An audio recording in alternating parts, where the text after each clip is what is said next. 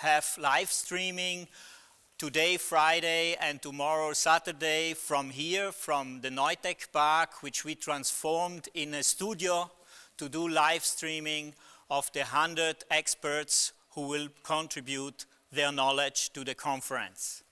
Let's see if we can view the slides. I have prepared some slides to project and give you information about what is happening during these 2 days. So, as you know, it is the conference about free software we are talking about. The conference has 20 years of expertise, so it's the 20th edition. The first edition has happened 2001. We have 2 inspiring days. It has become a festival where 100 speakers will share their knowledge with you. Everything will happen on the website of the conference on sfscon.it, and we will be here at the Neutech Park to do the organizational stuff. So at the Neutech Park, only few speakers can attend, only speakers who work at the Neutech Park or are very near to the Neutech Park. Everybody else will be connected remotely. So first of all, I would like to start with a thank you. I would like to thank our sponsors, which even if times are variable and everything is changing in a daily basis, they bear with us. So we are very grateful that the sponsors accepted many changes in the collaboration and brought a offline conference with booths, with a lot of people here, to an online conference, which is a very new experience for us all. And therefore, I would like to thank our main sponsors, Huawei and Telmecom, which are 2 companies which also show a little bit the nature of the conference. So we have on one side a multinational, Huawei, and on the other side we have a local company, Telmecom, both companies very active in providing infrastructure for us all, for the internet, enabling us to do smart working, enabling us to use digital technologies in our lives. And this is what we with this conference want to accomplish, that international companies and local companies work together, connect together, and do projects together. This also is, we see this also in the second row of sponsorships. We have Red Hat, US-based company, Made in Cima, which is a company from our region, Trentino Alto Adige, from Trento. Red Hat, you know, provide services for Linux and have Linux distributions like Fedora and Red Hat Enterprise. Made in Cima produces UX design and web tools, also websites. For example, our SFScon website has been created with the help of Made in Cima. And then we have the base. We have companies like 1006.org specialized in Postgres databases. We have Catch and Solve, a new startup here in Neutech Park, which is specialized in creating automated testing software for online apps. Indian technology company at the Neutech Park specialized in cybersecurity for automation applications, Industry 4.0. Gruppo Foss is a company, Italian company, which has also an R&D base here in the Neutech Park, specialized in IoT solutions. Then we have Pear. Pear is a company creating digital products for tourism. Kubus is a company creating or providing services for cloud use, I would say, sysadministration. R3GIS is a company providing software to manage public spaces and green spaces in cities, so specialized also in geographical information systems. And last but not least, we have CMedia, which is creating digital marketing services and applications, especially for tourism as well, which is a very important sector for South Tyrol. In addition to our sponsors, we have 3 organizations which help us organize our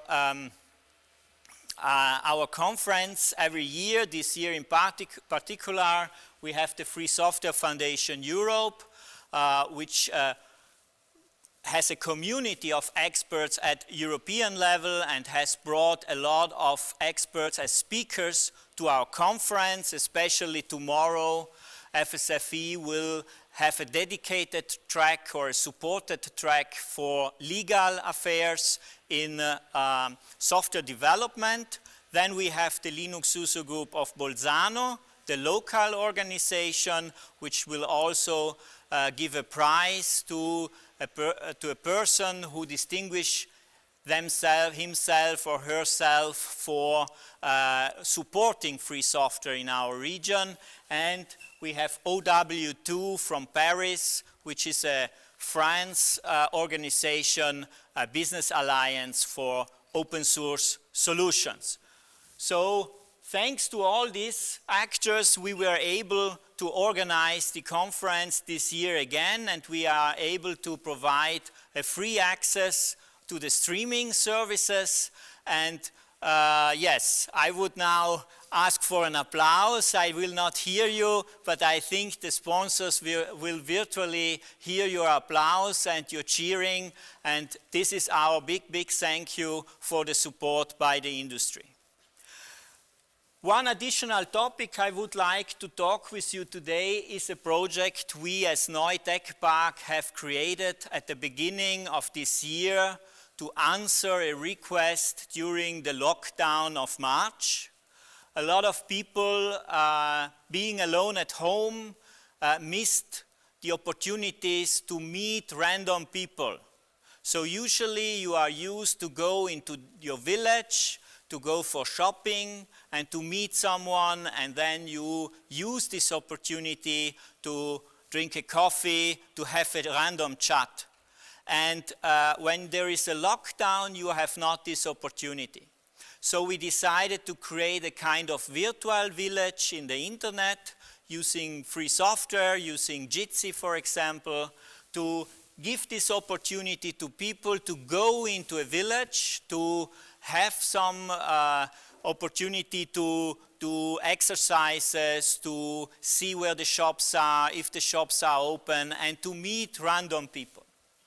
In this village, you find a lot of places, and all these places are kind of filled with events and opportunities.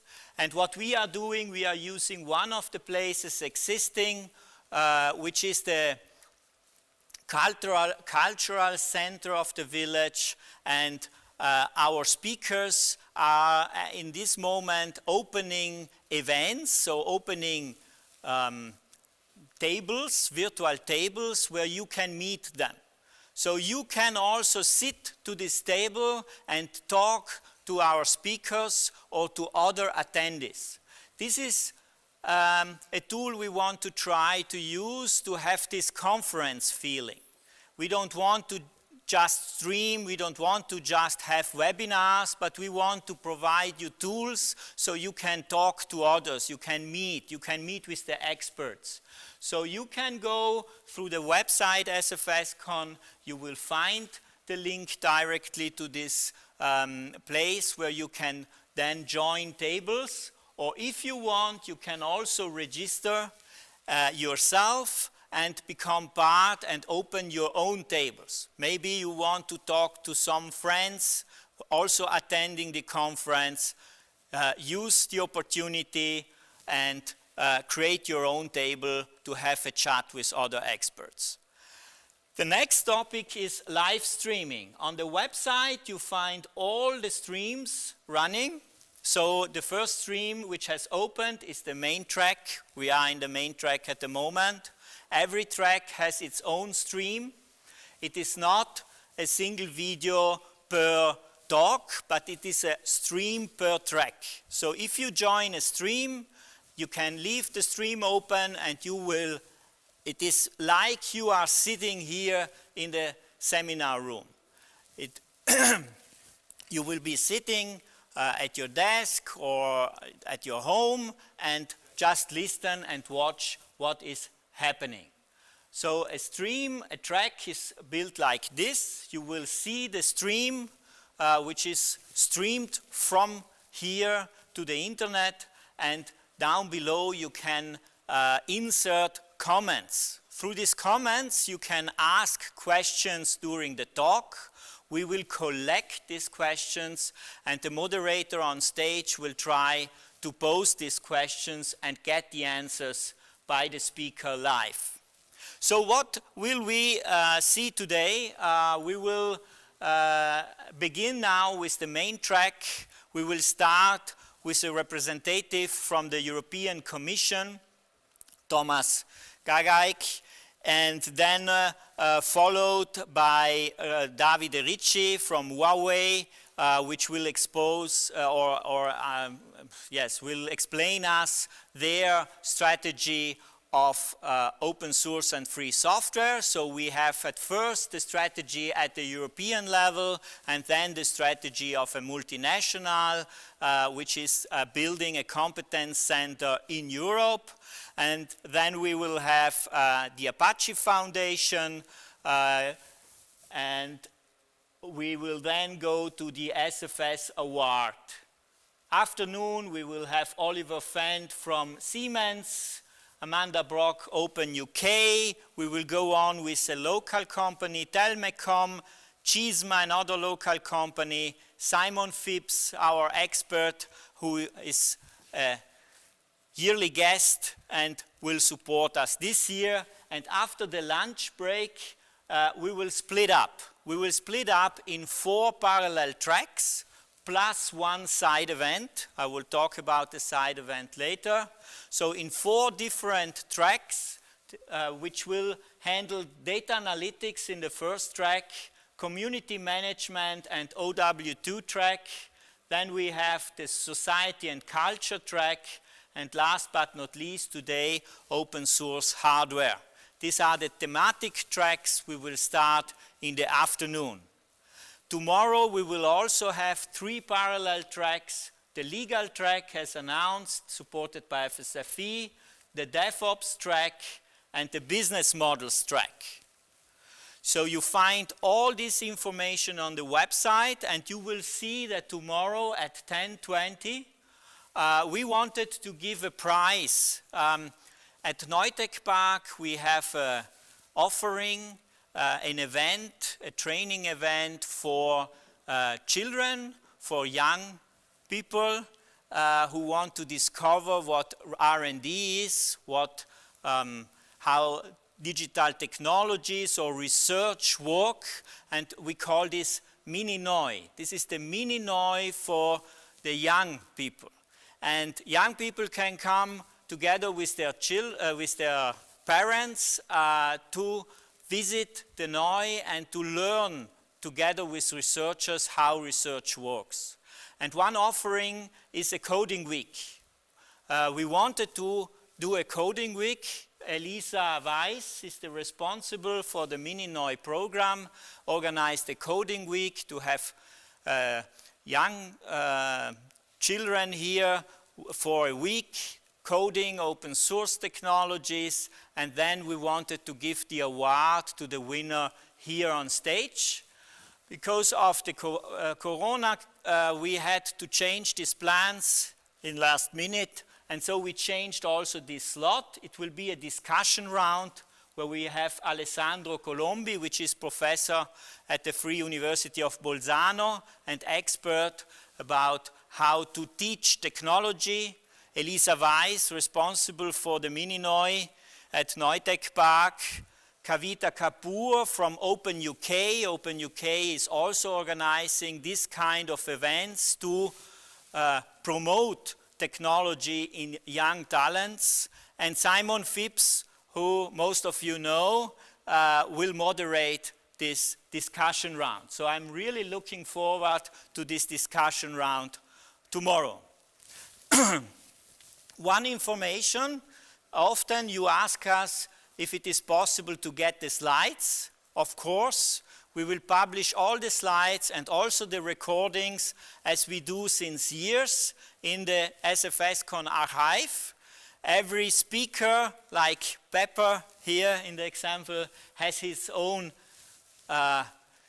CV, let's say, his own website, and where you find the talks this speaker has delivered at the SFScon or at one of the SFScon editions. And in every talk you find the registration of the talk and the slides. So you can go even back years and find all this knowledge recorded. This is also interesting if you are looking forward or deciding which speaker to hear, you can use this functionality. Side events. So since some years we transformed the SFScon into a festival. It's more than just an event, it's a festival with many events included. One event is the B2B matchmaking. We are organizing together with the European, the Enterprise European Network, EEN, which is a network of organizations promoting technology at the European level. We are part of this network, and thanks to the support of this network, we organize the B2B matchmaking. So you probably registered already on the dedicated website. You find the link, of course, from sfscon.it, and so you can participate today afternoon beginning at 4 p.m. to the B2B matchmakings. Use this opportunity. Also use the website. Use the website, you can go into the program, you can use the filters, you can filter the day, you can filter the track. You could also filter the location, but this year probably it's not very important for you outside, it's more important for the staff maybe, but you can of course filter day and content, track, and also if you go to the footer of the website, you will find offerings of 2 apps. So we integrated with Gigity. Many of you use Gigity already from other events. In Gigity you find the schedule of the SFScon, so you don't have to install a new app, just go on using this one. The program of the SFScon is included, and we also started to create an own app, a dedicated app for the SFScon itself. Here the idea is to digitize the check-in process when people come directly to the SFScon. So this year we didn't really need it, but we prepared already. We have a first beta version of the app released on the stores. You can test it. You can also see the program, of course, if you register, which is not mandatory, but if you register, you can also create your schedule, and the functionality with check-in through QR code, we hope to use it next year.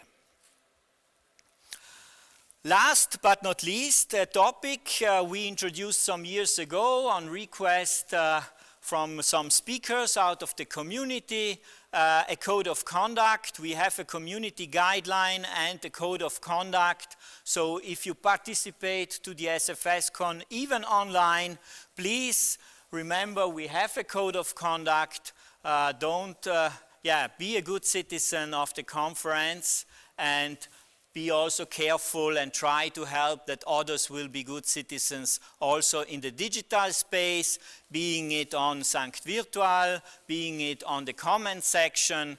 Please, we want to share knowledge, we want to be positive, and we also follow a code of conduct. Okay, this is the content, the idea of what the SFScon should look like this year. It's a new experience for us. We are trying our best. We are also trying to understand how to integrate technology in a conference, and what we would like to see if it is possible to have not only streaming of content, but also knowledge sharing and meeting in the virtual space. With this, I would close this technical introduction. I would like to thank all our speakers as well, yes, because they contribute the content, but also our sponsors, which supported the conference, which make this possible. And yes, we see us in some minutes. We have still 8 minutes till the first speaker will come virtually on stage. The first speaker will talk about the open source strategy by the European Commission. It's Thomas Gagaik from the EU, and I'm really looking forward to see how the European Commission, which has released this strategy some weeks ago, how this strategy is meant to be and how it will help all companies and research organizations in Europe to promote digital technologies, to create new digital products through R&D activities. Thank you very much. See you in 7 minutes.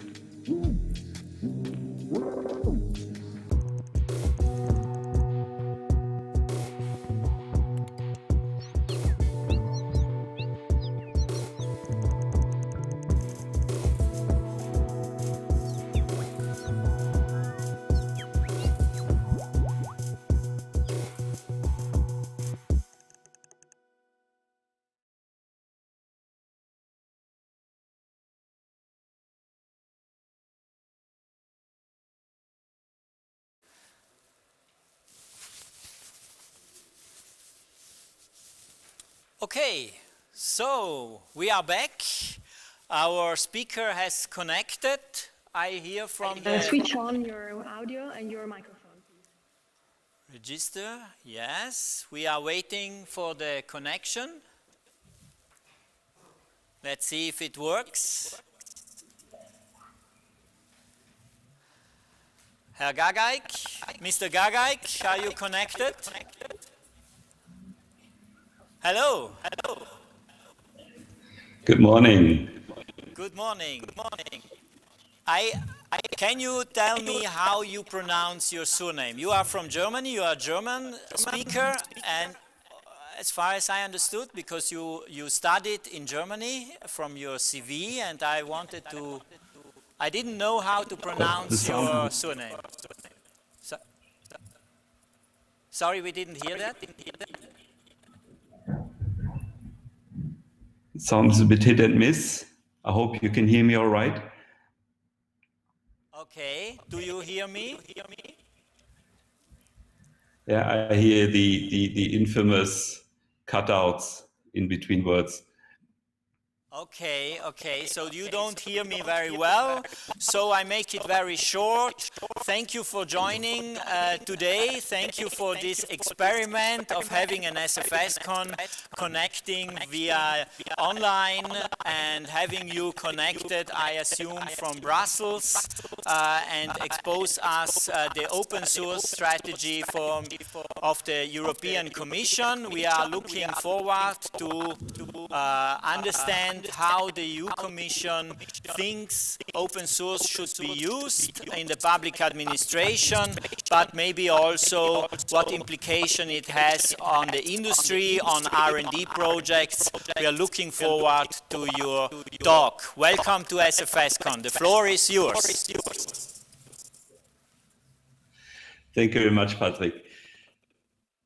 I hope I can match the introduction, and I'm so excited to be with you here today. Good morning again from sunny Brussels. And I mean, what a setting. We are here having a virtual stage. We're having a virtual conference. I'm talking to you from a room I had never expected to hold a keynote of. And all, of course, powered by open source. What else?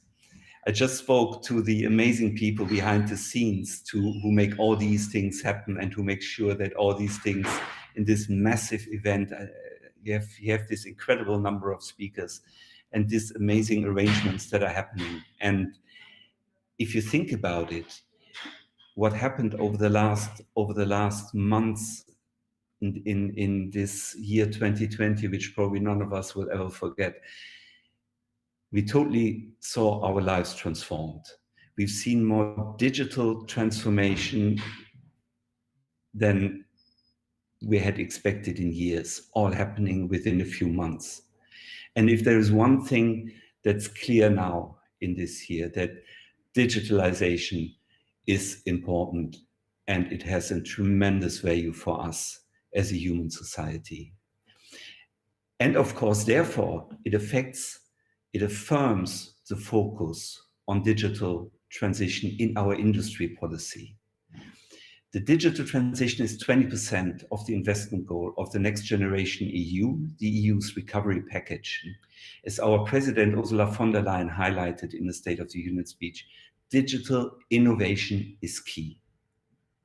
And therefore, the Commission has set out 3 digital priorities. First, we encourage universities, companies, and research organizations to collaborate on open data. Data, in particular data that's generated by industries, will be a driver of innovation and will generate opportunities for growth. We must give our European companies, our SMEs, our startups, our researchers, a fighting chance to establish viable data-driven solutions. And to provide safe and secure access to this data, Next Generation EU includes a European cloud, which will be based on Gaia-X. I don't need to tell you what this is all about, and you also are very well aware it will run on open source. The second important focus is technology, especially artificial intelligence. We do not want algorithms to be a black box. We must have clear rules to avoid mishaps, and we need a human-centric legal framework. We have very encouraging examples recently through the algorithm transparency registries, which are created by the cities of Amsterdam and Helsinki in September. The third goal is to create a European digital infrastructure, including European supercomputers and quantum computers, and new and innovative industry-leading microchips. The next generation EU plans for data, supercomputers, the European Gaia X Cloud, AI, and they all have a common purpose. As our president emphasizes, it is about achieving digital sovereignty. Or in the words of the European Council, this is about a strategic digital value chain. And that is the goal. And all of you here know that means this goal is actually about open source. Supercomputers, world's top 500 supercomputers run Linux. Cloud computing, again, Linux. AI, TensorFlow, Apache Mahout. Microprocessors, RISC-V. That's the open processor technology that will soon conquer the world. The whole internet is built on open source, and open source is everywhere. Open source is close to our hearts and minds, and it shares an essence with our European public services. First, it's public code, which makes it good use of public money, one that promotes freedom of choice and avoids getting locked in. Second, it makes it easy to use, reuse, and share software solutions. We can pool efforts across countries, across the European Union and beyond, to create valuable cross-border services that are interoperable and efficient. Everyone can benefit. Open source allows for collaborative incremental innovation, tapping into many smart minds. It helps solve complex technological problems by getting others to contribute unexpected and innovative solutions. Openness, and this openness nurtures the trust in our public services. People know what we use, people know how we use their data.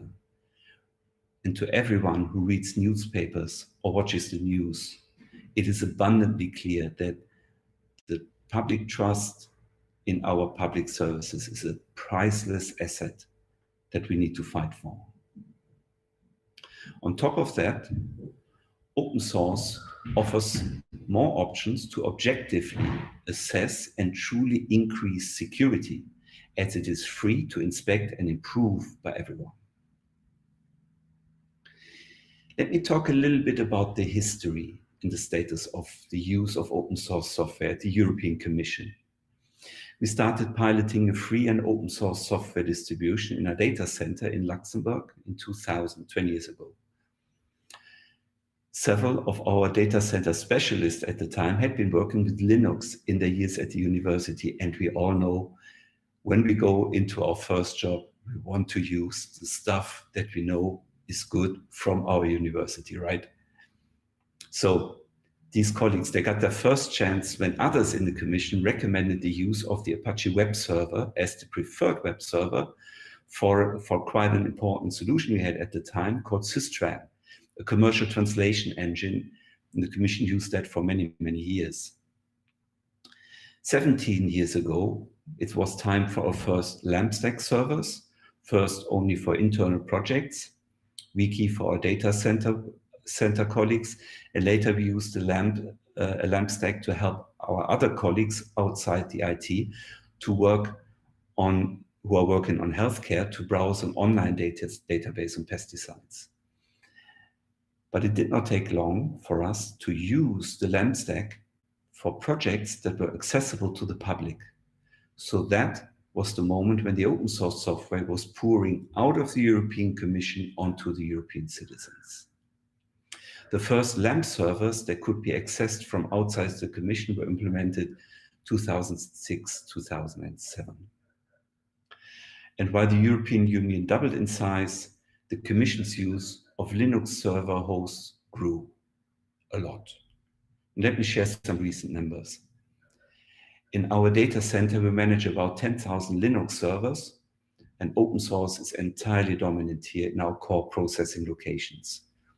We run about 1,500 Tomcat servers, 1,000 Apache web servers, 300 Lucene search engines, and our Lucene cluster hosts our implementation of Elasticsearch, on which we have built our corporate search solution.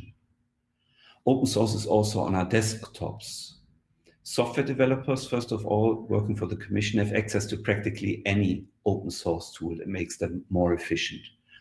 For others, mere mortal like me, anyone that wants, there are lots of open source desktop tools available: Firefox, LibreOffice, GIMP, etc., etc. We recommend productivity tools such as VI and Emacs. And all of these we make available in our internal app store, to which we continuously add open source tools and gradually introducing new free stuff that can be of value for our end users.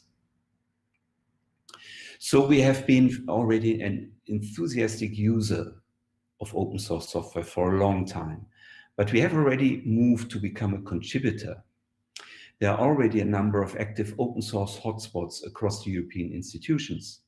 A big one is Eurostat, the organization I'm sure you all know, which provides statistical information to the European institutions and also to the public. You can find 30 plus of their tools over on GitHub in the form of R or Python packages, Java libraries.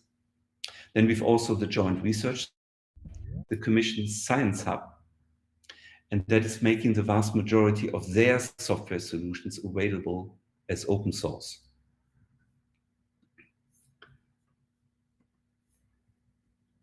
So I was just checking that I'm still online and still visible to you guys.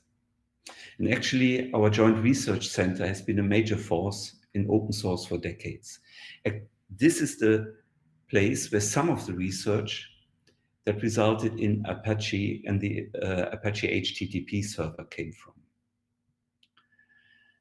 Concerning open source, we have a few big governmental IT projects that the Commission is developing in close cooperation with the European member states. It is part of our investments in pan-European infrastructure for transport, for energy, and for digital projects. For those who want the name, these investments are known as the Connecting Europe Facility, or CEF for short, Connecting Europe Facility. And then, of course, there is the IT organization where I work, the General Director at Digit. First, this IT organization is one of Europe's biggest employers of Drupal community members.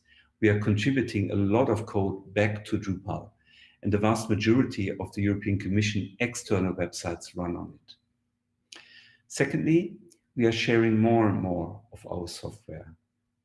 Most of this exchange takes place between different parts of the European Commission and institutions, and naturally, even there, using an open source license is the easiest way to enable sharing and reuse. And here we see how discussing about sharing and reuse of ICT components is making other parts of our organization see the value of open source. And this is how we get everybody on board. And there is one example I would really like to mention, and that is the LEOS project. LEOS is an open source solution to write, edit, and publish legal texts, which you are aware we do that a lot at the European Commission. But drafting new legislation is a complex and time-consuming process involving many actors across the Commission. Legal and subject matter specialists in different parts of the Commission often contribute to a legal text. So a good tool to support this process has many hooks for revisions, for quality control, and it needs a well-structured document format of course an open one, that makes automatic processing possible. It has to be software that can easily be implemented across a broad variety of IT environments.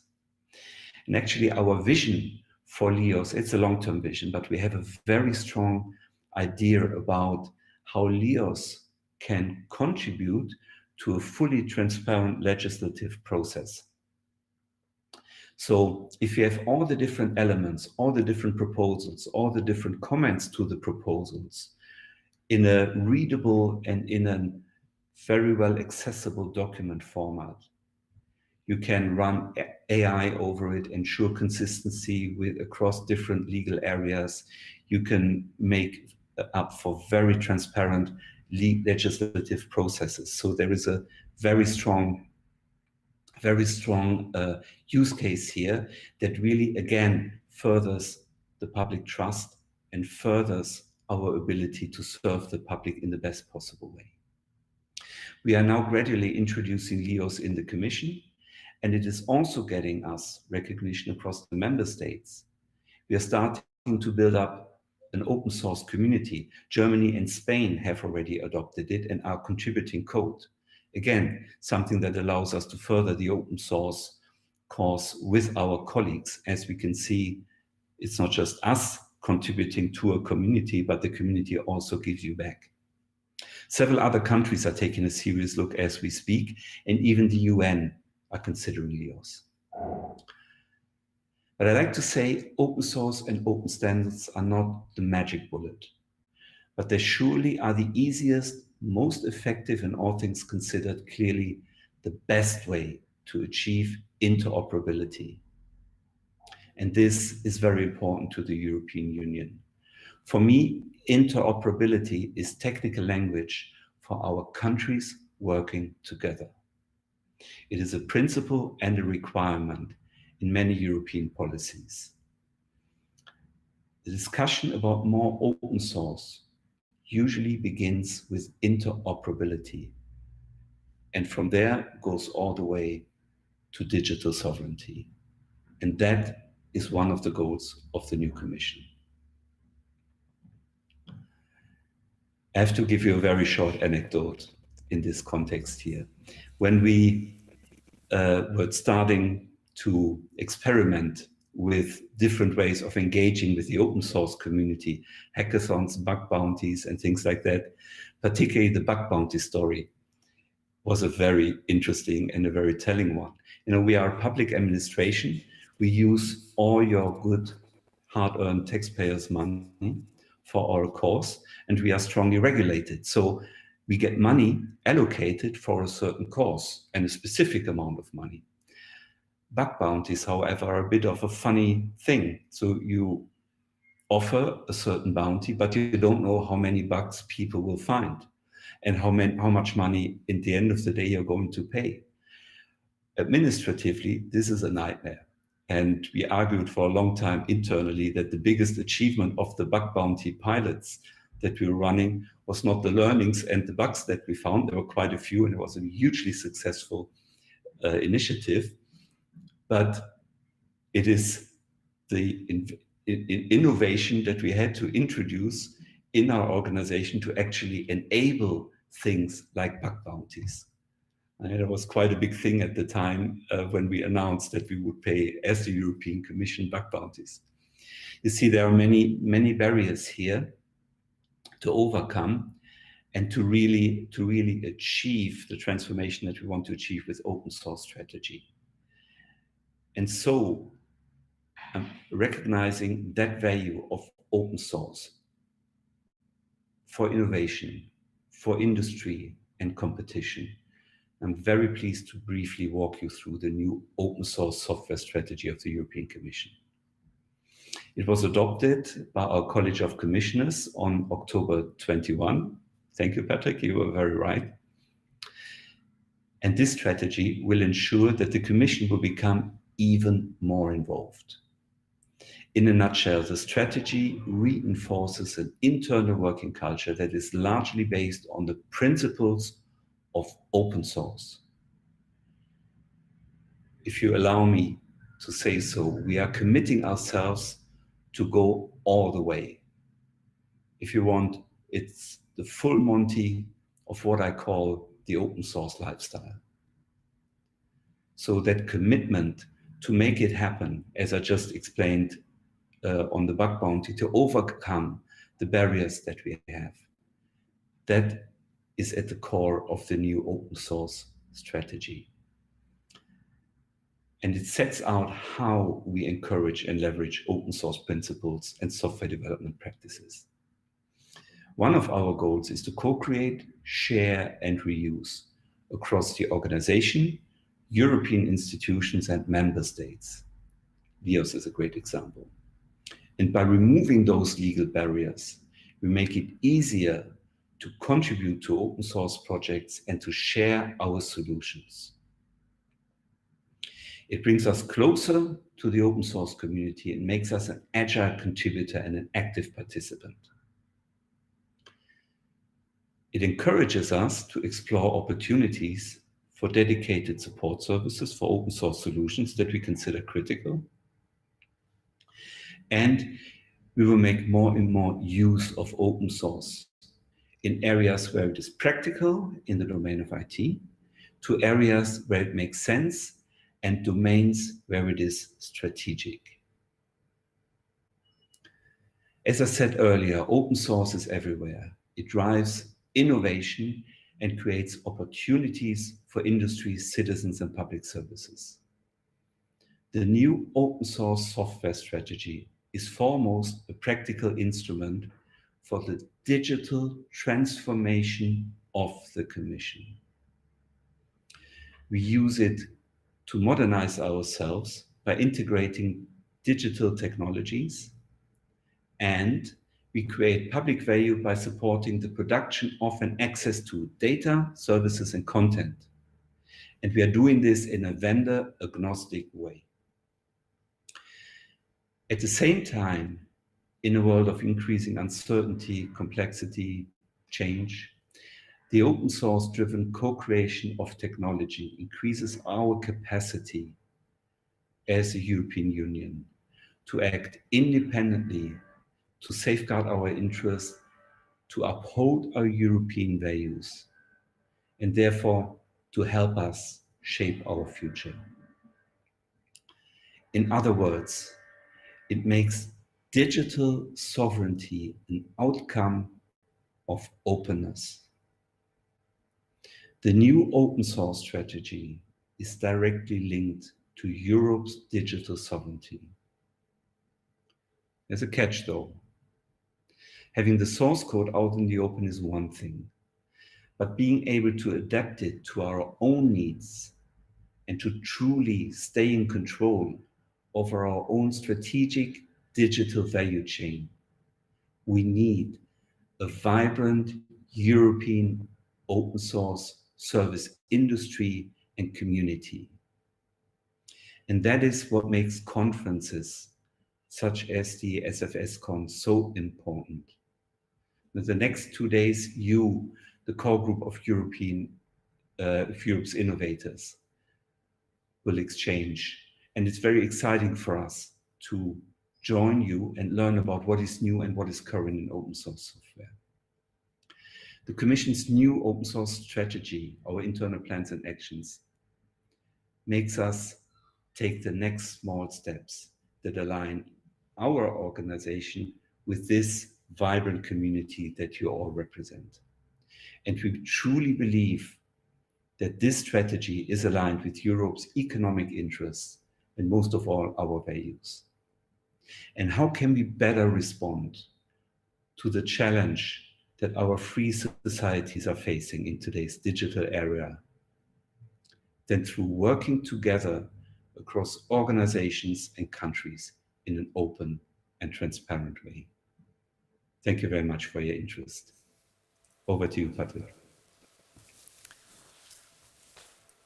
Do you see me? And can you hear me? Can you see me? I see you, but I can't understand you. I turn off my camera. Maybe that works better then. Okay, let's try, because we have a question. We have two questions mainly. The first question is in the open source strategy, there is the option for using open source or not publishing the results or the software as open source by the Commission and by the Directorate. How does this work, and why did you leave this option in the open source strategy? I understand you better now, and I hope you can still understand me. We have, this is a very good question, and we were discussing this a lot. The point is that we don't want to force feed open source into the organization. We don't think this is the best way to transform ourselves and to transform our culture. We want to take people along as we think, and we truly believe that the open source course is pretty much self-evident.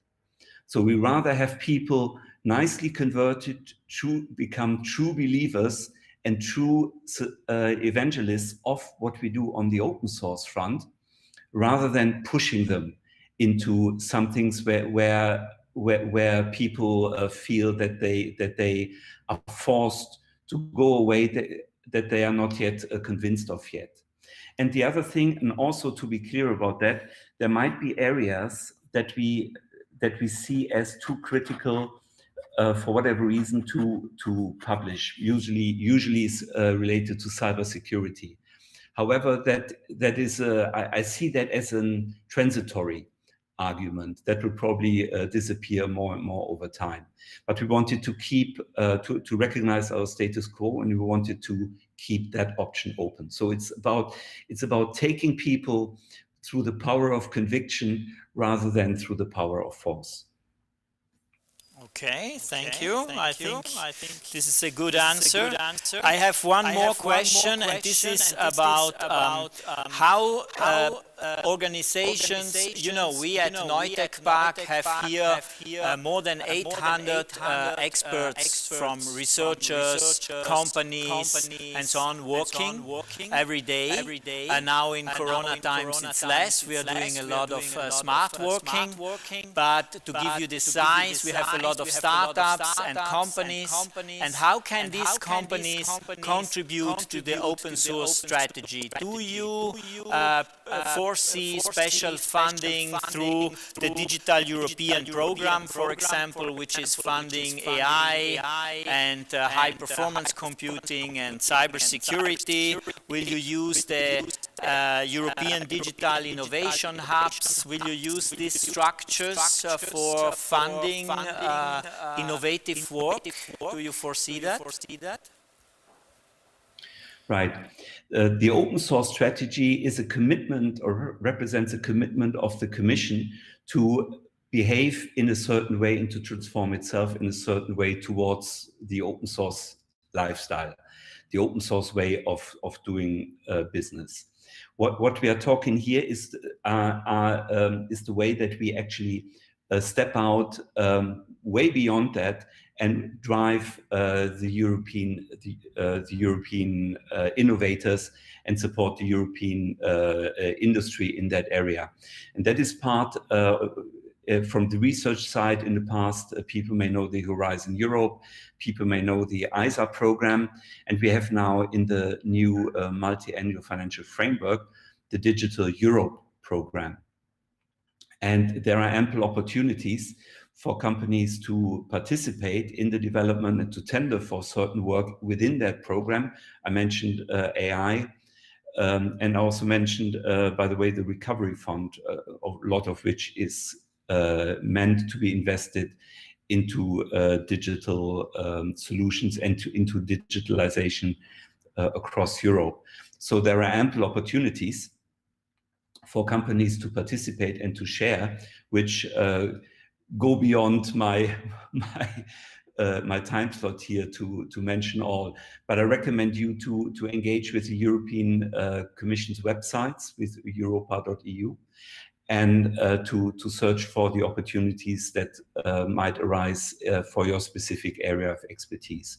We are truly committed to use open source. And by the way, a lot of the legislation around the Connecting Europe facility, around the ISA programs in the past, and also in the Digital Euro program, require solutions to be open source. So there can never be in many areas proprietary solutions. So there are ample opportunities available.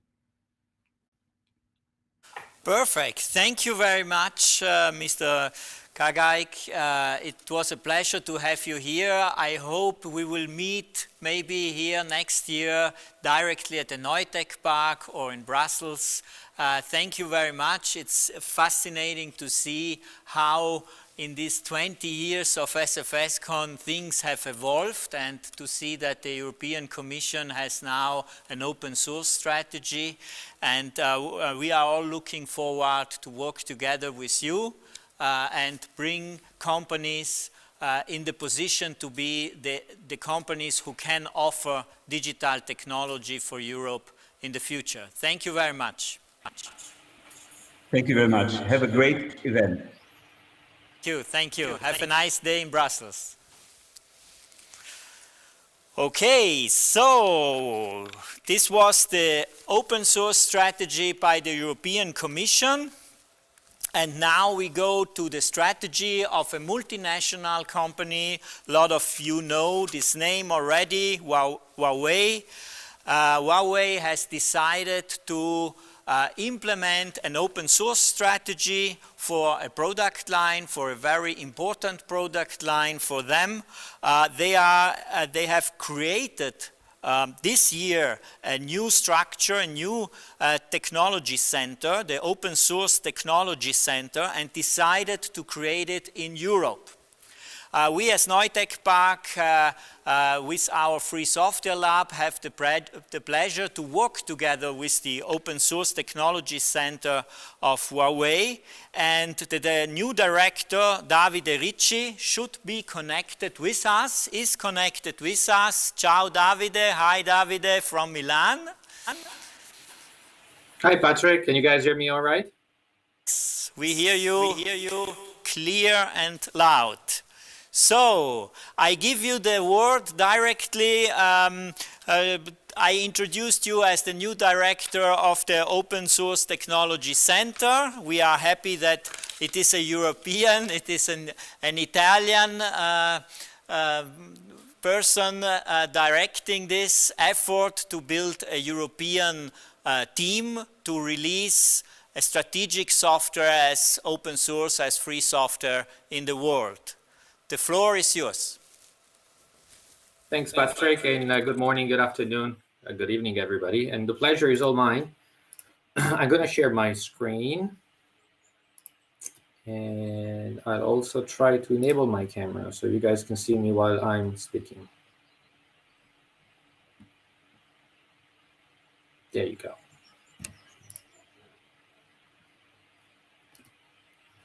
Okay. Again, thanks everybody for listening. My name is Davide, and as Patrick has introduced me, I'm the newly appointed director to the Open Source Technology Center for Huawei in Europe. And I've come here to tell you why we believe that for Huawei and in general for open source and corporations who want to leverage and contribute to open source, FOSS compliance must come first. The agenda I'll take you through today would be brief. We're planning for 20 minutes, so that we can leave you some time for questions. You can see this in front of you. I'm not going to go through it because I'll take you through it in a second. So myself, as said, I'm the director of the Open Source Technology Center at Huawei. I have a Master of Science in Computer Engineering with a degree in Artificial Intelligence and Robotics from the Politecnico of Milano. I spent about 15 plus years in open source, starting as an enthusiast at the Politecnico during my operating systems classes days. It was too far to remember. And I don't want to even think about how old I am. But after that, I've been spending time in building Linux in embedded devices, from black boxes operating aerospace equipment to telecommunications and cable TV modems. And then I moved to Wind River. At that time, Wind River became part of Intel, and Wind River was cooperating with the Open Source Technology Center at Intel. And I was the general manager for the open source platforms there. And at that time, I contributed funding and creating projects such as the Octo project, the conception of the Zephyr project, contributed to other Linux Foundation projects such as the Open Virtualization Alliance, OpenStack, Eclipse, of which, of course, we've been using the ID. And again, today, I'm honored to drive the Open Source Technology Center at Huawei. So our big project is called Open Harmony. You guys might have heard of it. It was announced multiple times, last time in September during the Huawei Developer Conference in Shenzhen. I think it was September 10th. And at that time, a first code base was made public on a Git repository. The idea behind Open Harmony is that to be an edge-to-cloud OS for IoT and consumer devices. The idea behind it is that Huawei has taken the initial attempt to develop this solution to address a problem, effectively the problem of interoperability across consumer and IoT devices, and the problem of a very fragmented ecosystem. Open Harmony, by its very definition, it does introduce some new concept, such that of the device virtual framework. I'll talk about that in a second. But it does leverage as much as possible open source components. We do not suffer of the invented here or reinvented here problem here. We're very clear about that. We have a team of open source talents and experts that know better that, you know, if you guys have all read The Cathedral and the Bazaar, chances are that if there is a problem out there, that problem already has a solution. And for that solution, probably there's already an open source project that is mature and worth and just waiting to be adopted. So we leverage as much as possible open source components out there. The idea of Open Harmony is that to deliver on the promise of autonomous, cooperative consumer devices. The cooperation is achieved at the edge, and I'll give you a very brief example. Just imagine yourself having this video conference right now and launching the Jitsi client from your phone. The idea is that if you're in your house and in your house there are other Open Harmony powered devices, your phone will be able to immediately find out which device provides the best 4K display, which device provides the best 4K camera, what is the best microphone to use for the conference, what is the best set of speakers. And those devices will collaborate to fulfill the use case of a video conference, which otherwise today is relegated and sandboxed to your phone, tablet, or computer. That is the idea. And the reason why we want to achieve that cooperation at the edge, it is because efficiency is obtained at the edge with no overhead or minimal overhead when it comes to network latency. And also because data doesn't leave the household. Data doesn't have to go back and forth from the cloud where data is monetized to achieve efficiency and the best efficient use case for cooperative devices. The initial code has been provided on the Git repository. You guys can check it out. Git repository is similar to GitHub. Servers are hosted in China. And the goal of the Open Source Technology Center is that to take that initial code repository and preparing it for a European launch.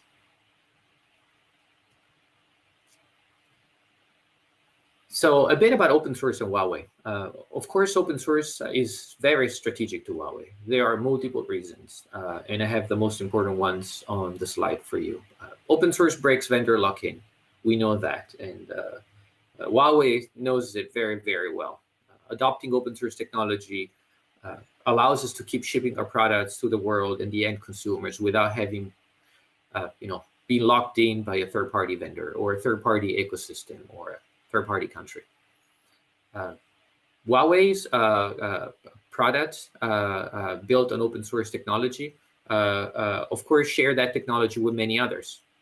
So effectively, if you use open source technology that many others use to fulfill a similar use case, that technology has a higher quality, higher usability, more eyes and eyeballs to look into that technology. It is by definition more secure, and effectively, it is the most secure technology for us to use. Also, from a marketing standpoint, we avoid issues with marketing that would depict us as using technology that is not open. Right? So that's another reason why open source is strategic to us. If done right, and I say this again, if done right, open source increases Huawei's brand value. It is paramount that Huawei, especially nowadays, and its brand is associated to values such as openness, transparency, protection of IP and intellectual property and copyright and authors' rights. So effectively, all eyes are on us. So I think the world is rooting for us to do it right, but at the same time, especially the open source world is not forgiving. Right? They expect the best from a company like Huawei to fulfill at best, our open source journey. Right? The world needs Huawei in open source. That's why FOSS compliance must come first. It cannot be an afterthought. So what is the team that I'm leading, that I'm building, and which is going to lead Huawei and Huawei open source initiatives in Europe? It's a pan-European team. It's called the Open Source Technology Center. It does belong to the consumer business groups of Huawei. It is built with the best in class in mind. We're so fortunate in Europe. We care for standards, privacy, and open source so much that it's really not difficult to find best expertise and talents when it comes to open source in our beautiful continent. The Open Source Technology Center leverages talents and expertise from the many R&D sites that Huawei has across Europe. Milan, Munich, Warsaw, Helsinki, London, Cork, Lyon are just examples of it. Moscow, St. Petersburg, UK, et cetera, et cetera, et cetera. The Open Source Technology Center is clearly an engineering-driven technological park, but let's not fool ourselves. When it comes to open source, there's a lot of communication, there's a lot of nurturing, there's a lot of marketing that needs to happen, there's a lot of community loving, there's a lot of product management, there's field engineering. We really want to build what is relevant to partners and customers, as opposed to creating solutions for problems that don't exist. And there's a component of evangelism. Our first big project, as said, is take Open Harmony to Europe. You can come to talk to us at any point in time. We have an RSC channel on Freenode, OHOS, that stands for Open Harmony OS, Europe EU Incubator. There's a typo there. And incubate OHOS at Huawei.com. Incubate Open Harmony at Huawei.com is the email where you can send your inquiries if you have questions. So, how and when will Open Harmony hit the road in Europe? We had to take a step back and look back in March or beginning of 2020 when the Open Source Technology Center was created and assembled with the big goal of addressing open source for Huawei in Europe and Open Harmony as the first big project. So these are the phases we're going through. And I'm proud to say that despite the typical hiccups, I think we are on march to be on time and on budget, as they say. So the journey started with staffing key functions for the Open Source Technology Center and developing right processes and infrastructure. This is where we started looking at IP compliance as well as software development lifecycle. You can think of an organization that is growing and including more and more people as we go, having a well-definition or well-defined set of processes for the length of a sprint, contributions processes, IP processes, requirements analysis, roadmap creations, et cetera, et cetera. These are all processes you need to be in place and captured in a handbook that you will hand over to the next good friend coming on board. And in parallel, we started looking at the market in Europe for Open Harmony. As said, is an operating system across consumer devices, which address very small IoT devices based on micro CPUs, all the way to tablets and phone and high-density compute nodes. So we started doing our market analysis to look at potential partners that could collaborate with us in building the Open Harmony Open Governance project. Again, this is an open source project, so it's not developed by Huawei only. We're doing the first steps. We believe in this project. The vision is right, but we cannot do this alone. So we need partners to help us. And so we started looking for partners. Then we started talking to partners and onboarding them. And the idea is that while you onboard partners together, you start creating the charter for what's going to be the open source project that will be hosted by an open source foundation. I cannot disclose yet what foundation would be, but there will be a foundation which is going to be the neutral foundation that will help the project governance to be as neutral as possible. The idea is that by Q1 2021, we will formally launch and announce the creation of this open source project. In the meantime, as you can see, if you continue scrolling down, around September, the first version of Open Harmony code was released in China and announced at the Huawei Developer Conference. The European team and the Open Source Technology Center team at that point, almost completely staffed, started a technology assessment to look at the code base and see, based on our market analysis of our European potential partners, if there was any gap whatsoever.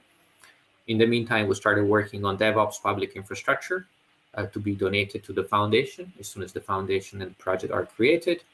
We started working on preparing the code for the first donation, again, ideally to be provided to the open source project and foundation for the time of the launch in March. And as you can see, the moment that we started looking at technology, assessing technology and technological gaps with market requirements, we also started thinking about license compliance. So that was something that we started doing since the very beginning. Effectively, I took contact with the Free Software Foundation Europe and Patrick and Neutech Park back in July and August. And through the month of August, we started putting together our plans. The idea was to start looking at license compliance the moment that the first Open Harmony code base was made public in China. And I can say that we actually managed to do that, thanks to the great help of Patrick and the Free Software Foundation team in Europe and the other partners such as Array. Okay, so this is the roadmap of Open Harmony in Europe. This is going to be a big project. Hopefully it's going to be successful, and one of the many that my team is going to help Europe with. So what is the nature of the beast? The nature of the beast for Open Harmony. I think this is important whenever you set yourself to look into your IP policy. It's important to understand if this is source code we're talking, if this is binary, if this is licensed, if this is while we developed technology for mostly the entirety of the software base, or if this is assembly different components from multiple parties. The nature of the beast is that Open Harmony is intended for source distribution. The compliance envelope that we're looking at and the policy associated to it is for a source product. Effectively, you can clone the repository, you can cross-build for your specific target, include whichever module you want to include for your small device or big device. And effectively, as a device maker, you will be able, through Open Harmony, to create your device image in the end. So we had to think about a compliance envelope and IP policy that, for instance, delivered to you a license manifest and set of licenses information for only the packages and components you have selected. But we also had to think that this compliance envelope will traverse the supply chain and move from the original open source components that is included into Open Harmony all the way to the binary file that you will ship with your devices, with all the compliance packages that you need in that envelope. If you look at a source compliance policy, and if you look at a beast that is mostly the assembly of open source components, the potential issues that might arise from software dependencies. One component comes with one license, another with another. Are those licenses compatible one with each other? And if one component pulls 10 extra components that depends upon, how do you track? And it is paramount to avoid incompatible combinations, of course. That's one of the main goals of the policy and the open source continuous compliance processes that we're setting up. And if you look at the policy, when you look at the licenses that are approved to use, would be OSI and SFS approved license. You can think of an onion, inner layer OSI, outer layer FSF. Any other license is going to have to be an exception, and it's going to be flagged as an exception throughout the approval process. So who are the fellows of this fellowship of the IP? There's the OSTC, of course, myself and Christian Patterson. Christian has a long history in setting up compliance offices and programs, formerly at Oracle. He's also been a member of the board of the OW2 team and one of the proponents of the good governance initiatives. Noitech Park, Free Software Lab for project management, dev operations, and Free Software Foundation Europe for consulting expertise and training, and Array from Milano for legal help and consultancy, especially for the policy and once the bill of material is firstly generated for the analysis of it. And then you have a breakdown or deep dive of the compliance Gantt chart. We started back in September. We looked at the policy, internal policy and public policy. I'll talk to you about that in a second. Once that's ready, we're going to be proceeding with an IP training. You cannot expect if you don't train. You cannot expect if you don't inspect. In the meantime, as we train different management and engineers and everybody who's involved in the Open Source Technology Center, we're going to be looking at setting up an open source continuous compliance DevOps toolchain. We get to the first bomb, potentially between December and January. And at that time, we'll start the activity of tweaking the policy based on the results and building the bomb so that it is as accurate as possible by the time of launch. So this is the plan. So the policy to rule everything is the policy twofold. When I started this, coming from Intel and Wind River, I set myself on an internal policy for compliance and governance. That's what most of the corporations do out there. OpenChain does an incredible job in trying to find a trade-off between managing open source licenses and a process that makes business sense and is business friendly. So the internal policy is going to be served mostly as governance set of rules. It is OpenChain 2.0. It is meant to be compliant OpenChain 2.0, and potentially we'll go for that compliance. And as any OpenChain 2.0 policies focuses on roles, competencies, awareness of the policy across stakeholders, funding, the program needs to be funded, training, access to legal expertise, continuous improvement. It's never over. License compliance processes and external inquiries. When I started, I didn't know that we were going to have a public policy, but it appears that it's a very smart thing to do. And so we immediately went behind the idea that the Array friends had. So the public policy is going to be stating the value, the scope, and upstream first mentality for Open Harmony and the open source technology team. Contributions and how they're regulated, or rather not regulated. The deliverables, whether it's SPDX files or reuse files, and the artifacts that would be provided as part of Open Harmony. Mentioning the Open Invention Network, the patent promise, and the trademark policy, so that we protect the brand and the promise that comes with the brand, including the promise that we make FOSS compliance first. Can never be too prepared after the policy is ready. We're going to be training people and all relevant stakeholders. As I said, you can't expect if you don't train. Train has to be an integral part, not only of the first time you do this around. I've had the pleasure of taking a Linux product line through ISO 9001 certification some years ago. It was 2015. And something that you learn is that it's never over. Once you capture your processes and you capture the evidence and you certify, that's just the beginning, right? And training has to be part of this recurrent continuous improvement process. So we're going to train everybody. The idea is that the training is going to be tailored. Project management / management versus engineering. So after a first training about general open source licensing and the policy itself, then we're going to be looking into DevOps, the specific of the policy and the approval process. And the training is going to be tailored depending on who we train.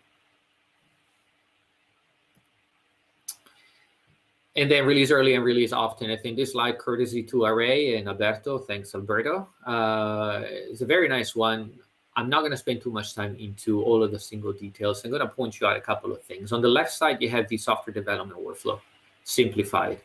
And at some point in the software development workflow, not even too late, actually the first time that you generate sources or assemble sources and then you create your first build, the OSS compliance workflow starts. Effectively, when you build this in your DevOps tool chain, the moment that you check in some code, the moment that you generate a build, this is where you trigger your OSS compliance workflow. The OSS compliance workflow on the right, of course, starts with sources and binary. This is why it's important to understand the nature of the beast. It's going to be looking into dependency trait reconstructions. Then it's going to be looking into automated license and copyright scan. It's going to be fetching from a database to get the most accurate data and potentially contribute to the database so that that database over time, gets better and better. That's one of the beauty of contributing to open source projects and databases and knowledge base. If you continue to follow to the right, at some point, you will generate a dependency trait. You will have your license manifest that you will be able to check against, say, a set of given licenses that your legal department, for instance, has provided, especially true for a corporation. Any corporation has a legal department that has some, internal rules about friendly, unfriendly licenses, compatible licenses as such. And then you'll end up matching that and finding if there's a potential issue with the OSS compliance. Then go back to the left. If there's an issue, start over, right? If there's no issue, great, bomb generated. But once it's done, again, it's not over, because in the truly agile and open source fashions, code will be developed, code will be contributed. So you can think of this as an iterative process that over time becomes more accurate, especially when it works with public databases of licensing information such as that of Fossology.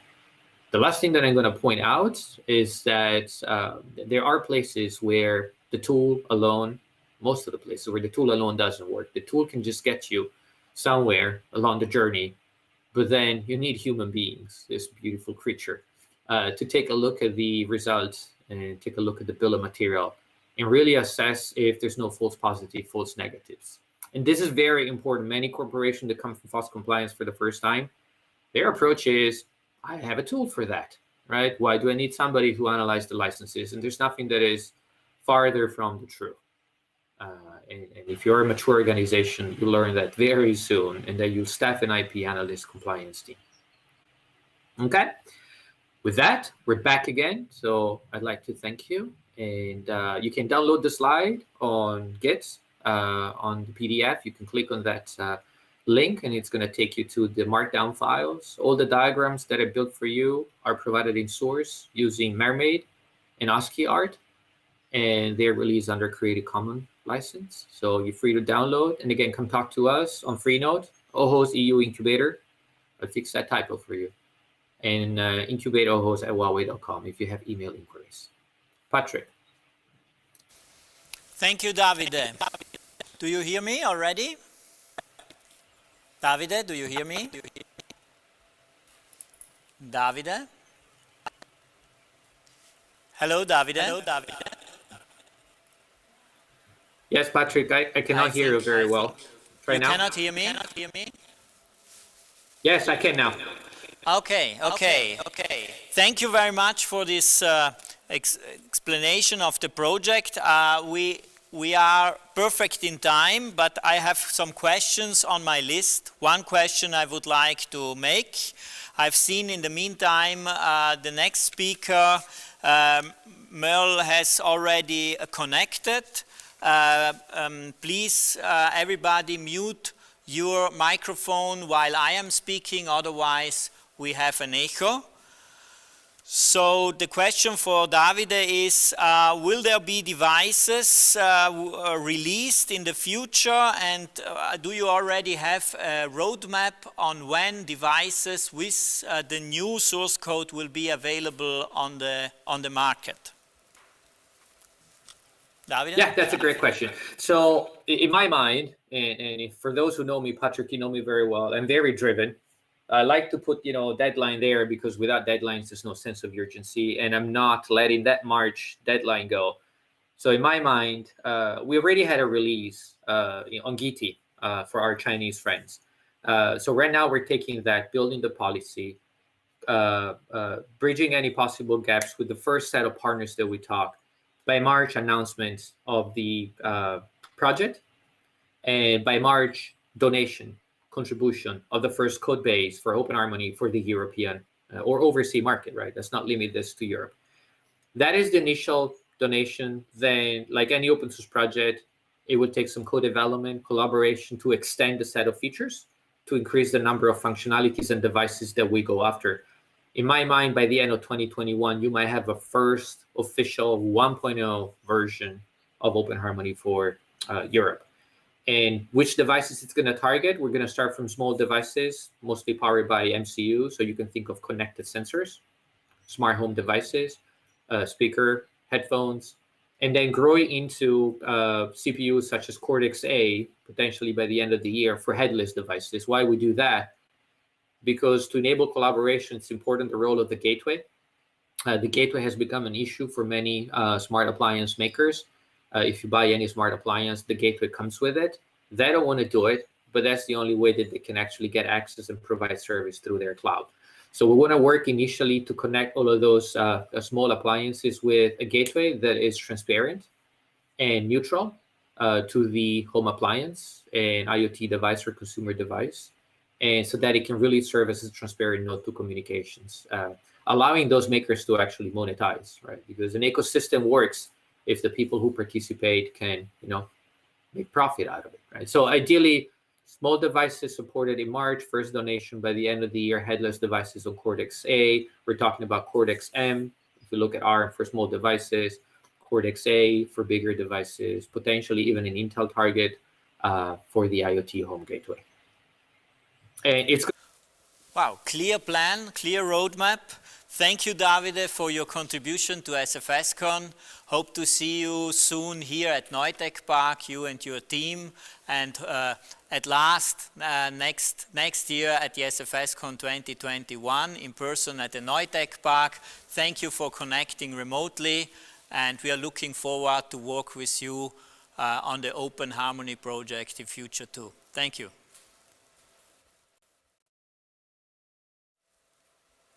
Okay, I assume Davide has disconnected, so we have our next speaker, which I have seen has connected in the background before, Merle Kranz from the Apache Software Foundation.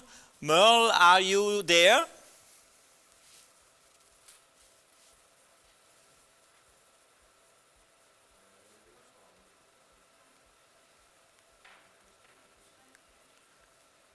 Okay, we don't hear you yet.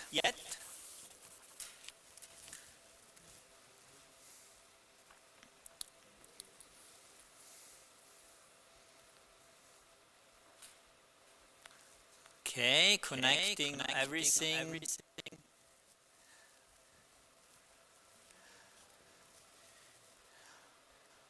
Maybe the microphone is off. Can you hear me now? Yeah, I hear you now. Excellent.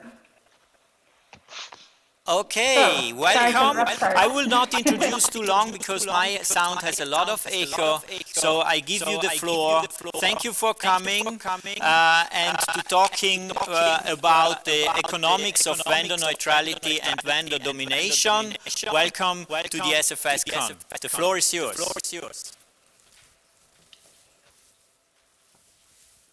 To SFScon. I really appreciate the invitation and the opportunity to talk about the economics of vendor neutrality and vendor domination. My name is Merle Kranz. I would like to point out this is a virtual conference. Participation is very much welcome. Please ask questions. Expand on points that resonate with your experience. Take advantage of what the conference chat offers you. I'm looking forward to interacting with you in this context.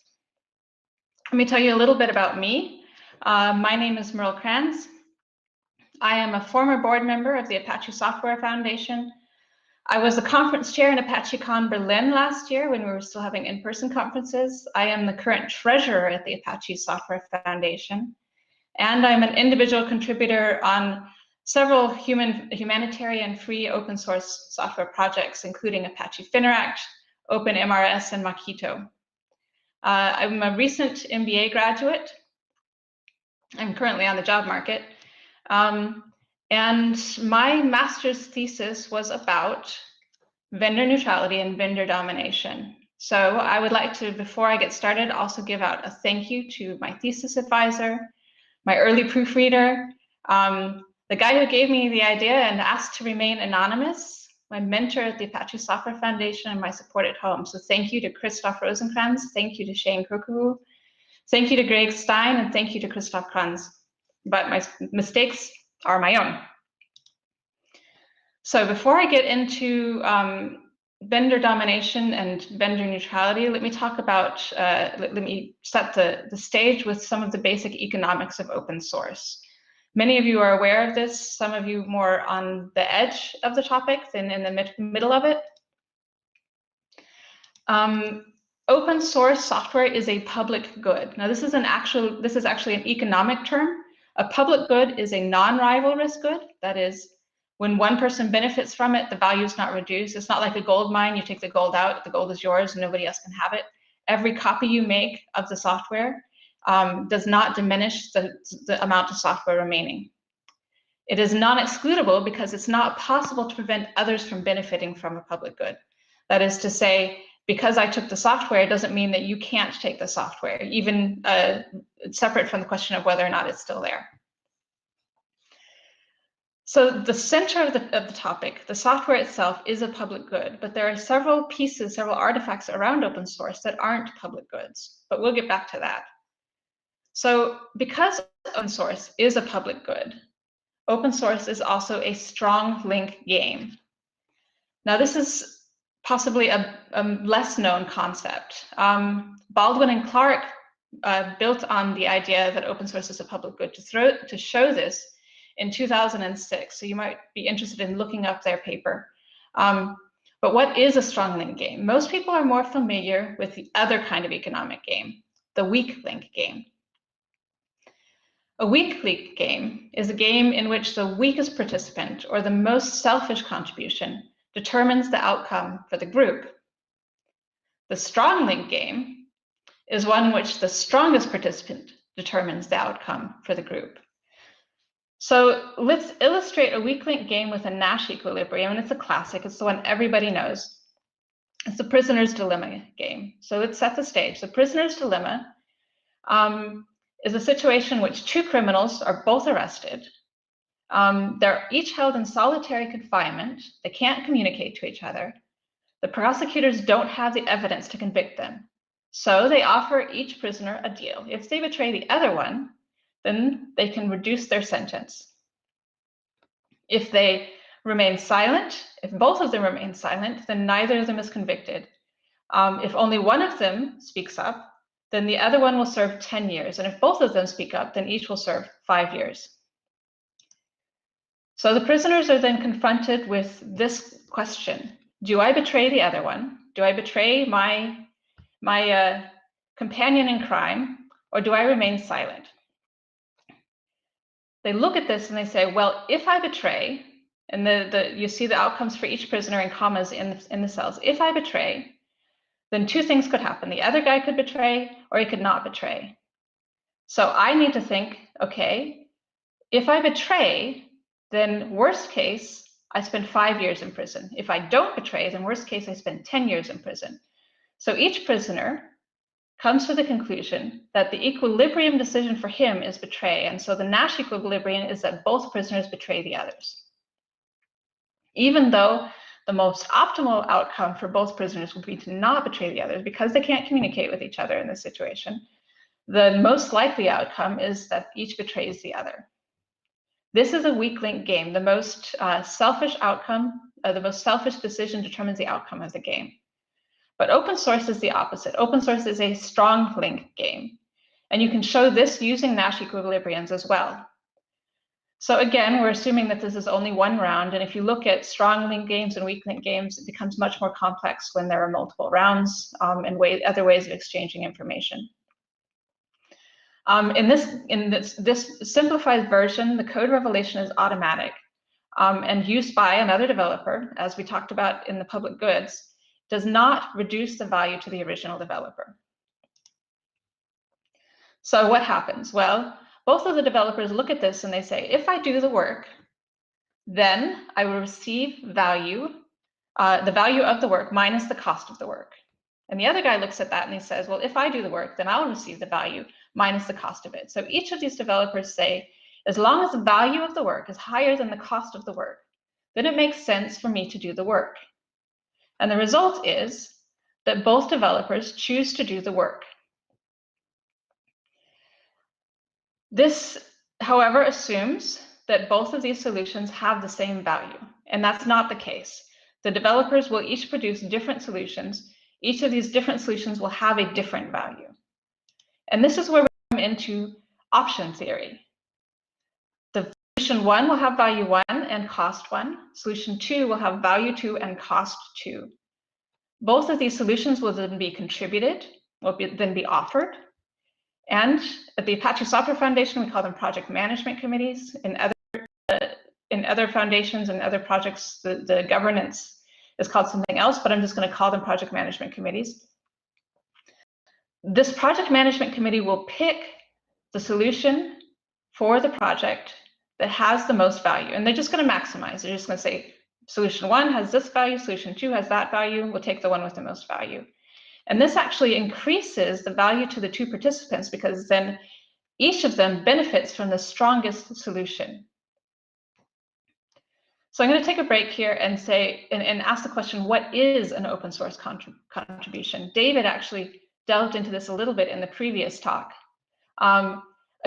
Open source contribution isn't just writing code, it's many, many other things as well. Organizing events, creating a project graphic, handling a project's social media presence, triaging issues, helping users, writing documentation for a project, organizing GSOC participation, mentoring GSOC students, etc.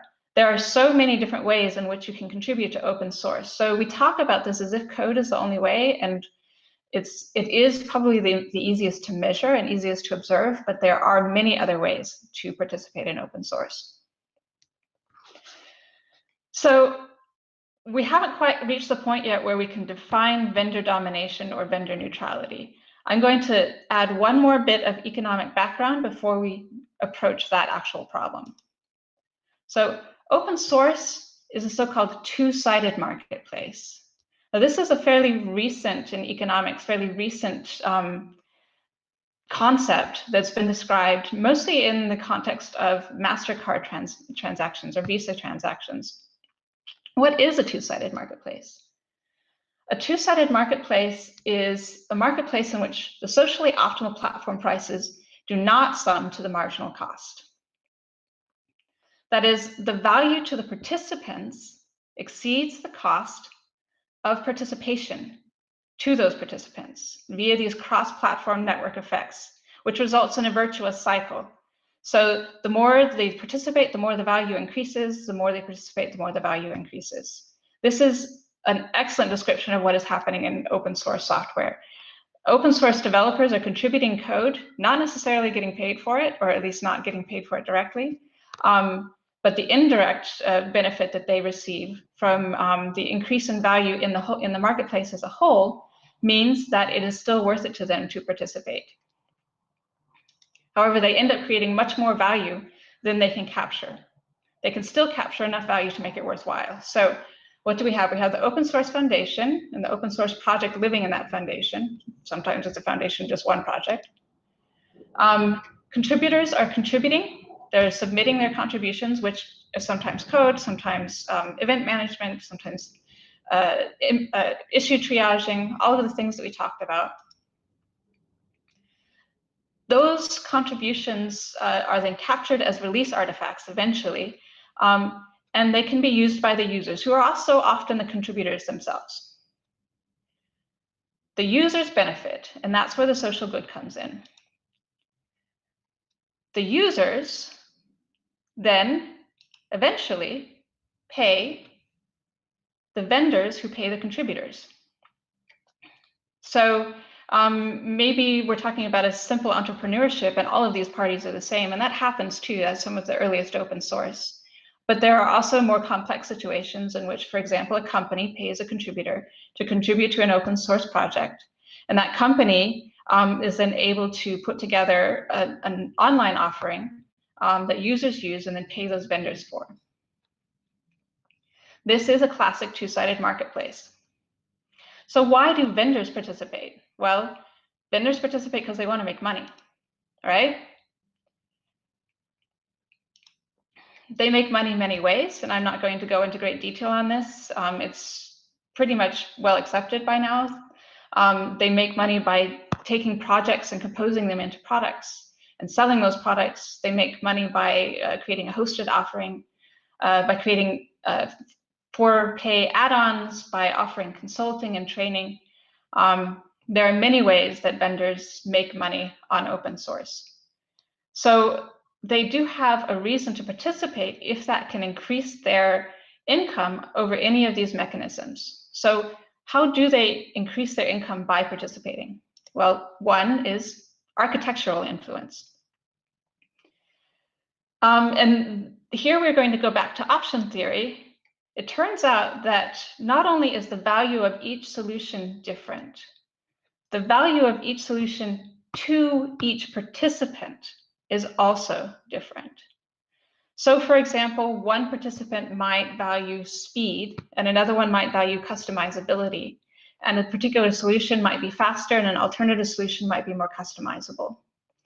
One participant might value stability, that APIs don't change, for example. Another participant might value innovation, that we get new features. And the participant might value more features, another one might value ease of use. These things are often in contradiction, they often are in conflict with each other. So how does the PMC decide? How does the PMC find a maximum when the value varies by participant? Well, they have multiple options as to how they can do this.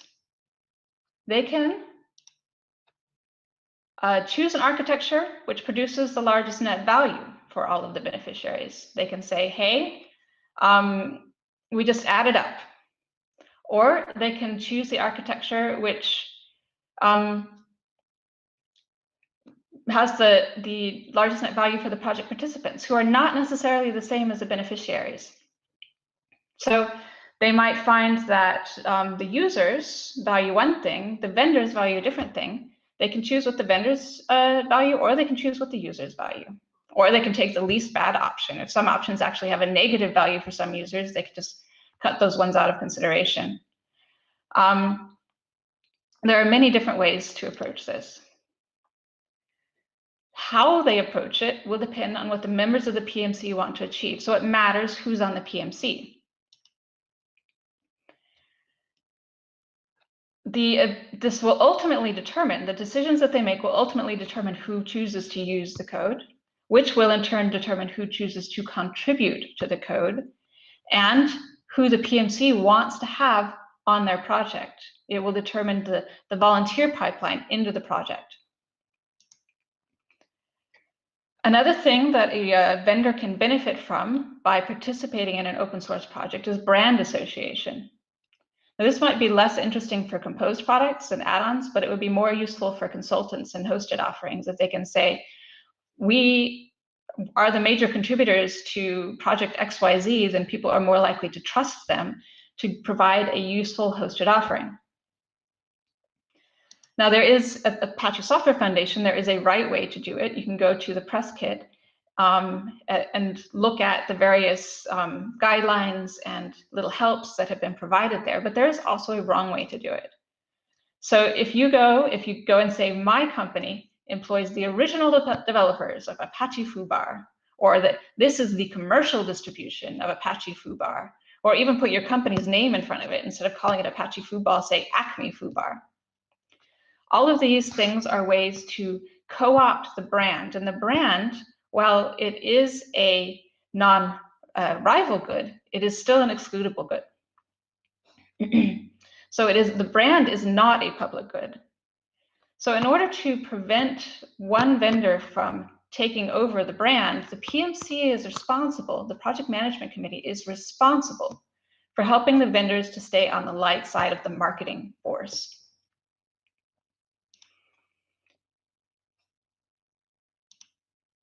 Another thing that vendors might wish to gain from participating in a project is community influence. So if we look at the ways in which these steps in the process hang together, we see the PMC makes decisions about protecting the brand, the PMC makes decisions about the community composition, and the PMC makes decisions about accepting and rejecting contributions. So the PMC is making decisions about all three of these aspects that we've already discussed. The key to changing any of those decisions is changing the PMC. So a vendor that wants to have influence over these other two components, the brand and the contributions, is going to want to have influence over the community composition. And that in turn will affect the value to the users and the value to the vendors and the value to the contributors. So vendor neutrality, and now we're ready to define it. Vendor neutrality, a vendor neutral open source project is one in which the community accepts or rejects proposed contributions and proposed changes in community composition based on the predicted value of those changes to the users, rather than their predicted value to specific vendors. The users rather than the vendors. Now, this does not mean that the vendors don't benefit. Of course they benefit. It means that we increase the size of the pie so that vendors can benefit more indirectly, and users benefit more directly. We put that focus on the community composition. And again, the benefits are indirect, but they cascade down to all of the other pieces of the project. So what does vendor domination look like? Well, if we look at vendor domination, then we change the focus from the community to the participating vendors. And then we start making decisions instead of on the basis of the value to the users, we make those decisions on the basis of the value to the vendors. So some examples, vendor domination via contributions. This would mean that proposed changes, neutrality means that proposed changes are evaluated based on the value to the users. So some counterexamples would be a contributor submits a feature which competes with a feature in the next release of a vendor's premium version, and the feature is never integrated, and the contributor receives no feedback. That would be an example of vendor domination. A contributor submits a bug fix necessary to support hardware, which competes with the hardware produced by a dominant vendor. And sometimes it's not even just that they'd receive no feedback. Sometimes the code reviewers would just nitpick minor points of style until the contributor just gives up. That's an example. On the contributions, there's also vendor domination on the basis of the brand. So vendor neutrality on the basis of brand means that trademarks and brand are owned and enforced by the PMC. Vendor domination, on the other hand, might look like a vendor publishing a free version of its project containing upgrade hooks to a commercial version sold by the vendor and calls that by the name of the open source project. And the PMC would just ignore this if the project was vendor dominated. A vendor claims in its marketing material that the core contributors for an open source project all work for them. The PMC publishes supporting claims on the open source project's website. Those are examples in which neutrality is not being kept to, that neutrality, that the trademarks and brands would not be owned and enforced by the PMC. What does vendor domination look like for the community? Well, neutrality means that the PMC members represent the users who benefit from the project. Vendor domination, on the other hand, might look like PMC members voting to offer the role of committer to the new hire of a dominant vendor and ignoring other deserving contributors. Or the PMC defines promotable contributions to closely match the profile of an employee of a dominant vendor. So they say, code is the most important thing. We don't care about events. We don't care about documentation. Code is the most important thing, and that just happens to match the profile of the dominant vendor, just as an example. So why is vendor domination bad? Well, I think you can kind of start to see it from the previous examples, but let's look at some specific cases in which vendor domination causes harm to the project. I think the most obvious one is just that people leave, or they just don't come. They say, this is not a welcoming place. I don't want to participate. Also, what can happen is that a project forks, or that another project which fills the same niche is formed. Positive contributions are then taken to that other project, and then the project stagnates and eventually falls by the wayside. This can be a consequence of vendor domination. The biggest problem for society that results from this is that net social benefit declines. The people aren't collaborating anymore. the pie gets smaller. And this is not what we want to achieve with open source. We want to make the pie as big as possible so that we can all profit. So how do we determine that a project is vendor dominated? Well, that starts to get much trickier.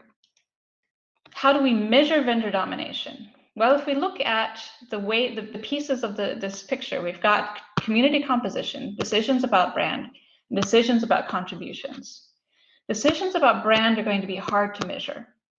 Decisions about community composition also, because they are infrequent, and it's hard to produce a statistically significant picture on that basis. However, decisions about accepting and rejecting contributions, you have enough contributions and those decisions are Boolean and not sort of gray or fuzzy, that makes it possible to measure on that basis. So the data that we need to do that is we need pull request data available via GitHub. We need the PMC membership, which is available in the case of Apache projects via the foundation, but most open source projects publish this information. And we need employment data. Most of this employment data, enough at least to be statistically interesting, is available via LinkedIn. And from this we derive, is a vendor well represented in the PMC? That is, does it have 3 or more employees that are also PMC members? We can determine if a contribution from an employee is from a well-represented vendor indirectly, and then we can determine what the correlation is between pull request acceptance and vendor representation. So I ran some early tests of this process on 2 projects, Apache Airflow and Apache Cassandra. Apache Airflow is fairly fresh out of incubation, so I would expect to see slightly more vendor domination. Vendor domination is not a Boolean, it's a scale. I'd expect to see slightly more vendor domination in a newer project because they haven't had as much time to build out their community. So do I see this? Well, let's see. We've got employer status unknown, well represented, represented, and unrepresented on the various pull requests. And then we have the status of the pull request, whether it was open, rejected, or accepted. And we find that there is this is correlation data, by the way. We find that there is a negative correlation between acceptance of a pull request and an unknown or unrepresented, an employee of an unknown or an unrepresented vendor, and a positive correlation to a well-represented vendor. Again, these are slight, but they definitely show up. This is specifically data between July 7th and July 29th. Because that period was so short, I measured it from the last change to the PMC. Because that period was so short, I wasn't able to capture another kind of change request status, which is starved, but I did do that with the next one, which is Cassandra. If a pull request stands untouched for a month or more, then I call it starved. Here we can see with Cassandra that an unknown or unrepresented employer status, well, it had no correlation with starved pull requests and a slight correlation with, unknown and starved had no correlation, unrepresented and starved had a slight correlation, which is less than the correlation we saw at Apache Airflow. This is a more mature project that has had problems with vendor domination in the past. It looks like they're doing reasonably well. So what would be the next steps to fleshing out this concept, this idea? Well, we can draw comparison data from a project for a period in which it was judged to be vendor dominated by the ASF. For example, Cassandra in 2016. We can test pull request weightings, for example, by code line count. In this case, each pull request had the same weight. Even if it was a pull request of 1 line or a pull request of 100 lines, they each had the same weight. We could draw data from more projects, and we could test correlation between the current project community and newly announced PMC members as well. So that was my definition and my thesis work on vendor domination and vendor neutrality, and I welcome any questions that you might have on it.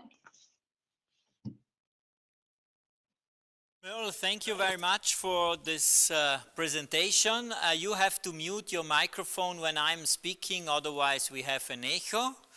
I have some questions from the audience. A request, you answered it a little bit.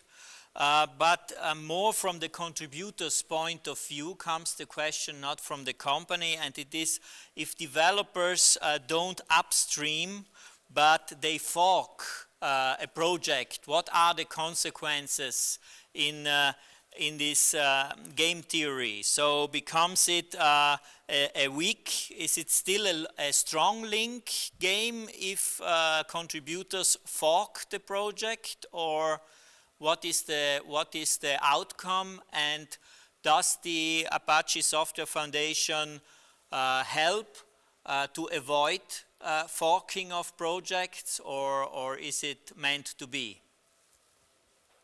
So it's still a strong link game, but it's a strong link game with a smaller group, which means that if you look at option theory, the set of options becomes smaller, and the value that you can accomplish within that forked project is smaller.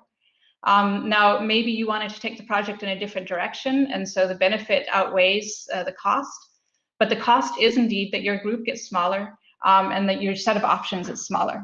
So you're maximizing over a smaller set of options, which means that your total value might become smaller. Now, as to the question of what the Apache Software Foundation does in this context, the Apache Software Foundation does not prevent Apache projects from forking. Now, we keep the brand. The brand is not a public good, but the code, you're welcome to fork to your heart's content. We do not stop that from happening. One thing we do is we do not take sort of into incubation at the Apache Software Foundation. We do not accept forks of other projects that are sort of inimical, that are sort of enemy, whatever that means. But we don't accept hostile forks of other projects into the Apache Software Foundation. But we have no problem with people competing with our projects. The more the merrier. What sometimes happens in those cases is that contributions still come back because it's still open source. There's nothing stopping those contributions from coming back. It might just get a little harder from the community standpoint, but from the technological standpoint, it's still just as easy to bring those contributions back. Does that answer the question? So it was a question posed in the comment section. You also already talked about Apache contributing, what the contributions is. Another question linked to this is, does the Apache Software Foundation also kind of sponsor project development? Do you have calls, especially for R&D projects? Do you support R&D projects by startups and researchers? Do you have this kind of support? The only support we provide is infrastructure support. That is mailing lists and code repositories and the such. And that would be within incubation, but in order to get that, you would have to apply to incubation. Generally, that doesn't happen with completely new projects. That happens with projects that have gotten a bit of a start. What we don't do, we do not ever pay for development. That would violate our neutrality with respect to the projects. Okay, so you have a kind of acceleration program for open source projects. It's called the incubator, yes. Okay. Okay, thank you very much, Merle Krantz, for this contribution in this new virtual way to do an SFScon. Hope to see you again at SFScon, maybe 2021, here at Bolzano at the Neutech Park. Would be nice to greet you here, and hope to stay in touch. Thank you very much for your contribution. The microphone.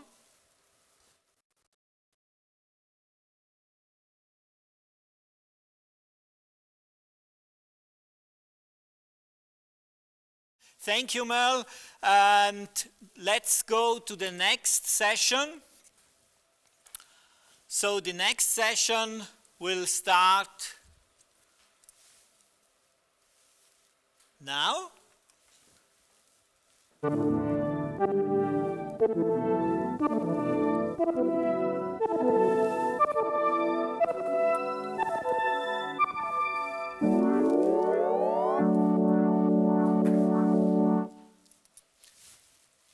Okay, so I invite Marco Marinello, president of the Linux user group of Bolzano, on stage. Wait a minute, Marco, I have to put on. So, we keep distance. So, Marco is the new president, so since a year now, I assume president of the Linux user group of Bolzano.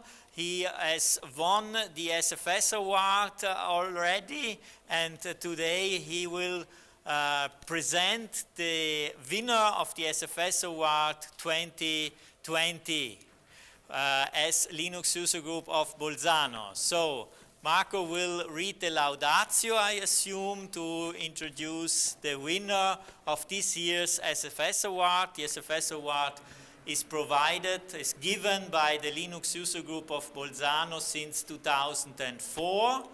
And every year a person which has contributed to free software in our region gets this prize. And we are very curious, we are looking forward to see who the winner of the SFS Award 2020 is. The floor is yours, Mark.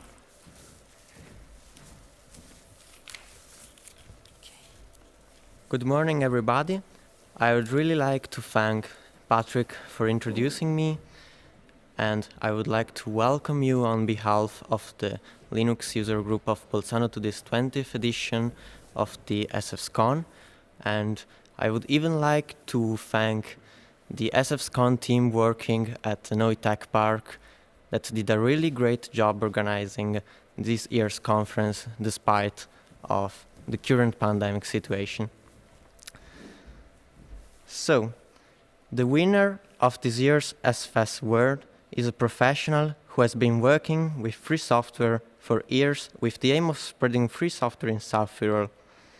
Developer since the 90s, his favorite short movie is Java Forever. Great admirer of the Java language since its birth in the mid-90s, love at first sight that he has always been able to transmit to all his acquaintances and learners thanks to his unmistakable calm and peaceful character. Consultant for almost 20 years for important IT projects based on free software such as Open Data Hub, Sasabus, Beacon Südtirol, Open Forums for the eGov, and constant contributor to the knowledge sharing at the annual SFScon conference. He is also known as a skilled trainer for public bodies, training centers, and companies, especially in the tourism sector. Former company director, now clever and scrupulous CEO who believes in software sharing as the most important common growth factor for companies in the IT ecosystem. The hunt for bugs in free software is his daily bread. The missing construct in his favorite language led him to his new endeavor, the Catch and Solve company. It is with great pleasure that the Linux user group of Bolzano assigns the South Tyrol Free Software Award 2022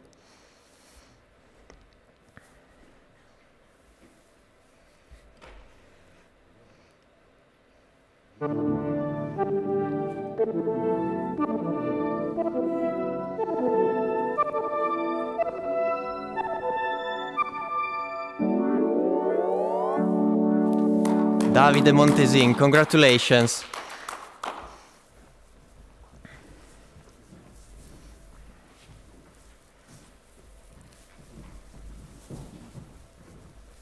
Hi everybody, thank you for the prize.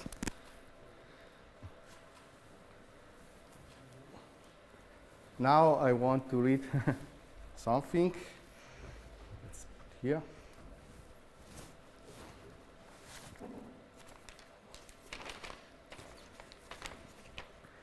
So, dear ladies and gentlemen, co-workers and fellow IT professionals, I thank the Linux user groups Bolzano Bozen for this honor, which makes me very happy.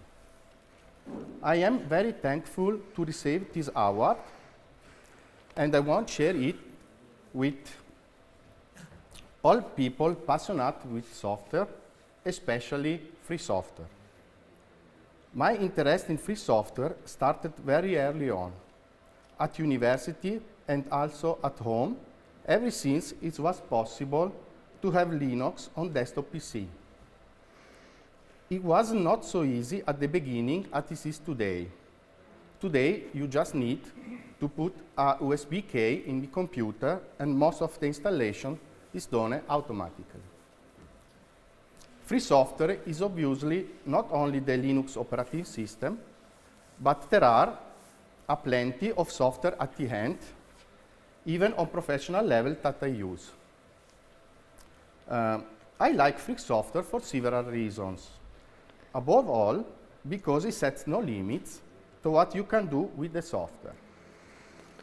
I have the ability to know what's going on my computer. I can learn how it's works, and even go so far as to adapt it to my needs. Moreover, I can create a business around it. As a professional developer and catch-and-solve startup, I almost use free software. This dimension gives me a lot of efficiency. I use it both as support tool for works, like my PC or server, as well as for development of new software. Free software is transparent in its data management, using open format often. Therefore, allow me to exchange data between software without being restricted by commercial licenses. It is more and more important to have a process fully supported by digitalization, and free software is a good choice to support it. Even when I develop software, I find useful not to start from scratch, but to use different free software libraries to help me to be more productive without having to write code already written by others, letting me concentrate on customer needs.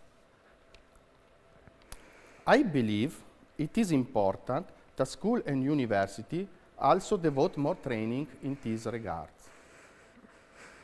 From my point of view, it is important that students can learn about all the possibilities provided with state-of-the-art in order that the student future, she can make choice based on a complete education. Moreover, free software can be studied and improved by students who can exercise and develop their talent. It's also highly relevant in terms of didactical aspects. In conclusion, I would like to thank again the Linux user group Bolzano Bozen, and I am very grateful for being recognized. And I will continue to be a positive example for the free software. Thank you.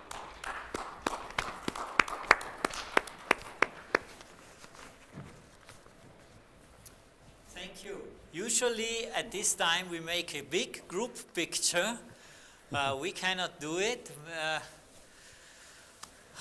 It's a pity. It's a pity. So maybe next year. Maybe next year we will next year we'll repeat. We will repeat and do the picture. Thank you very much. Thank you very much. Davide. Thank you, Marco, for this award. And now we have a short break. Okay. So we can enjoy and have a coffee. And after the break, we will have the next speakers going on. Stay tuned. You find the program. I've seen there are a lot of rooms opening on Sankt Virtual. Join the rooms, have a coffee together with others, maybe over Jitsi. That's a fun way to do it. We will be back soon. Thank you very much. Thank you. Thank you. Bravi.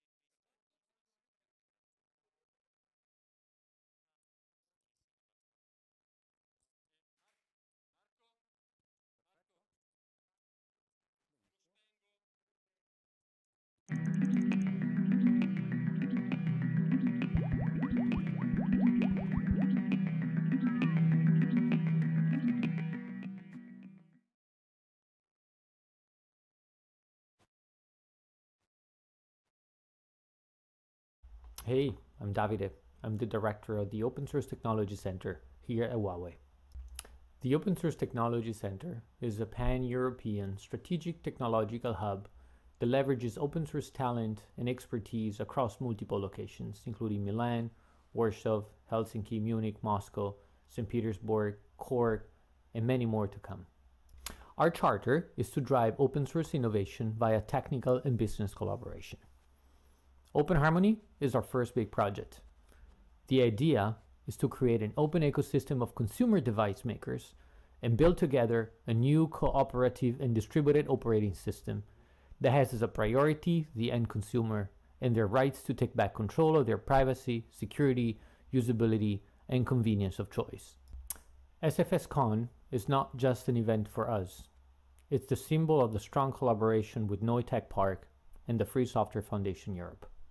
Together, we want to drive the message that focusing from the early phases of an open source project on IP compliance, governance, and transparency not only is cool, but it is also the right thing to do to mitigate business risks.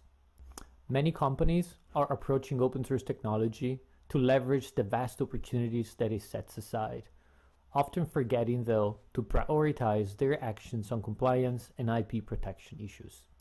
Our starting point with Open Harmony is obviously being related to achieve a modern FOSS policy.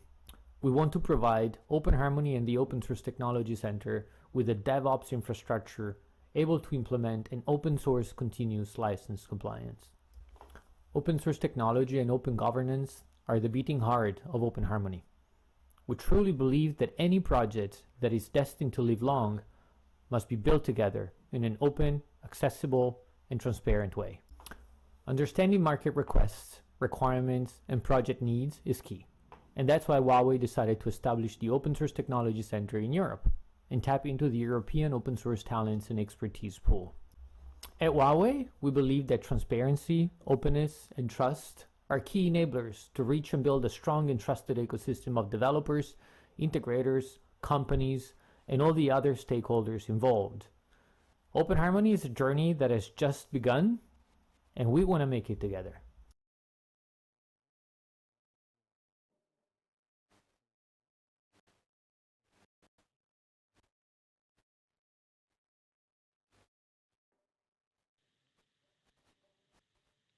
We are Telmecom, a tech company based in South Tyrol. Our focus is on telecommunications and networking.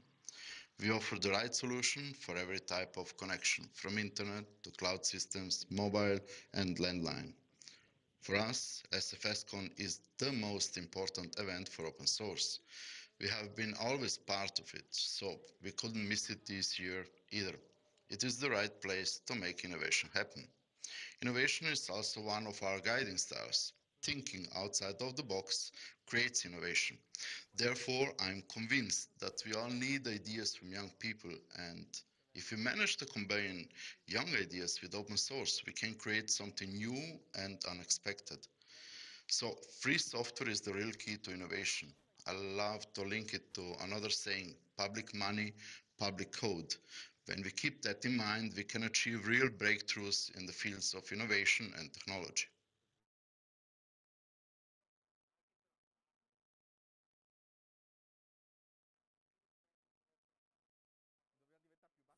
Good day, everyone. I'm Leslie Hawthorne from the Office of the CTO in the Open Source Program Office at Red Hat.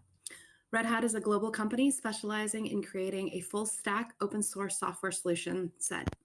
We provide everything from the operating system in Red Hat Enterprise Linux to software for containerized application development through our OpenShift product line. We build our business around support subscriptions and consulting services. Red Hat has been a proud participant in SFScon previously, and we are very excited to be back this year to support this vibrant community in Bolzano and beyond. Red Hat focuses on preserving customer choice and supporting open innovation by providing open source hybrid cloud solutions. But it's not just about our software stack.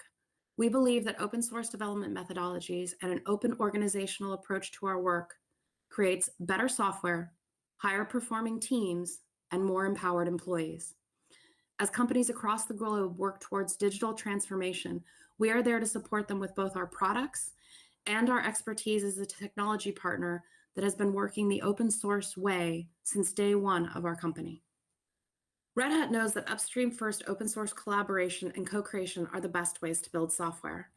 For me personally, it's the strength of the communities that come together to build free and open source software that has kept me invested in the space for the past 15 plus years. I've seen the power of open source to solve some of the world's greatest technical challenges, and I am particularly excited to see what the principles of collaboration, co-creation, and transparencies in open source communities can do to help everyone in the world who is approaching problem solving now in order to improve life and make things better for everyone. Thank you so much, and I hope you all have a wonderful time at SFScon.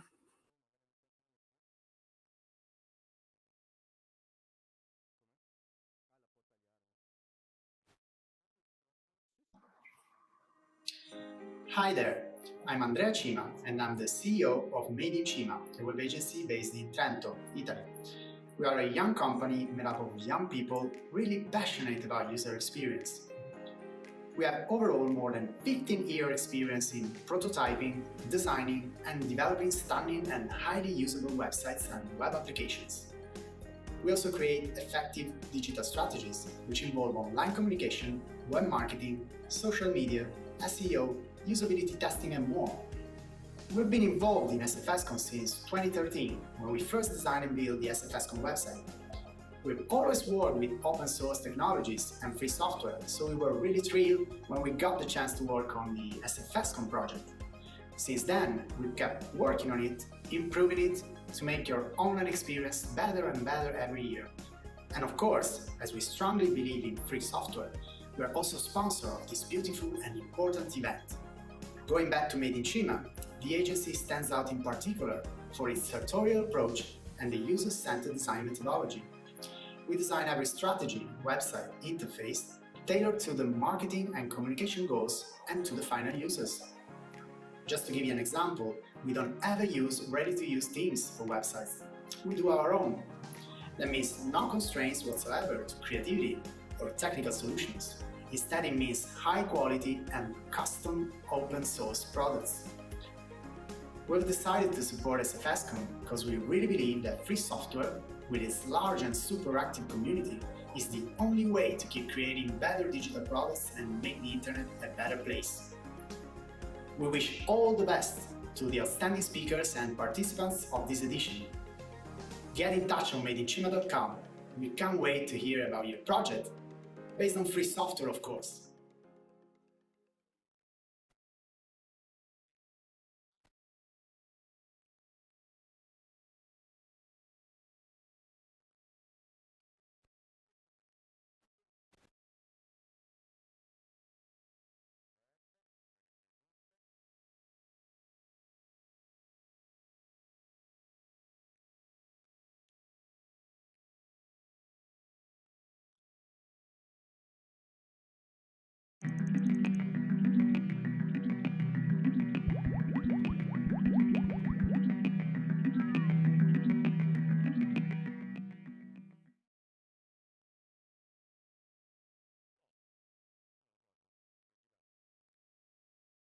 Hey, I'm Davide.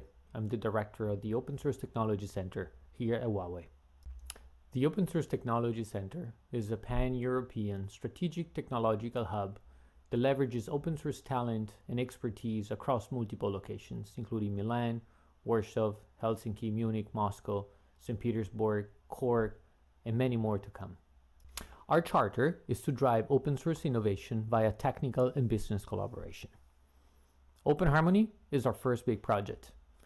The idea is to create an open ecosystem of consumer device makers and build together a new cooperative and distributed operating system that has as a priority the end consumer and their rights to take back control of their privacy, security, usability, and convenience of choice.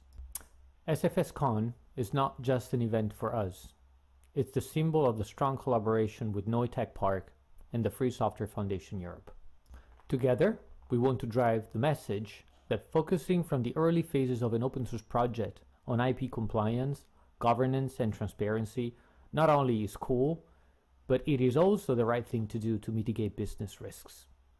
Many companies are approaching open source technology to leverage the vast opportunities that it sets aside, often forgetting, though, to prioritize their actions on compliance and IP protection issues. Our starting point with Open Harmony is obviously being related to achieve a modern FOSS policy. We want to provide Open Harmony and the Open Source Technology Center with a DevOps infrastructure able to implement an open source continuous license compliance. Open source technology and open governance are the beating heart of Open Harmony. We truly believe that any project that is destined to live long must be built together in an open, accessible, and transparent way. Understanding market requests, requirements, and project needs is key. And that's why Huawei decided to establish the Open Source Technology Center in Europe and tap into the European open source talents and expertise pool. At Huawei, we believe that transparency, openness, and trust are key enablers to reach and build a strong and trusted ecosystem of developers, integrators, companies, and all the other stakeholders involved. Open Harmony is a journey that has just begun, and we want to make it together.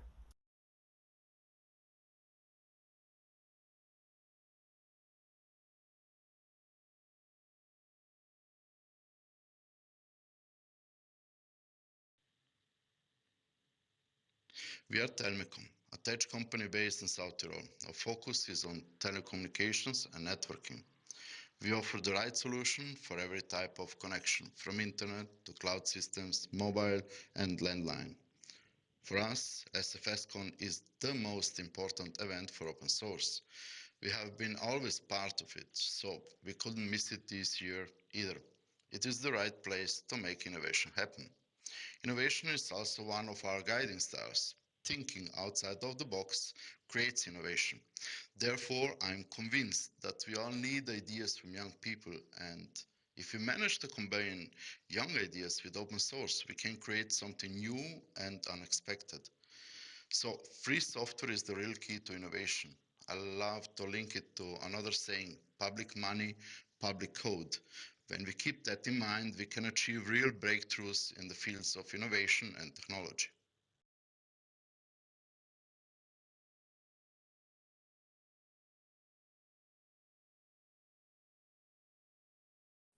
Good day, everyone. I'm Leslie Hawthorne from the Office of the CTO in the Open Source Program Office at Red Hat.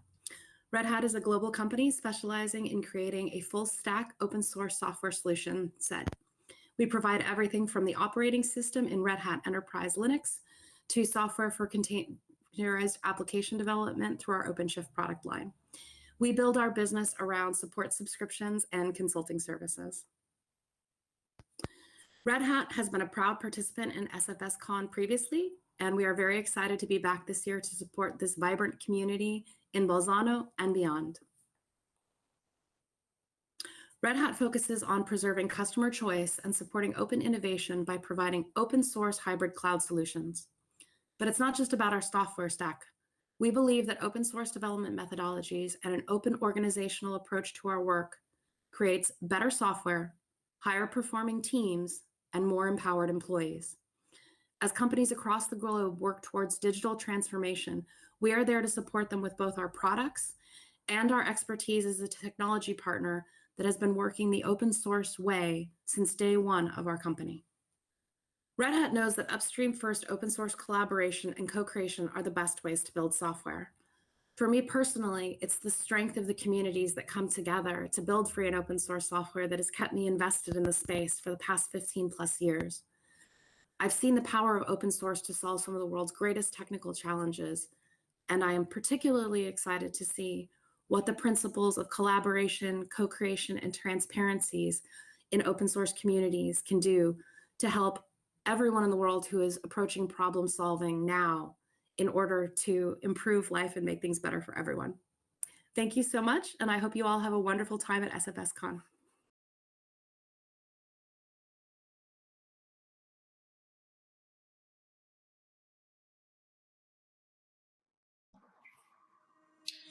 Hi there, I'm Andrea Cima, and I'm the CEO of Made in Cima, a web agency based in Trento, Italy. We are a young company made up of young people really passionate about user experience. We have overall more than 15-year experience in prototyping, designing, and developing stunning and highly usable websites and web applications. We also create effective digital strategies, which involve online communication, web marketing, social media, SEO, usability testing, and more. We've been involved in SFScon since 2013, when we first designed and built the SFScon website. We've always worked with open source technologies and free software, so we were really thrilled when we got the chance to work on the SFScon project. Since then, we've kept working on it, improving it, to make your online experience better and better every year. And of course, as we strongly believe in free software, we are also sponsor of this beautiful and important event. Going back to Made in Cima, the agency stands out in particular for its sartorial approach and the user-centered design methodology. We design every strategy, website, interface tailored to the marketing and communication goals and to the final users. Just to give you an example, we don't ever use ready-to-use themes for websites. We do our own. That means no constraints whatsoever to creativity or technical solutions. Instead, it means high quality and custom open source products. We've decided to support SFScon because we really believe that free software, with its large and super active community, is the only way to keep creating better digital products and make the internet a better place. We wish all the best to the outstanding speakers and participants of this edition. Get in touch on madeincima.com. We can't wait to hear about your project, based on free software, of course.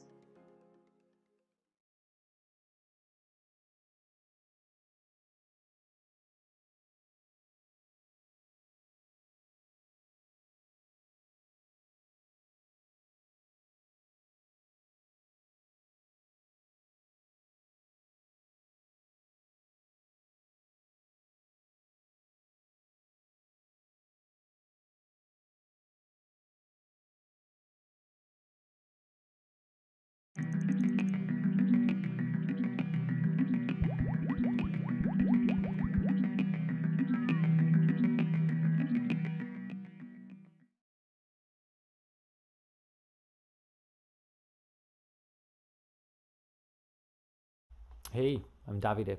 I'm the director of the Open Source Technology Center here at Huawei. The Open Source Technology Center is a pan-European strategic technological hub that leverages open source talent and expertise across multiple locations, including Milan, Warsaw, Helsinki, Munich, Moscow, St. Petersburg, Cork, and many more to come. Our charter is to drive open source innovation via technical and business collaboration. Open Harmony is our first big project. The idea is to create an open ecosystem of consumer device makers and build together a new cooperative and distributed operating system that has as a priority the end consumer and their rights to take back control of their privacy, security, usability, and convenience of choice. SFScon is not just an event for us. It's the symbol of the strong collaboration with Neue Tech Park and the Free Software Foundation Europe. Together, we want to drive the message that focusing from the early phases of an open source project on IP compliance, governance, and transparency not only is cool, but it is also the right thing to do to mitigate business risks. Many companies are approaching open source technology to leverage the vast opportunities that it sets aside, often forgetting, though, to prioritize their actions on compliance and IP protection issues. Our starting point with Open Harmony is obviously being related to achieve a modern FOSS policy. We want to provide Open Harmony and the Open Source Technology Center with a DevOps infrastructure able to implement an open source continuous license compliance. Open source technology and open governance are the beating heart of Open Harmony. We truly believe that any project that is destined to live long must be built together in an open, accessible, and transparent way. Understanding market requests, requirements, and project needs is key. And that's why Huawei decided to establish the Open Source Technology Center in Europe and tap into the European open source talents and expertise pool. At Huawei, we believe that transparency, openness, and trust are key enablers to reach and build a strong and trusted ecosystem of developers, integrators, companies, and all the other stakeholders involved. Open Harmony is a journey that has just begun, and we want to make it together.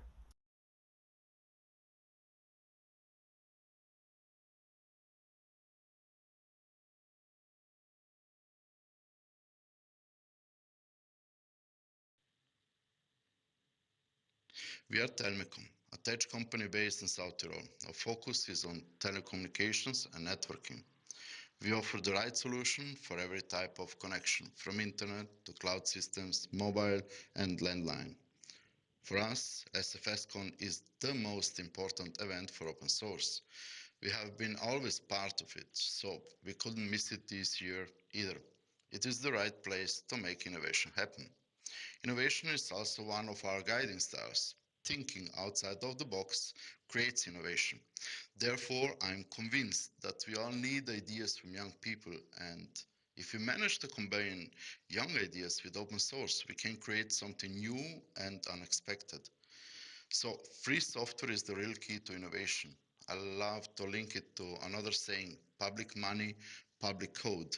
When we keep that in mind, we can achieve real breakthroughs in the fields of innovation and technology.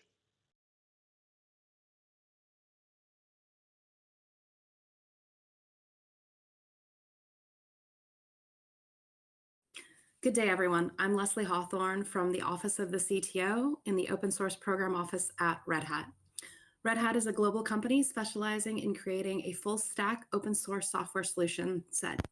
We provide everything from the operating system in Red Hat Enterprise Linux to software for containerized application development through our OpenShift product line.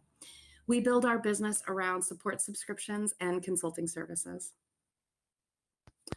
Red Hat has been a proud participant in SFScon previously, and we are very excited to be back this year to support this vibrant community in Bolzano and beyond. Red Hat focuses on preserving customer choice and supporting open innovation by providing open source hybrid cloud solutions. But it's not just about our software stack. We believe that open source development methodologies and an open organizational approach to our work creates better software, higher performing teams, and more empowered employees. As companies across the globe work towards digital transformation, we are there to support them with both our products and our expertise as a technology partner that has been working the open source way since day one of our company. Red Hat knows that upstream first open source collaboration and co-creation are the best ways to build software. For me personally, it's the strength of the communities that come together to build free and open source software that has kept me invested in the space for the past 15 plus years. I've seen the power of open source to solve some of the world's greatest technical challenges, and I am particularly excited to see what the principles of collaboration, co-creation, and transparencies in open source communities can do to help everyone in the world who is approaching problem solving now in order to improve life and make things better for everyone. Thank you so much, and I hope you all have a wonderful time at SFScon.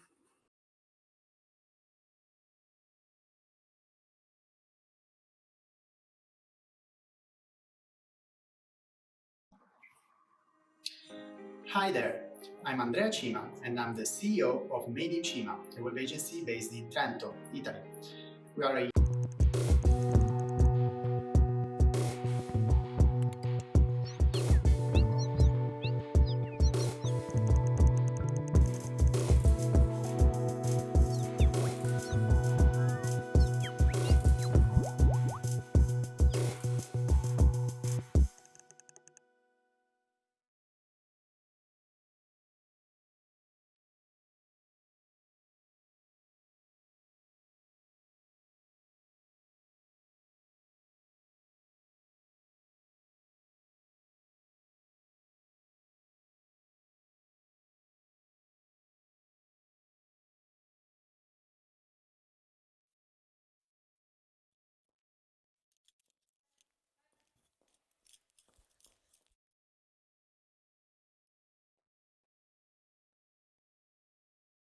Hello everybody. Okay, good morning. Welcome back to SFScon. I'm Luisa Marangone and I will be the moderator for the session this morning. So I hope that you enjoyed your coffee or your early aperitivo since it's Friday and it's time also to a good aperitivo. I will be the moderator and my role, it's very simple. I will introduce the speakers. I will remember to keep the times. And also, I remember the speakers to mute the microphone, because otherwise we will hear a very awful echo. This edition is very particular, and it's a very first time for many of us, so we will try our best. Another thing I would like to remember is that for the participant who want to write an answer, please do so in the comment box in the live streaming. So you can find it in the website, and you have the streaming, under the streaming you have a comment box. Write your question there during the talk so that we can also read them and prepare them for the speaker after he finished talking. Very brief, and now I will start with the presentation and with presenting our next speaker. So this talk will be a very personal perspective on how the free software has been adopted in companies over the years. The speaker is Oliver Fent. He's a senior manager open source software at Siemens, and he has more than 18 years of experience. Let's see if our speaker is ready. Oliver?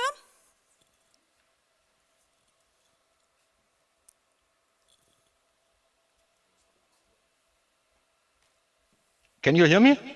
Yes, I can hear you. Very clear. Yeah, so I'm ready, but I have problems with my camera. So I think the bandwidth is not, let's say, big enough that I can share both video stream and camera. So I have decided to switch off the camera. Yes, don't worry. I think that the content is more important to see your face.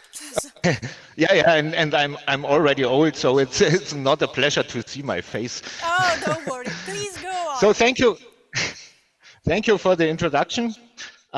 So hi and welcome to my presentation about free software adoption in industry.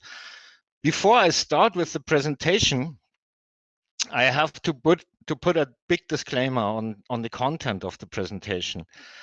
So the presented figures do not capture the entire FOSS ecosystem. Indeed, these are only figures gathered from GitHub, and I'm aware that the FOSS ecosystem is much more than GitHub. Nevertheless, GitHub is currently the most attractive thing. Further, this presentation contains some hypotheses, and I have not proved these hypotheses with the top 10 FOSS contributing organizations, whether those are correct or not. So in a nutshell, this presentation is not the result of a scientific work. It shall only serve as food for thoughts and further discussions. Having clarified this, now let's go to the content.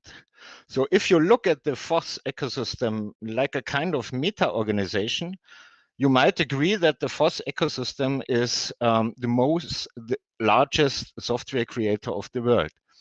And of course, it's the largest software supplier of the world, and it's the most powerful innovation incubator of the world. It increases the innovation capabilities in different dimensions. So it serves as a innovation engine, meaning that new and innovative FOSS implementations can be easily applied to new fields without any big upfront investment. Further, it serves as an innovation driver. All the new and hot technologies are developed and driven by the FOSS ecosystem. So the question is, who is the FOSS ecosystem?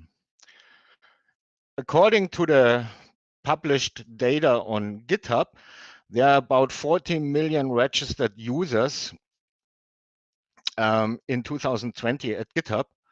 And of course, not all of those 40 million users are active users. So if you take only 10% which are really active, you will still end up with an ecosystem of about 4 million users. And this is quite a huge ecosystem. If you further ask, which companies employ active GitHub users, you will end up with charts like this. So please note that these numbers are probably not 100% correct. And please further note that these numbers are absolute numbers. So if you put the absolute numbers in relation to the number of employees of those companies, for sure you will end up with a different picture. But I decided for the absolute figures because they provide a much clearer information about the trend over the last 3 years. So for example, if you look at Microsoft in 2017, they had about 2,167 active employees on GitHub. In 2020, they had 3,443 active users on GitHub, which is an increase by 60%. Or another example, if you look at Google, Google had in 2017 about 1,848 active users on GitHub, and in 2020, nearly 3,600, which is an increase by 95%. A similar thing you can also observe for Intel. So Intel had in 2017 785 active users, and in 2020 1,510 active users, which is an increase by 93%. So you see there is a real big trend towards working in the FOSS ecosystem. Another interesting thing is that you can see on these charts, and this concerns me a little bit, is that the only European companies in the top ranked active GitHub users are SAP and SUSE. And there are other statistics available in the internet which see the first ranks, the first 10 ranks divided between US-based and Chinese-based companies. And the only European-based company also in this statistics is SAP. So the question is, where's Europe? Perhaps still sleeping? I do not know. Yeah. But let's go back and try to think about, okay, why do those companies or companies in general engage in the FOSS ecosystem? The reasons listed here are, or the list of reasons listed here is for sure not complete. And as said in the beginning, I did not prove with the top 10 contributing organizations whether these were the reasons they had considered when deciding to develop software in the FOSS ecosystem. But at least I think a few of them might be also, or were also considered by those top 10 organizations, like cost savings, safeguard the free access to certain functionality, then of course establish de facto standards or new ways of collaboration with suppliers and customers, and creating and maintaining ecosystems. From a licensing or a license compliance point of view, also important might be that if you contribute to a certain open source or free software project code, you gain co-copyright in this project, except there is a CLA and so on and so on. Yeah.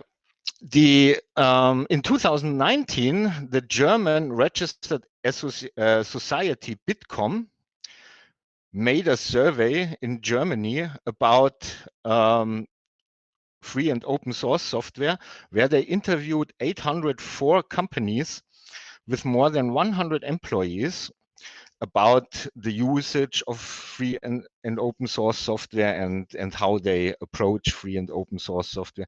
And in this survey, they asked, what motivates your company to contribute to the development or further development of open source software? And you can see the dominating or main driving factor for companies in Germany is cost reduction. So the main driving factor to engage in the FOSS ecosystem is cost reduction, followed by factors which are grouped by the term understanding. Further, you can see, and this is also, in my opinion, very interesting and also, again, a little bit concerning, is that only 31% of those 804 interviewed companies named free and open source software as part of our co-innovation strategy. Perhaps the others did not realize that the open and free software ecosystem provides access to the creativity of all the people interested in software. So to universities, other companies, individuals, foundations, you name it, without any obstacles or boundaries. And in my opinion, the work in and with ecosystems is the style of work which is required in this decade to be successful, especially if you take into account that suppliers and your customers are part of this ecosystem. So to summarize and to put all this into one sentence, you might agree that the FOSS ecosystem is the place where true open innovation happens. Thank you.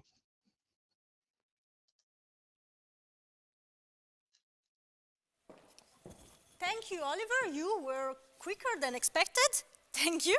So I have the time to read to you one of the questions from the participants online. So the question is, you already muted your microphone, so that's perfect. How do you see the FOSS should issue this and make it more attractive? And by this issue, I mean that free open source software always good, but it also has the challenges, making it difficult to use in many cases, like lack of having proper documentation, lack of proper support, and proprietary tools. How do you see this issue should be solved, and how to make FOSS more attractive?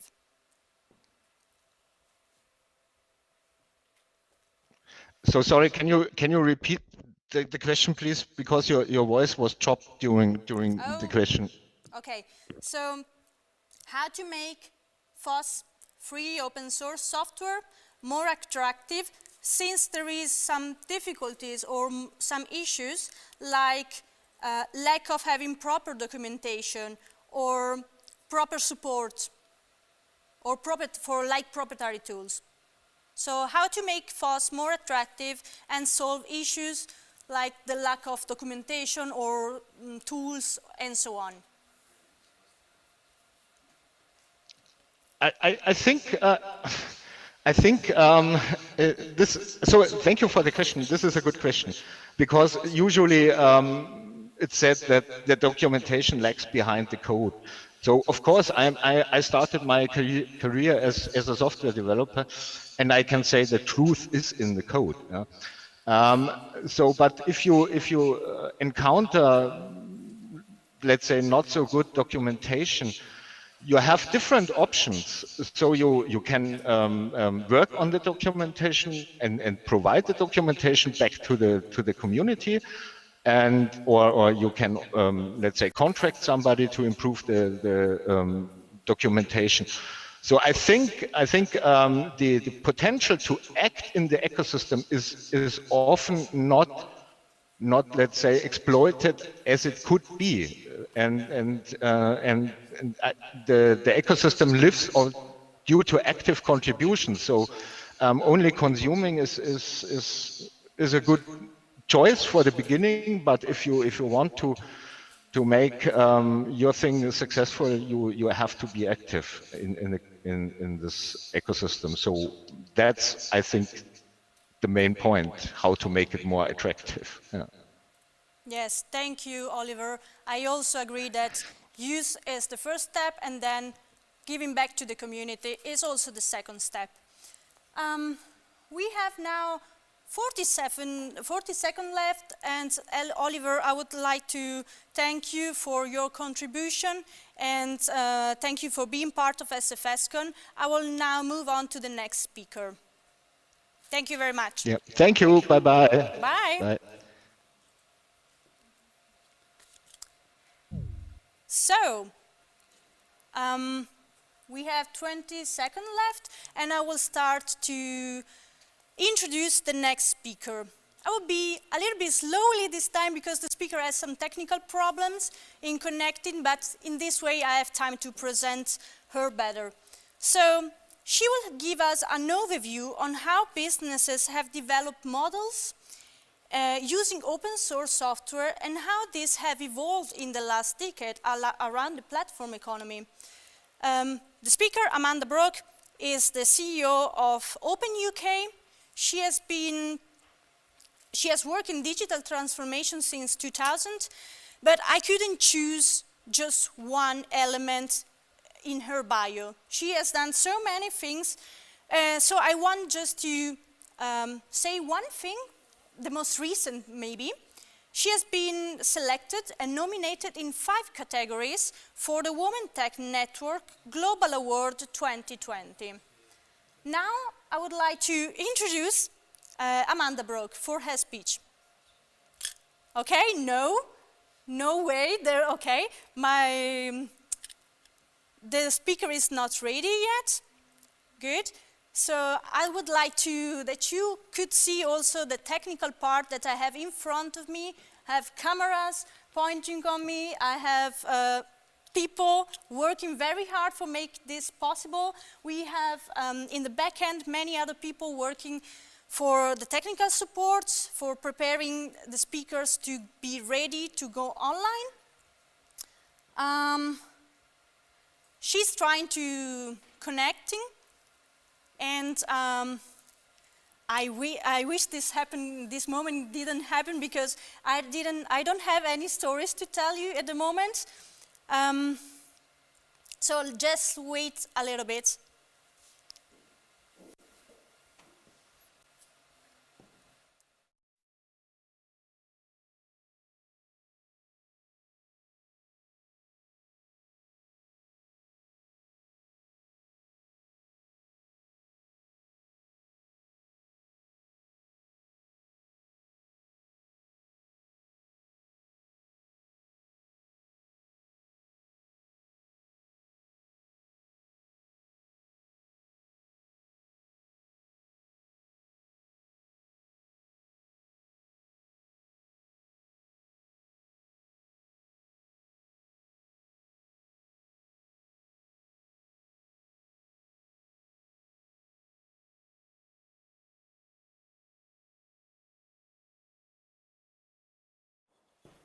Okay, we are ready. So, Amanda, welcome to SFScon.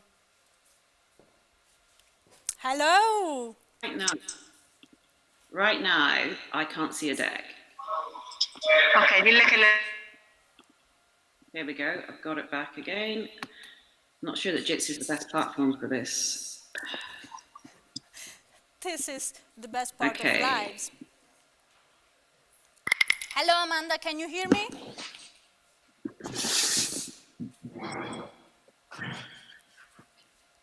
She's trying to connecting, or I don't know if she can hear me. Amanda, can you hear me? Intermittently, yes. Okay, so intermittently, it's good enough. I let you start your talk. Welcome. Please start.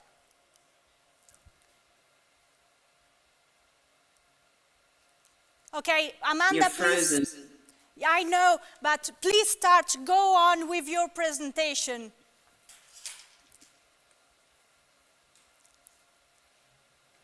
I can't hear you. Go on, go on.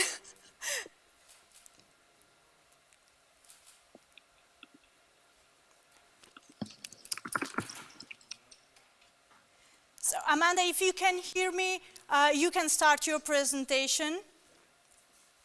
Great, thank you. Can you hear me? Yes, good. Okay, I'm going to assume that you can hear me because I can't hear you. You're frozen for me. Can you see my presentation, which I've shared with you, my deck? Can somebody let me know somewhere that they can see the deck? Because all I can see is me just now. We see you. At the moment, we don't see your Can you see the deck? No, we see you. You can only see me. Right, well, you really need to see my deck, not just me. So let's have a look and see if we can fix that.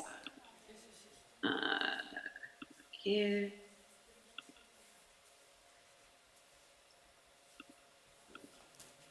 Okay, so I'm sharing it again. Let's hope that this time you can see it on Jitsi. That would be really good news.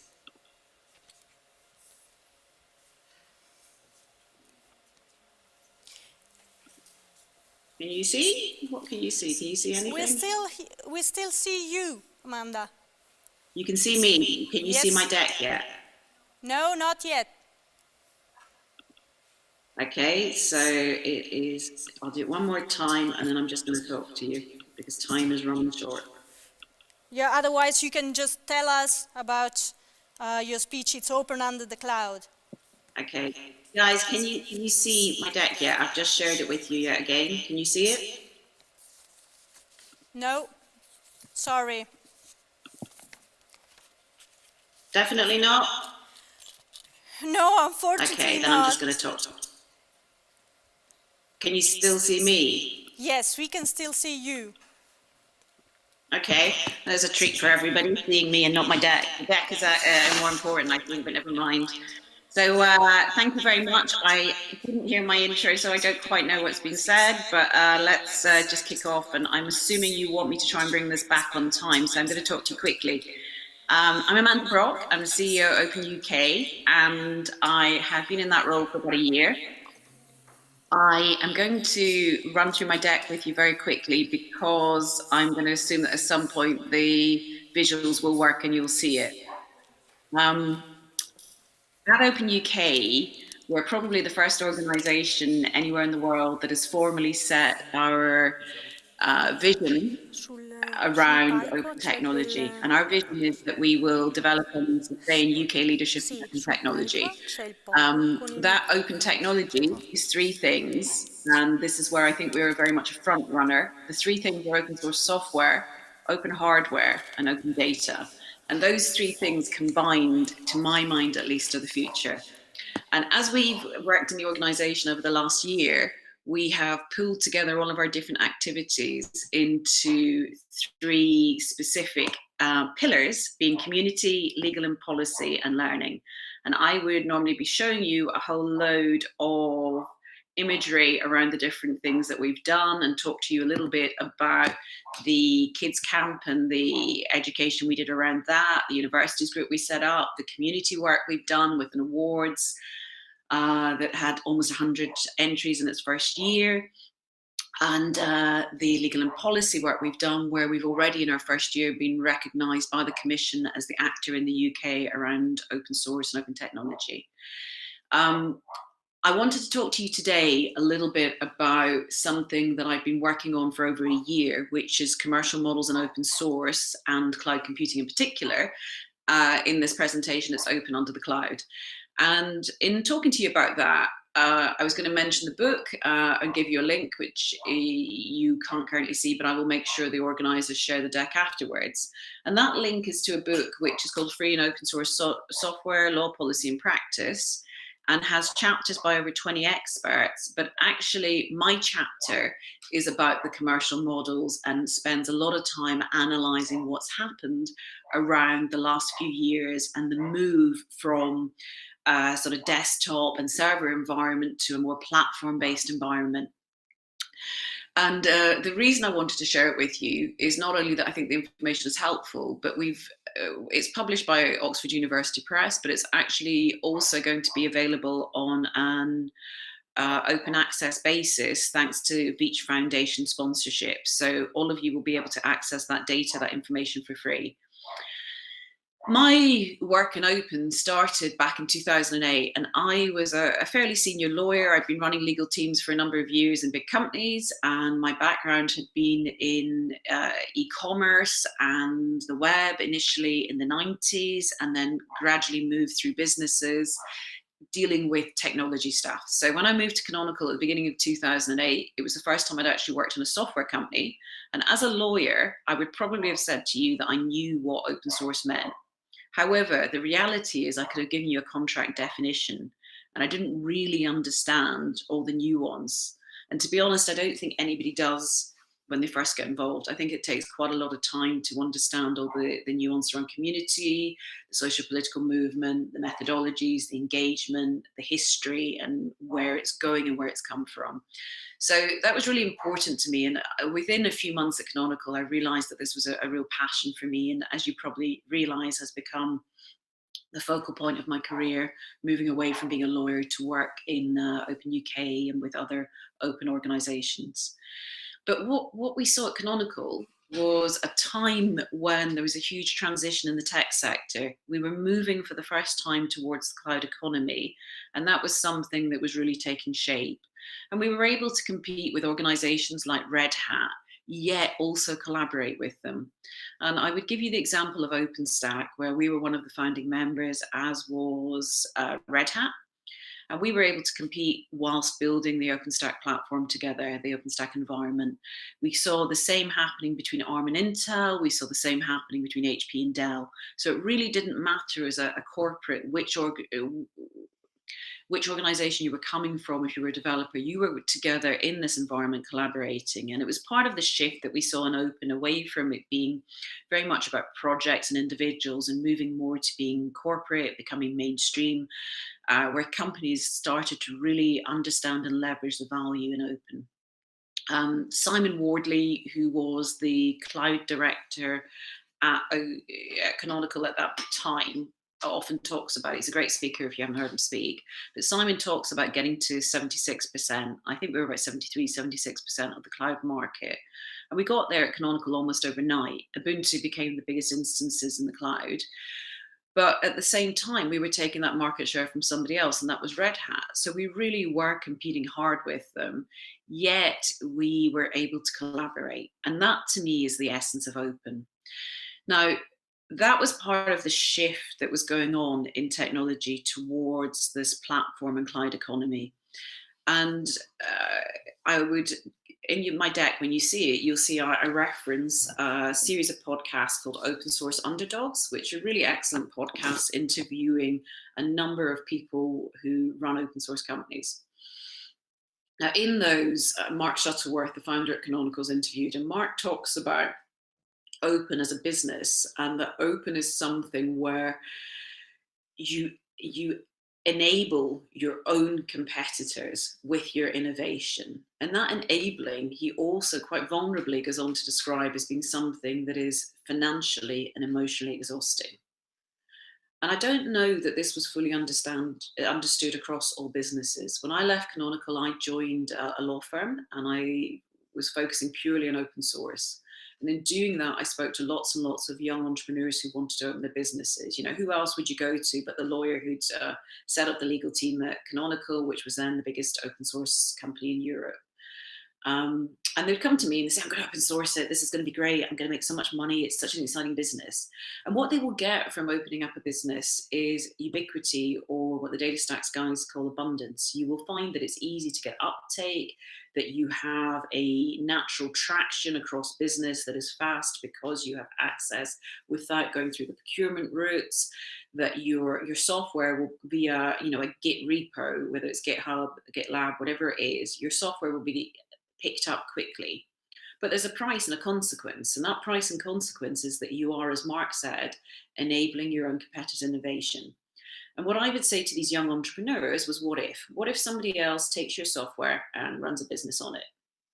And they're mostly okay with that. What if somebody else takes your software, runs a business and makes a lot of money? And they would start to get a little bit more edgy about that. And then the third what if is, what if somebody else takes your software, makes a lot of money, and you make nothing? And that's the risk you take if you open source the software in a business. And the way you mitigate that is to start by working out a sustainable business model. And there are only a limited number of ways that that sustainable business model can go.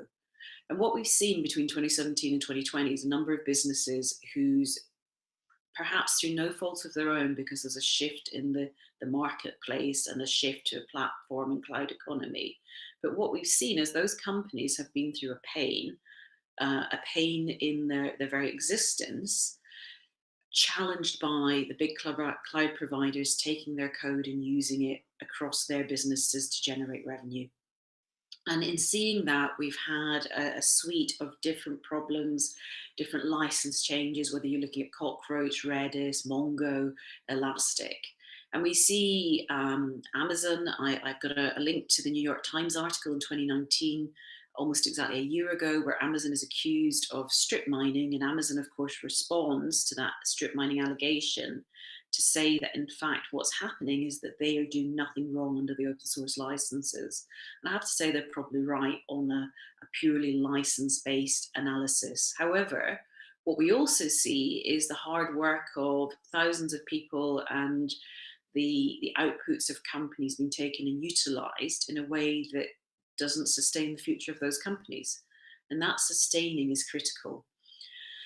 Now, we have things like the Commons Clause, which of course says that it may not be called open source, but it's just absolutely not open source. And that's not an appropriate response to this. The appropriate response is, of course, to negotiate and work on what the business models of the future will be. And we saw in 2018 that Google actually brought on board a number of these open core companies, a number of the companies who were struggling with their business model in a cloud environment, with the changes and the transitions, and created a program and a partnership scheme where they allowed them to share in the profit that's made. And that may be one, if it can be done in a sustainable way, one business model of the future. Now, why does this matter? I would at this point be showing you a picture of Steve Wally and Satya Nadella, who asks to be judged today and judged at Microsoft on the actions of today and the future, not the actions of the past. I'm sure many people in this audience will remember 20 years ago when Steve Ballmer described open source as a cancer. There's been a huge shift in that company, and there's been a huge shift because it's gone on a journey. And that journey has been one where Microsoft now is one of the biggest contributors to open source. And how did that come about? Steve explains it on three bases. The first basis is that you have an environment where 10 years ago, Microsoft's customers were not asking for open source, and today they do. Secondly, the developers who've grown up in the last 20 years, the developers who've grown up post the Linux kernel, expect to work in an open environment. The best developers understand that those methodologies are the way to work, the way to create the best code, and Microsoft has had to accommodate that. And then thirdly, they talk about the cloud, and they talk about Azure and the fact that Azure, like all public cloud, is built on open. So we see commercially Microsoft needing to use open source and to be able to give back and contribute to be able to play in the cloud marketplace. And I think that journey and that story is critical. Right now, we're also seeing government move in the same direction. We've got Gaia X launching its conference next week with a huge number of participants who are coming on board as day one members, and the Commission driving towards a cloud for Europe. And what we're seeing is that code needs to be open, and this is only possible because the code is open. So they can build a cloud for Europe, they can bifurcate the internet only because it's all built on open source. And the concern and the question we have is, how do we create a sustainable future for that? And we can only do it by finding ways to contribute financially and to make the financial models of the future work in this cloud environment. So what I would say to you in closing, trying to get this back on time, is that we would both have a future where the code is open, but also that's based on collaboration with people wherever they are in the world, because that's the only way that we're going to be able to drive the business models that will sustain and support this environment. Now, my deck now has something that says questions, and if you want to ask me questions, I'm happy to be in the chat, but I think I should get you back as close to time as we can.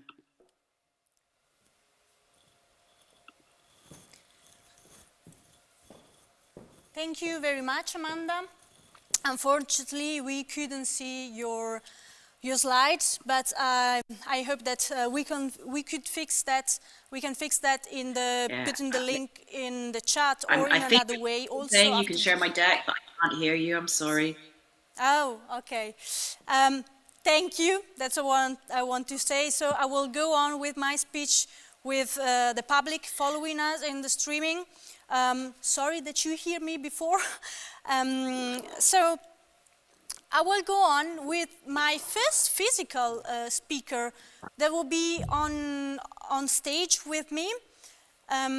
So especially in this era, the installation and configuration of a Linux high availability network gateway is crucial. So the next speaker, Jakob Schwinbacher, from working for Telmicon Networks, will give us an overview about that. Big welcome to Jakob.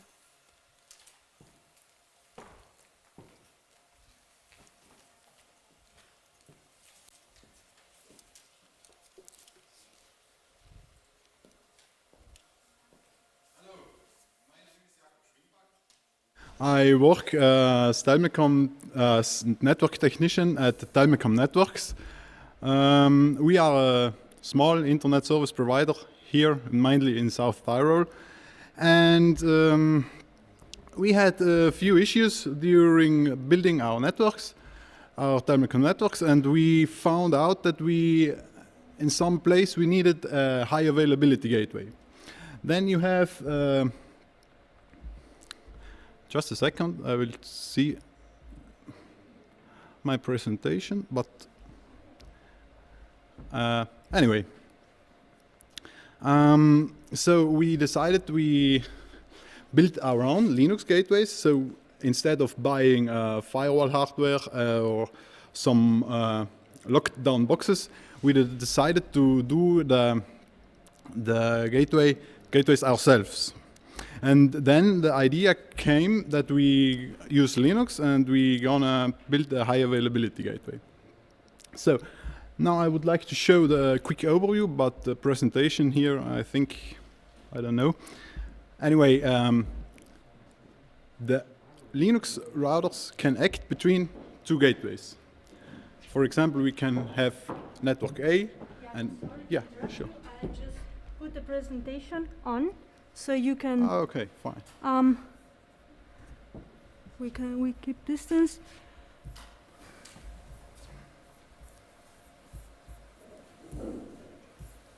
Okay.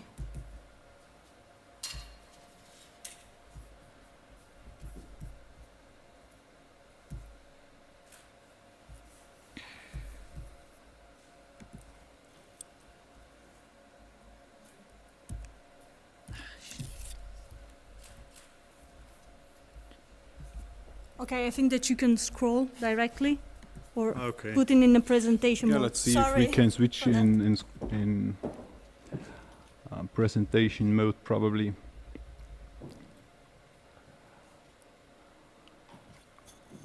Present the slideshow. So we have a quick overview. One network on the top and the second network on the bottom side. And the routers in between are Linux routers, and they are running Linux kernel for IP forwarding and running contract-T and keep-alive-T for state synchronization and failover scenarios. In between those servers, we have a high availability link where all the traffic from synchronization goes from one server to the other server. Okay.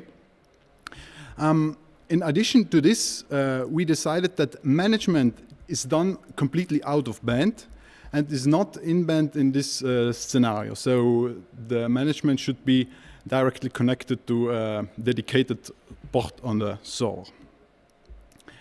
So let's see what we need to do. There are a few things to do. First of all, we need to configure the network, obviously. Then we need to configure a few Linux parameters. We need to configure keep alive daemon and contract daemon. Let's get started with the network configuration. We mainly used Debian-based systems, so the experience that we have might be different than yours. We do a little trick here, and this is to use as less as possible IP addresses. This is mainly a concern in IPv4 address family. We set up the network interface at boot time and add the local network route to the interface. But at this point, we don't add the IP address, the real IP address to the interface, just the route to the local networks. If you use IPv6, this is no concern at all because you have as much addresses as you want. By this possibility, I also want to encourage everybody to start using IPv6 because this is the future of the internet, and slowly I think we should start using IPv6. It's there, it's ready.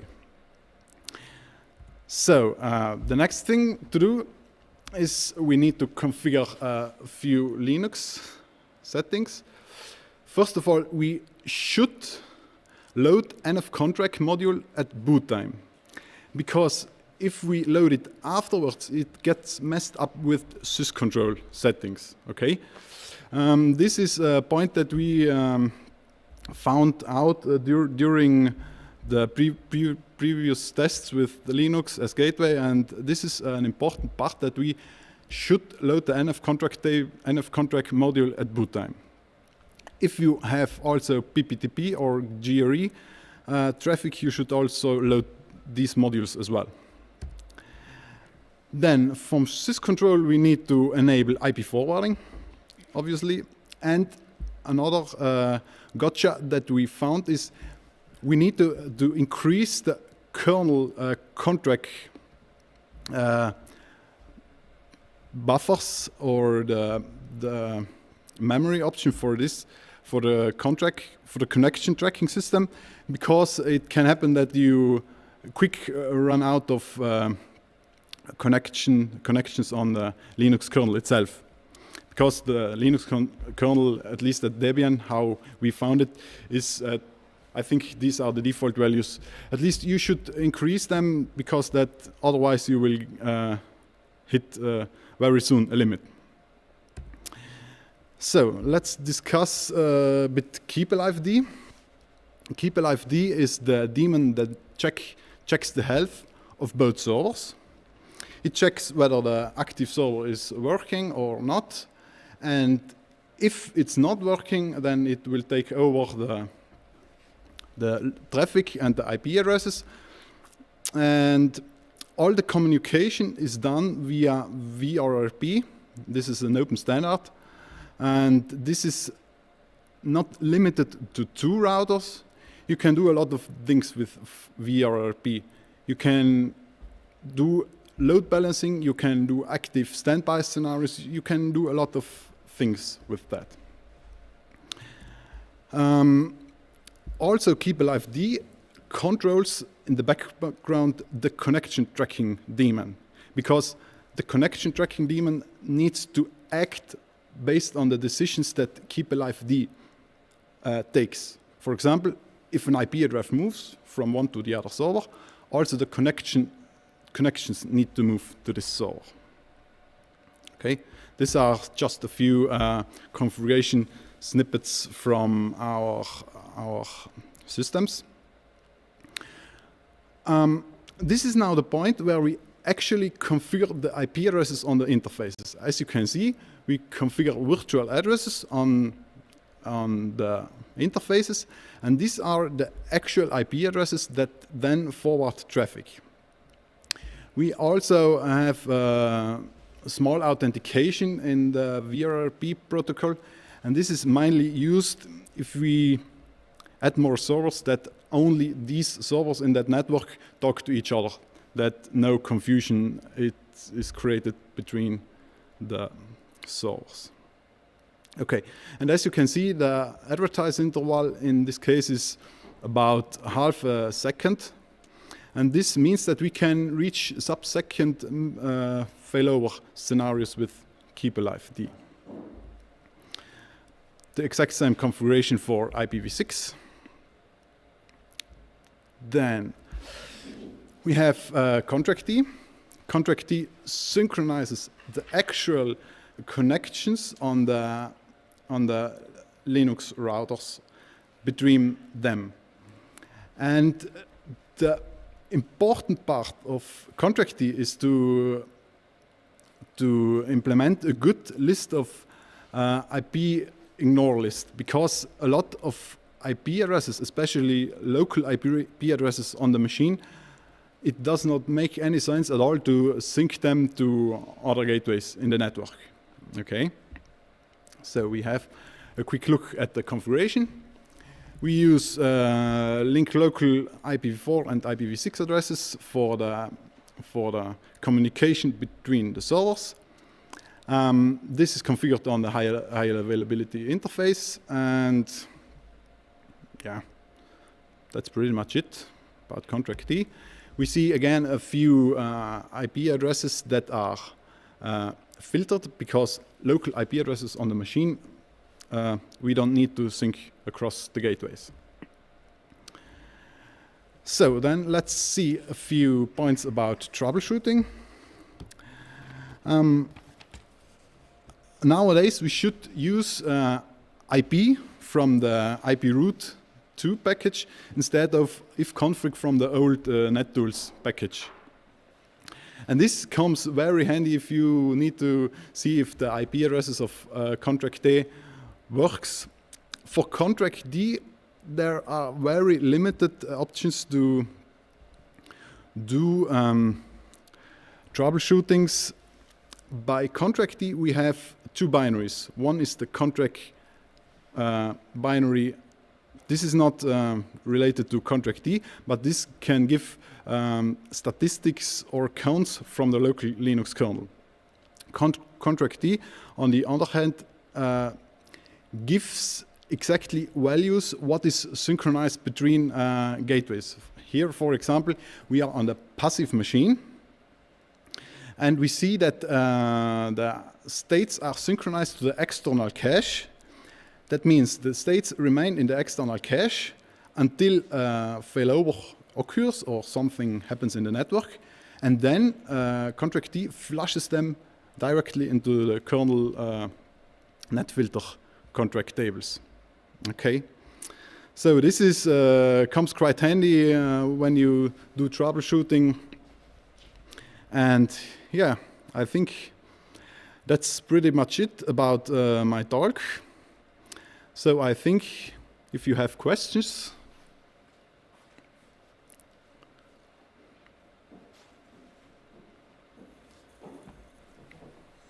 Thank you. Thank you, Jakob, for your presentation. Thank you. We don't have direct questions at the moment, but I think that in the time, also in the comment box in the website, we will have other questions. So I also invite you again to write your questions in the comment box in the website, or also using the virtual rooms in St. Virtual.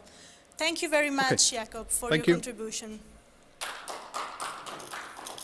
Yes, we applaud, here in the studio, we applaud our speakers because they deserve it. Okay, so my second physical speaker, the speaker physical here with me, will be talking about traffic. We'll be talking about data traffic, and we'll still continue to talk about traffic. So now we're talking about vehicle traffic. So every vehicle has a device, a Bluetooth device, that can be an infotainment system, a smartphone, a navigation satellite system. And so those devices produce a lot of data, Bluetooth data, that can be used to monitor traffic, and are very useful also for city managers, for developers, also for controlling pollution.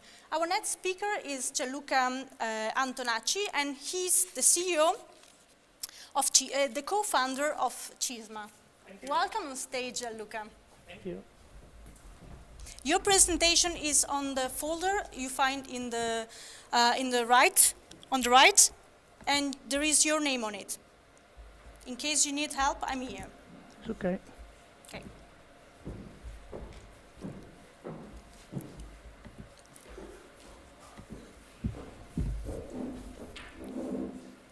Okay, good morning everyone.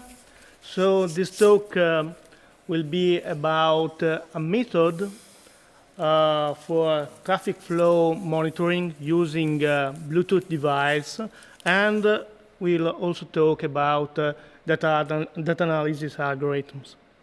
So, a small premise.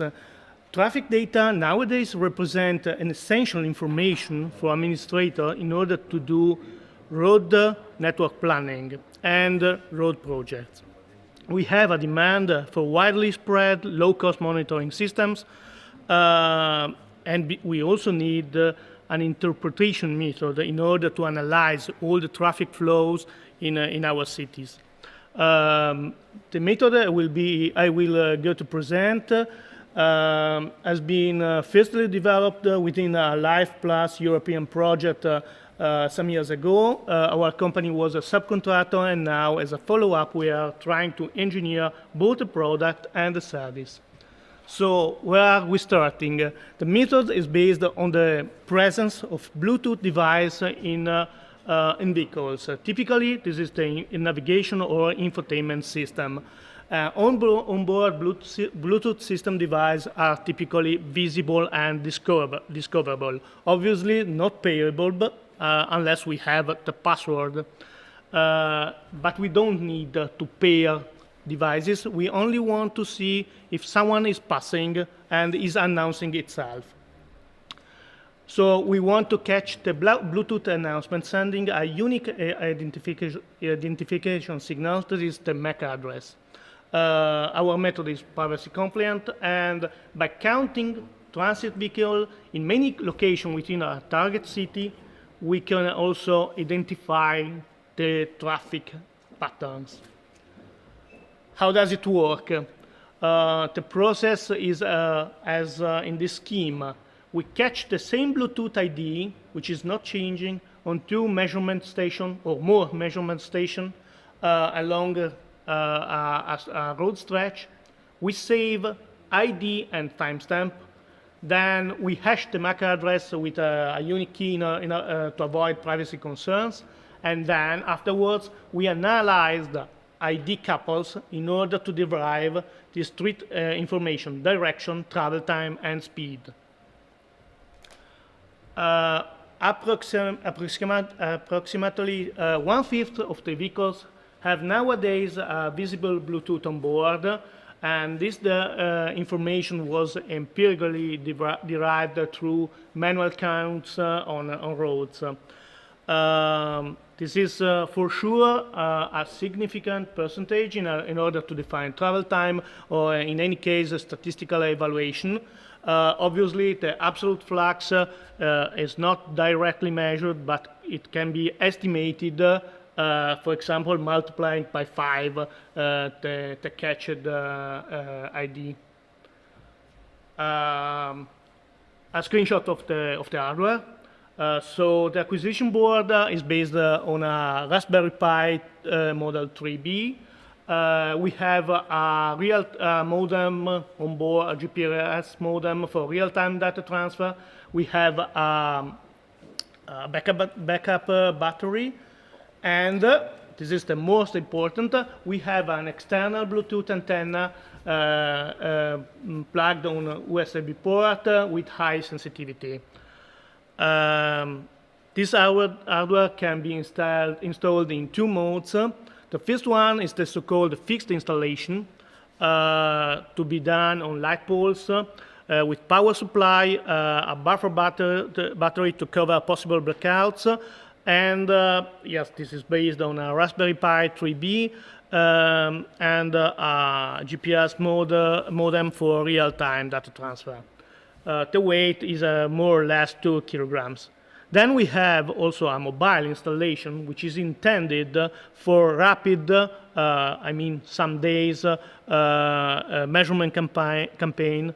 It doesn't have any external power, only a big power bank for more or less 3 days autonomy. It is based on a Raspberry Pi Zero for low power in order to save energy. We use internal Bluetooth device, and we don't do data transmission. We only save in local database for successive data analysis. This is really a light box. It can be mounted on a pole in 5 minutes. So if we have, for example, 50 of this box in some hours with elastic band, for example, we can mount it on some poles, leave them some days in order to gather data, and then recover all the boxes for further analysis. Some important features. So the capture radius is approximately of 100 meters in free fields. Obviously, if we have some obstacles, it is lower. We have an average capture time of 2 seconds from when the target becomes visible. Maximum speed for capture is about 150 kilometers per hour. This was verified on motorway installation. Yes, a fleet coverage, which is, as told before, of about 1/5, a bit more on motorway, a bit less in urban area, but quite stable in time.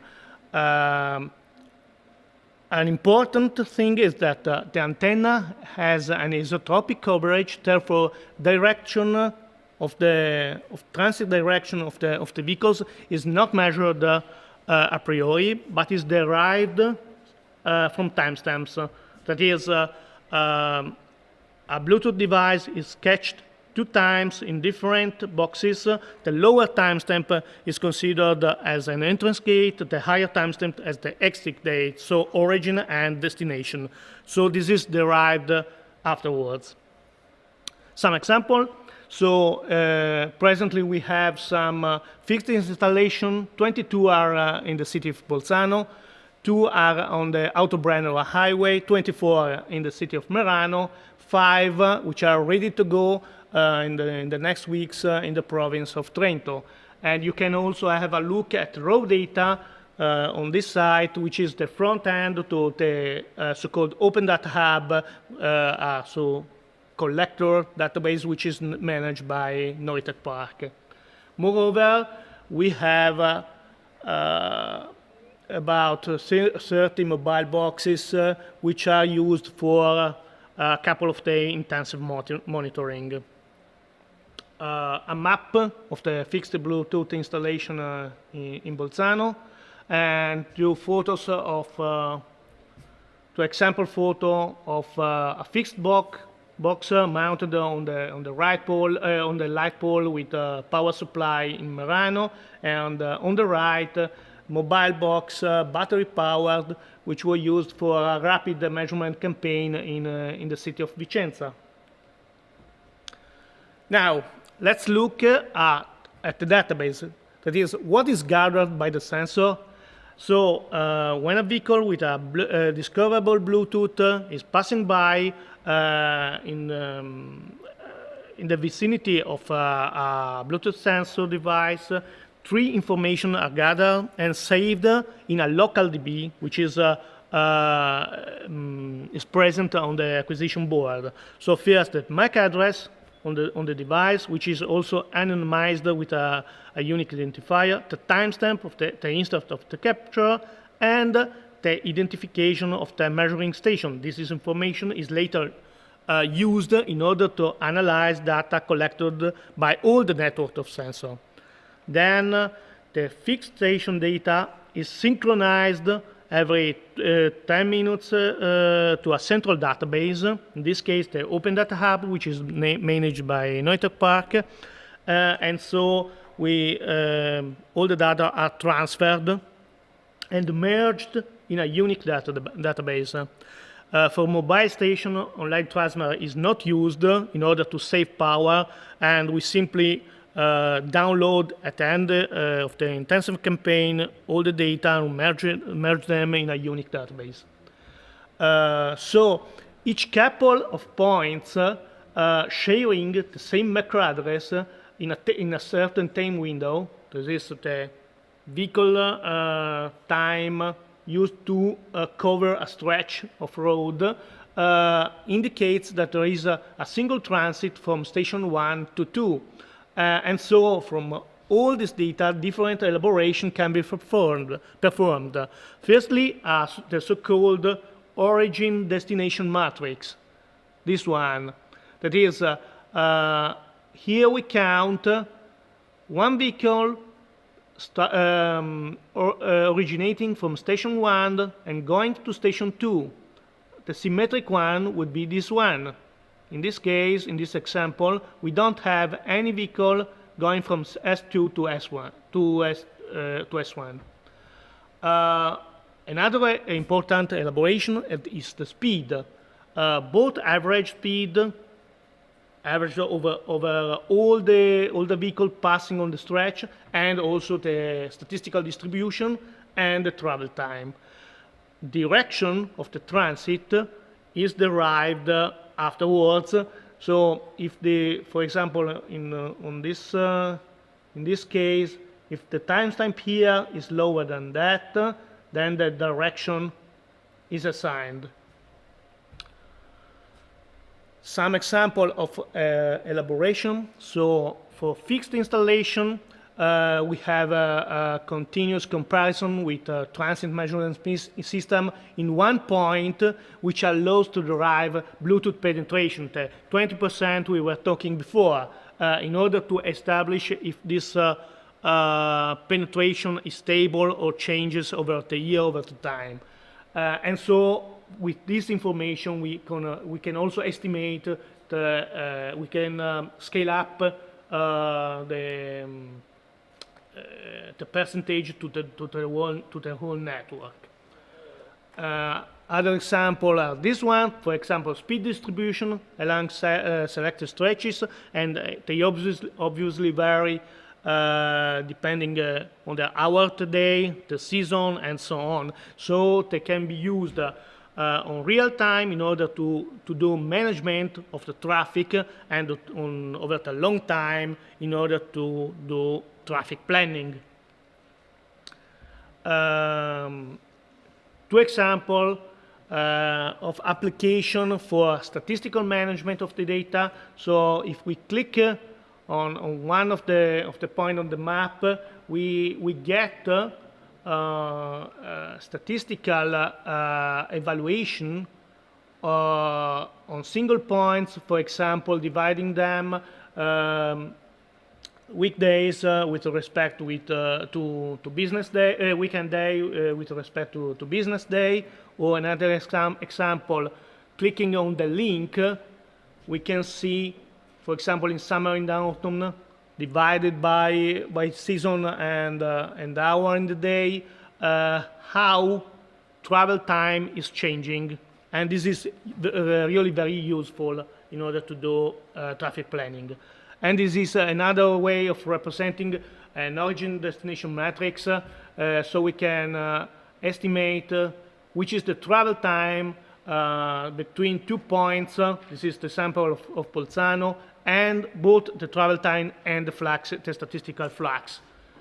Conclusion.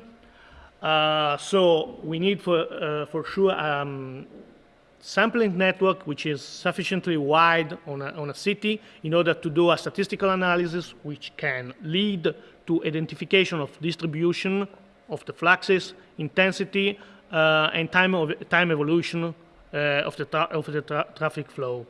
This information can be of high importance both for network managing purposes and for planning. So we can say fixed installation for long-term traffic monitoring and policy making, while mobile installation for short-term monitoring and road projects. And that's all. Thank you, Gianluca. Thank you very Thank you. much. I have two questions for you. So the first one is very on the green side. So would it be possible to power the mobile installation through solar panel? If yes, how big should they be? Okay. Yes, it would be possible. Solar panel should be more or less 30 centimeter by 30 centimeters, so not so big. It wouldn't be a problem, but for very short monitoring campaigns, up to now, it wasn't a problem because a typical power bank has 3 days autonomy, so it's okay. And short-term campaigns are used for road projects, so you don't need many weeks of measurement. But in any case, yes, this would be a possible solution in order to have a more flexible product, for sure. Okay, good to know. The second question is about the latency. So what is the latency in getting information when the vehicle is in the vicinity of the data recorder, and was there any anomaly in collecting this data? How did you handle it? So latency is more some seconds. So the only problem we could have in this case, if we have two stations which are very near, but it wouldn't make any sense. So if we have a very near station, we could have the case in which the timestamp is the same while they are catched by two stations, but it doesn't make any sense to have monitoring station placed in the one after the other. Should be at least half a kilometer, so they don't have an overlap. And also, if you have some latency, the error is limited in the analysis, so no problem from this point of view. Okay, thank you very much, Gianluca. Thank you. And for your contribution at SFScon. Thanks. Okay, so now it's time for the last speaker of the morning session. I'm very happy to introduce him. Sis is a very good friend of SFScon, and he's Meshed Insight Managing Director. He has tons of years of experiences. That doesn't mean he's old, I wouldn't say that, but he has so much experience to share with people. So his talk will be about the continuous open source compliance integration. So open source has become more and more part of the software development life cycle in the industries. But of course, this creates the problem on how to ensure that open source is being managed correctly, and what are the most effective approach to a policy compliance in industries. So a big welcome to Simon Phipps. Welcome to SFScon this year virtually. Hello, and thank you, Luisa. Lovely to see you. You look fantastic today, and you're doing a great job, just so you know. Kind. So hello, everyone. I'm Simon Phipps. I've been working on SFScon for many years now. And I'm here to talk to you today about the idea of open source compliance. I'm told I need to unshare and reshare my slides, so I will do that. Here we go.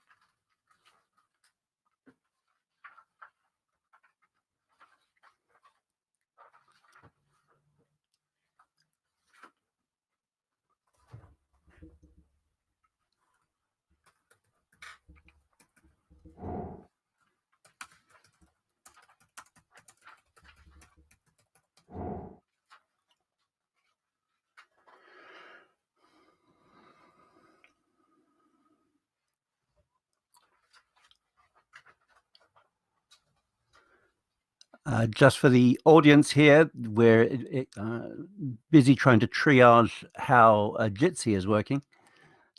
You're seeing the live stream on YouTube. We're in a Jitsi room here. And while I can see what you can see on your screen, and I can also see that I'm theoretically sending my slides, for some reason they are not reaching the Jitsi server at Bolzano. So we are trying to resolve that at the moment. It's possible that Luisa might have to come out and tell jokes again. Say jokes in English, unfortunately.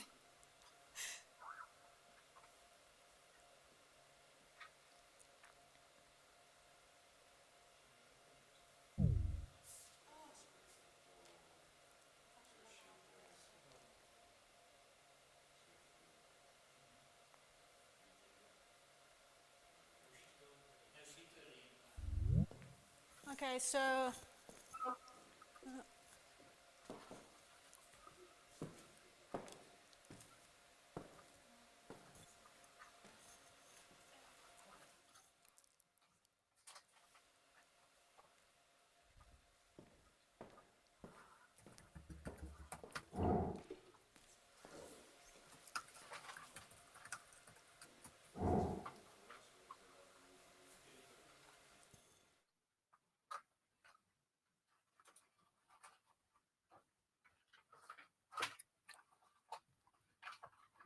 Okay.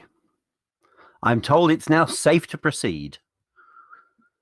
So I will start again. Hello, I'm Simon Phipps. I've been coming to SFScon for many years now.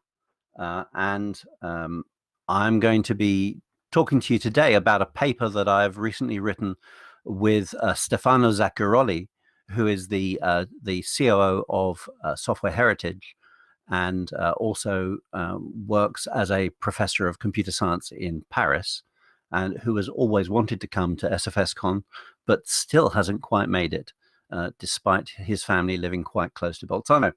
So I'm going to talk to you about a fairly new coinage here. Stefano and I have been looking at the trends in how people are dealing with compliance, and we have realized, as you would have done if you were watching the Huawei presentation earlier, that automation is becoming a strong part of how the compliance is done in a modern open source program office. So to give you the brief overview of what I'm going to talk to you about, I'm going to first of all talk to you about the open source supply chain. As we heard from the European Commission at the beginning of the morning, open source is now central to the way that every enterprise and every government works. It forms the majority of the platform and infrastructure software of most enterprises.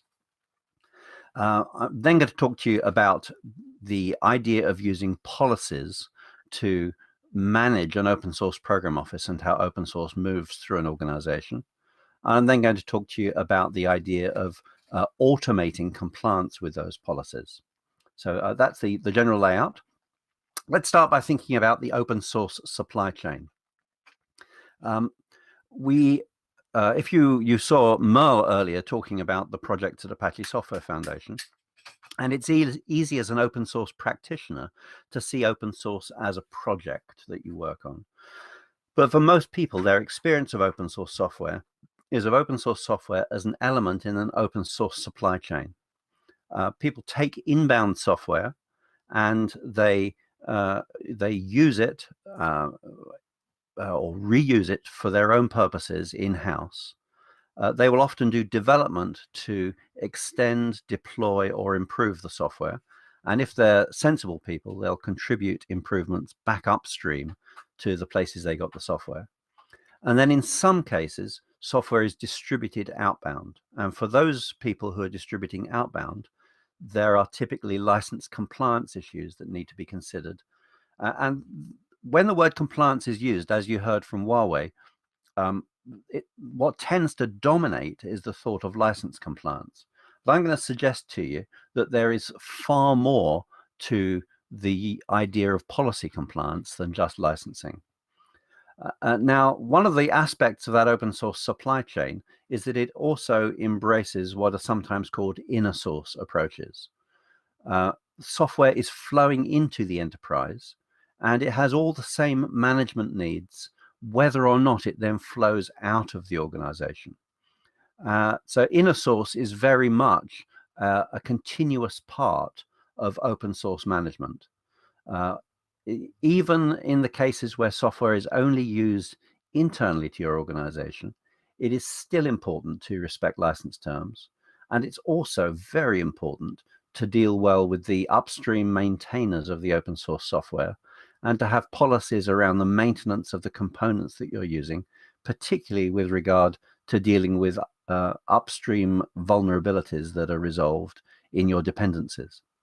And so in that open source supply chain, I believe this set of needs applies now to every organization, every enterprise, every local authority. All of those will have the need to manage an open source supply chain. In particular, I want to emphasize that compliance and license compliance are not the same things.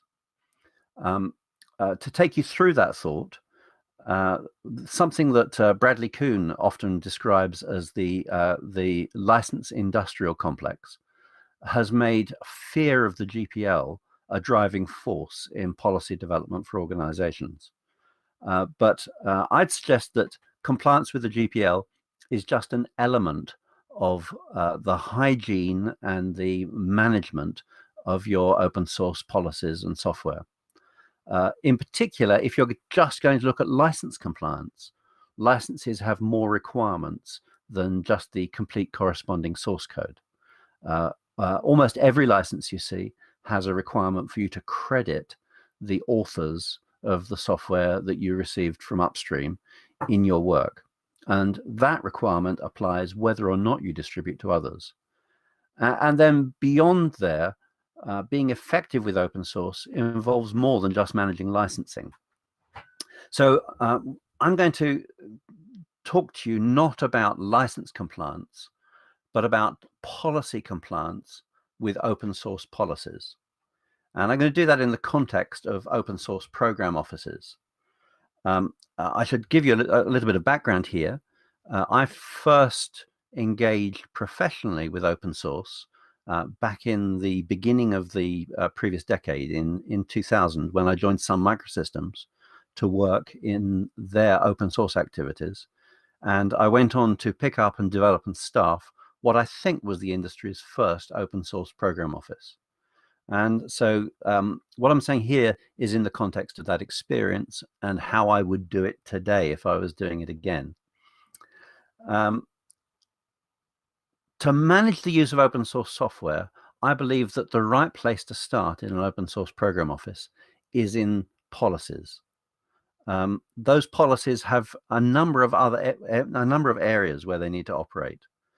The area you will obviously think of are your license responsibilities in connection with the right of your organization to use the software that you have.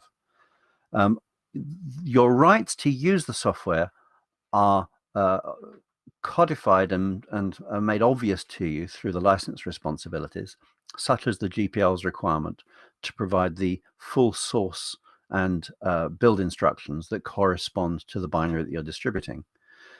But you have a wider responsibility too to the users of your software and to the community from which you're getting the software. And so you need policies in those areas. Increasingly, if you supply software downstream, for example, as a manufacturer or as an OEM, you will also have a requirement to pass on a software bill of materials. And you should have a policy about that. But moving on from the right to use the software, I think you should, much more importantly, have policies about how the software you depend on is sustained. In particular, you need to have policies about your relationship with upstream communities. When you use a piece of software, I suggest to you that you should have a policy about who is going to maintain that software and who is going to make sure that vulnerabilities reported in that software, CVEs, get fixed and the fix is deployed into your systems. That will be through having support contracts in the main with organizations like Tidelift, or with organizations that provide support on specific pieces of software, like, for example, CIB or Collabora with LibreOffice. In many cases, your software will be sustained through the work of your own staff, and your open source program office needs policies about how you identify which staff are responsible for all the software in your enterprise. Now, those policies then need to be measured to make sure your organization is being effective. And that's where policy compliance comes in. Now, when I first did this work, policy compliance was a matter of holding meetings and asking managers to enforce policies. But as we saw with Huawei, increasingly this is done through continuous integration and continuous deployment systems, and in particular by having elements of those systems that check the build for the presence of a proof of compliance with policies. So, for example, you might want to have some policies that can be enforced by your build system to check that a software bill of materials is present. You will want to have a scanning of the source of each commit and of the overall project to make sure that the open source licenses used comply with the policy of which licenses are permitted in your organization. Now, there are always places where policies need exceptions. And so I'd suggest that your CI also have the ability to check for a crypto-signed exception document to be stored in the source tree, so that the scanner is able to validate that an exception applies to this particular module or to this particular commit. You'll want to have a check that the licenses that have been detected are all mutually compatible according to the approval matrix that your open source program office has put together. So, for example, it's very difficult for you to combine copyleft licenses of different characters in the same project, and that will need to flag up a problem.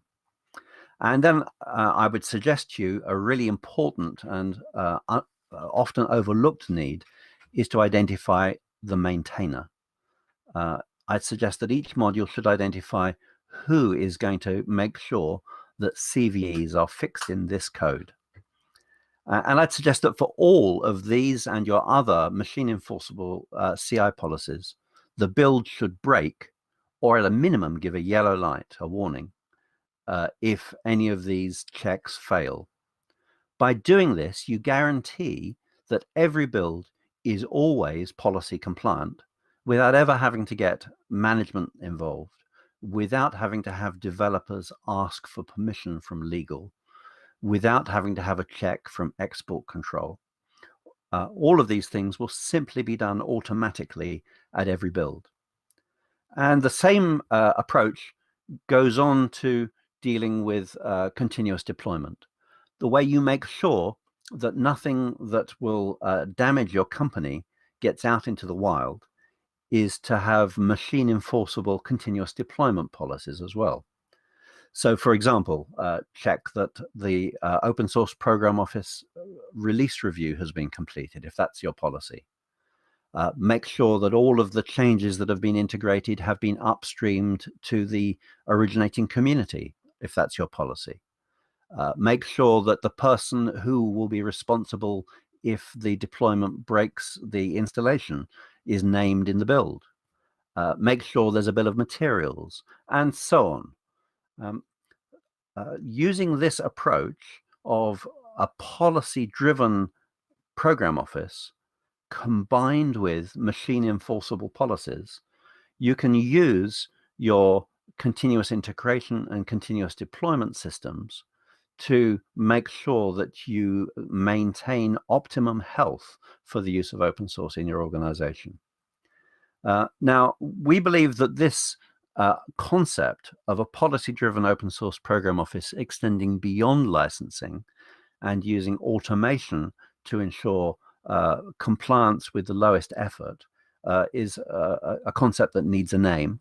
And so Stefano and I are proposing to use the term continuous open source compliance to describe this larger approach of compliance being to the overall set of policies that make your open source usage healthy. We're proposing that this continuous open source compliance should apply whether or not there is an outside user of the software. We are proposing that it all be built into the development workflow, and we are proposing that it be enforced as a matter of executive oversight. Some points on that for you. The idea of having a policy-driven open source program office means that you can gradually, incrementally improve the management of your open source without increasing the bureaucracy that your developers and their managers have to face. You do that by the metrics and proofs that you integrate into the CI and CD systems. I found when I was working at IBM and at Sun and other companies that when my management wanted me to provide them with metrics that were not an inherent aspect of my work, when things got busy, I stopped providing the metrics. And I'd suggest to you that metrics and proofs that are an artifact of the development workflow will be up to date and will be complied with. And those which require additional work that does not result in an improvement of the life of the developers who you're asking to provide them will eventually be ignored and discarded.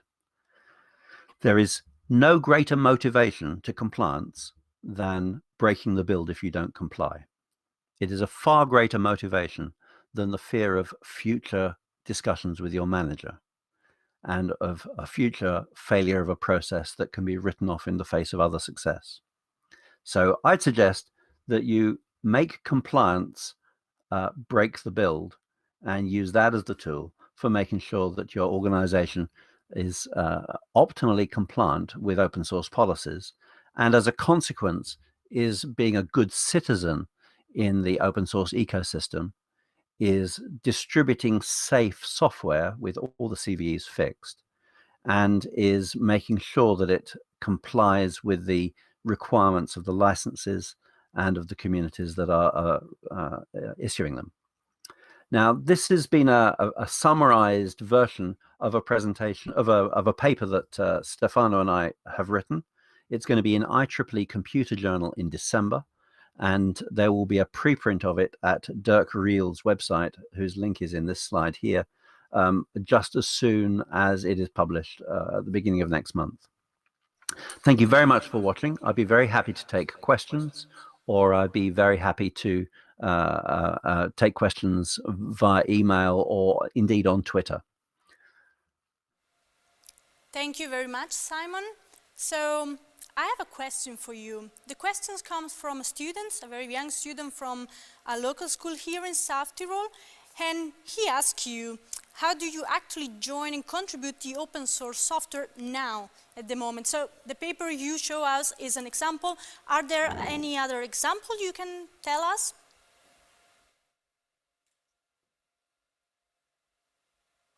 So unfortunately, Luisa, the main stage audio is not intelligible on Jitsi, so I can't actually understand your question. I can see the questions that are in the chat room, though. So if it's one of those, maybe Luca could tell me in the chat on Jitsi, and I would be able to answer it. Okay, so there are two questions. One is from a student. Your contributions to open source software, and the second one is about GDPR compliance. So choose the one you want to answer.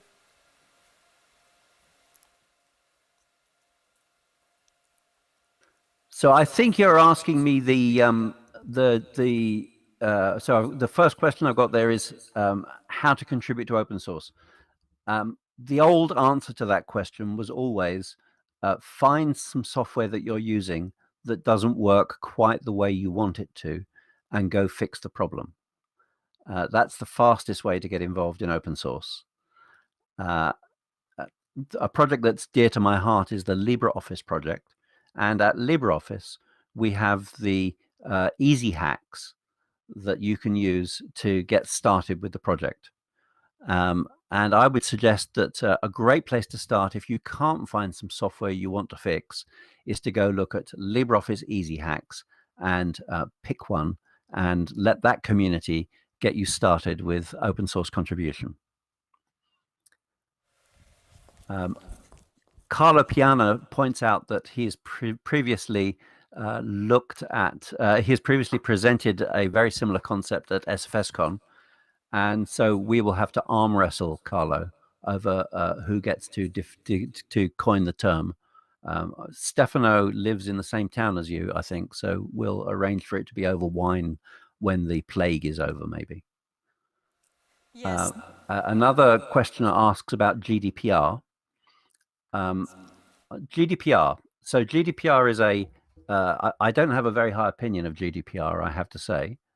I think GDPR is an attempt to solve the privacy abuse of very large American companies, and it has accidentally burdened small European companies with overwhelmingly complex bureaucracy, and left the large American companies able to spend their large reserves of money on complying. I do think that GDPR is going to affect open source software, not so much at the community level, where most of the community involvement will not have large GDPR consequences. But I do believe that there will be some big problems for open source contributors being able to prove that their use of open source software complies with GDPR in the way that their local government's rules implementing GDPR have been framed. Way outside my area, there are much better experts than this, notably Carlo and notably Andrew Katz, who has been involved in the open source hardware field, have got good ideas about how to deal with GDPR and open source. And no, I've not worked on a GDPR-based compliance continuous integration, but I look forward to your presentation about it at SFScon next year. Are there any more questions, Emily? Please, a thumb up or a thumb down, please, because I can see you. Thank you very much, Simon. At the moment, we stop here the part of your presentation. I think that discussion can go on in the virtual rooms, in St. Virtual, or as you said, people can contact you and have more discussion with you directly. So I think that we finished now the morning session and presentations of this SFScon. Now it's time to have a small lunch break. We will have it here as well. And I have to remember you that in the afternoon we will have different parallel session. You find the link for each session online in the website, and you can follow many sessions, I would say, because there will be, four sessions, and they will be parallel. So you can choose one talk per session and then change, because we will try our best to keep the times in order to let you switch session and listen the talks you want to. So for the moment, I think it's all. Thank you for your attention, and we see you at 2 p.m. Have a good lunch.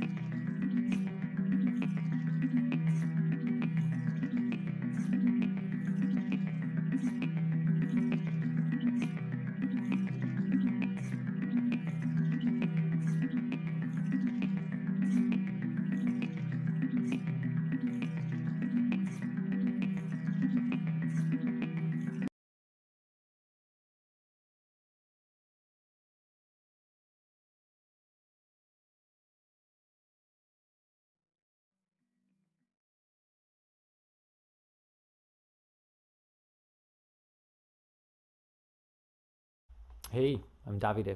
I'm the director of the Open Source Technology Center here at Huawei.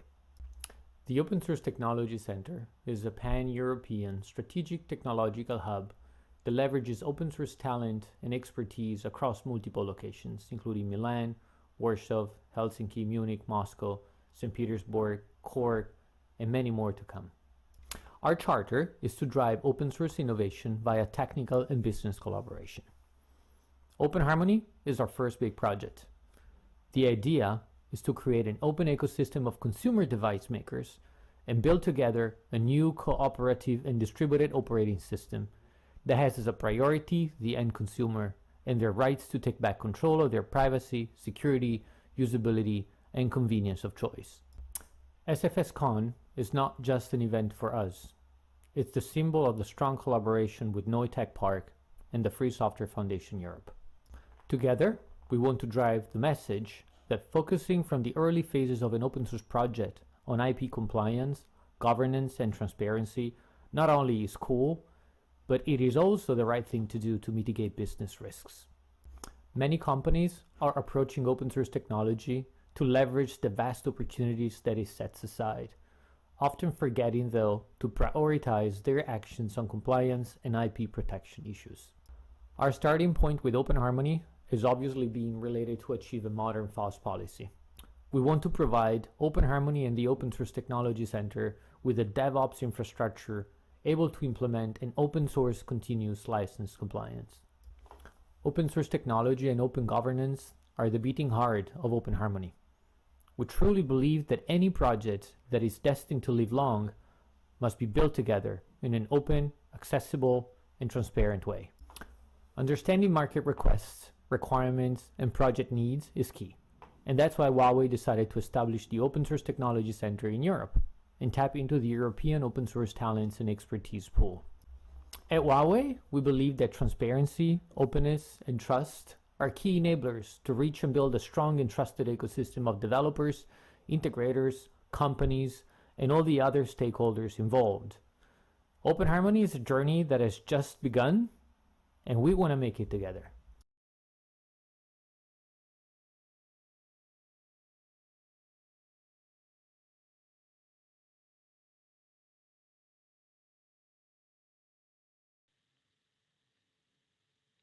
We are Telmecom, a tech company based in South Tyrol. Our focus is on telecommunications and networking. We offer the right solution for every type of connection, from internet to cloud systems, mobile and landline. For us, SFScon is the most important event for open source. We have been always part of it, so we couldn't miss it this year either. It is the right place to make innovation happen. Innovation is also one of our guiding stars. Thinking outside of the box creates innovation. Therefore, I'm convinced that we all need ideas from young people, and if we manage to combine young ideas with open source, we can create something new and unexpected. So free software is the real key to innovation. I love to link it to another saying, public money, public code. When we keep that in mind, we can achieve real breakthroughs in the fields of innovation and technology.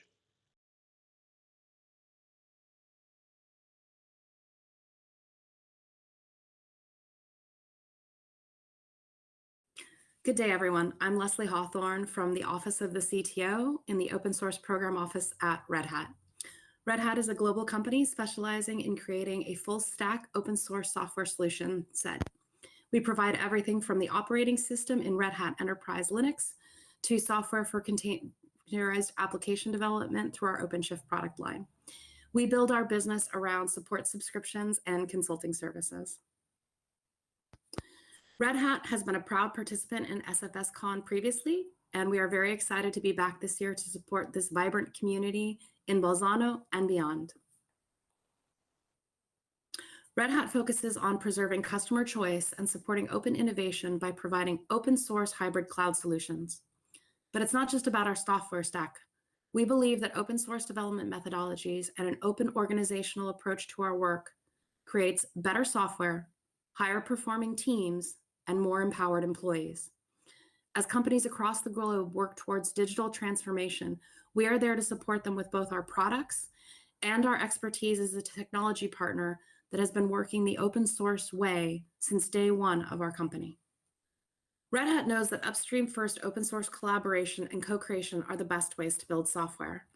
For me personally, it's the strength of the communities that come together to build free and open source software that has kept me invested in the space for the past 15 plus years. I've seen the power of open source to solve some of the world's greatest technical challenges, and I am particularly excited to see what the principles of collaboration, co-creation, and transparencies in open source communities can do to help everyone in the world who is approaching problem solving now in order to improve life and make things better for everyone. Thank you so much, and I hope you all have a wonderful time at SFScon.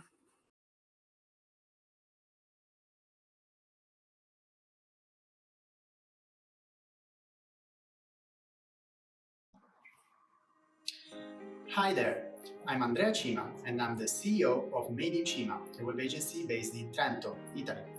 We are a young company made up of young people really passionate about user experience. We have overall more than 15-year experience in prototyping, designing and developing stunning and highly usable websites and web applications. We also create effective digital strategies which involve online communication, web marketing, social media, SEO, usability testing and more. We've been involved in SFScon since 2013, when we first designed and built the SFScon website. We've always worked with open source technologies and free software, so we were really thrilled when we got the chance to work on the SFScon project. Since then, we've kept working on it, improving it, to make your online experience better and better every year. And of course, as we strongly believe in free software, we are also sponsor of this beautiful and important event. Going back to Made in Cima, the agency stands out in particular for its sartorial approach and the user-centered design methodology. We design every strategy, website, interface tailored to the marketing and communication goals and to the final users. Just to give you an example, we don't ever use ready-to-use themes for websites. We do our own. That means no constraints whatsoever to creativity or technical solutions. Instead, it means high quality and custom open source products. We've decided to support SFScon because we really believe that free software, with its large and super active community, is the only way to keep creating better digital products and make the internet a better place. We wish all the best to the outstanding speakers and participants of this edition. Get in touch on madeincima.com. We can't wait to hear about your project, based on free software, of course.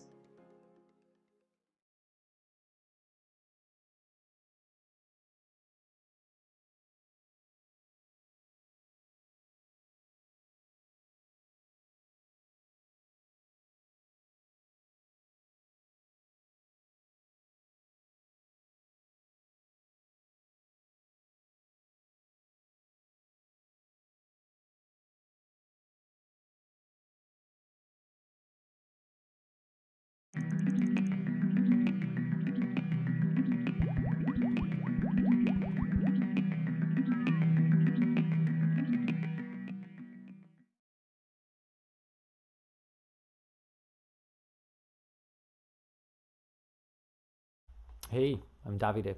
I'm the director of the Open Source Technology Center here at Huawei. The Open Source Technology Center is a pan-European strategic technological hub that leverages open source talent and expertise across multiple locations, including Milan, Warsaw, Helsinki, Munich, Moscow, St. Petersburg, Cork, and many more to come. Our charter is to drive open source innovation via technical and business collaboration. Open Harmony is our first big project. The idea is to create an open ecosystem of consumer device makers and build together a new cooperative and distributed operating system that has as a priority the end consumer and their rights to take back control of their privacy, security, usability, and convenience of choice. SFScon is not just an event for us. It's the symbol of the strong collaboration with Neutech Park and the Free Software Foundation Europe. Together, we want to drive the message that focusing from the early phases of an open source project on IP compliance, governance, and transparency not only is cool, but it is also the right thing to do to mitigate business risks. Many companies are approaching open source technology to leverage the vast opportunities that it sets aside, often forgetting, though, to prioritize their actions on compliance and IP protection issues. Our starting point with Open Harmony is obviously being related to achieve a modern FOSS policy. We want to provide Open Harmony and the Open Source Technology Center with a DevOps infrastructure able to implement an open source continuous license compliance. Open source technology and open governance are the beating heart of Open Harmony. We truly believe that any project that is destined to live long must be built together in an open, accessible, and transparent way. Understanding market requests, requirements, and project needs is key. And that's why Huawei decided to establish the Open Source Technology Center in Europe and tap into the European open source talents and expertise pool. At Huawei, we believe that transparency, openness, and trust are key enablers to reach and build a strong and trusted ecosystem of developers, integrators, companies, and all the other stakeholders involved. Open Harmony is a journey that has just begun, and we want to make it together.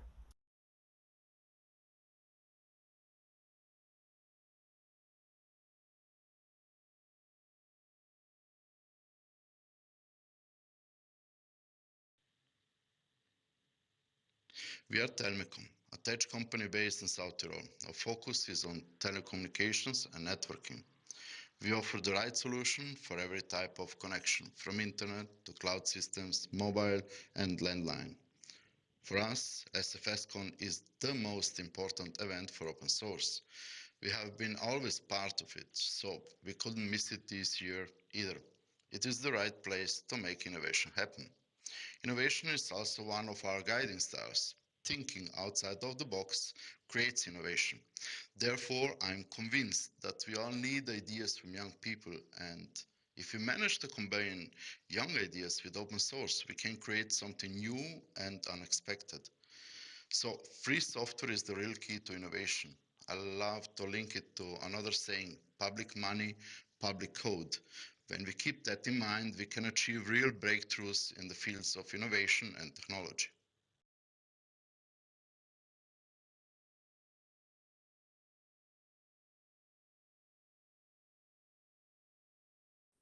Good day, everyone. I'm Leslie Hawthorne from the Office of the CTO in the Open Source Program Office at Red Hat. Red Hat is a global company specializing in creating a full stack open source software solution set. We provide everything from the operating system in Red Hat Enterprise Linux to software for containerized application development through our OpenShift product line. We build our business around support subscriptions and consulting services. Red Hat has been a proud participant in SFScon previously, and we are very excited to be back this year to support this vibrant community in Bolzano and beyond. Red Hat focuses on preserving customer choice and supporting open innovation by providing open source hybrid cloud solutions. But it's not just about our software stack. We believe that open source development methodologies and an open organizational approach to our work creates better software, higher performing teams, and more empowered employees. As companies across the globe work towards digital transformation, we are there to support them with both our products and our expertise as a technology partner that has been working the open source way since day one of our company. Red Hat knows that upstream first open source collaboration and co-creation are the best ways to build software. For me personally, it's the strength of the communities that come together to build free and open source software that has kept me invested in the space for the past 15 plus years. I've seen the power of open source to solve some of the world's greatest technical challenges, and I am particularly excited to see what the principles of collaboration, co-creation, and transparencies in open source communities can do to help everyone in the world who is approaching problem solving now in order to improve life and make things better for everyone. Thank you so much, and I hope you all have a wonderful time at SFScon.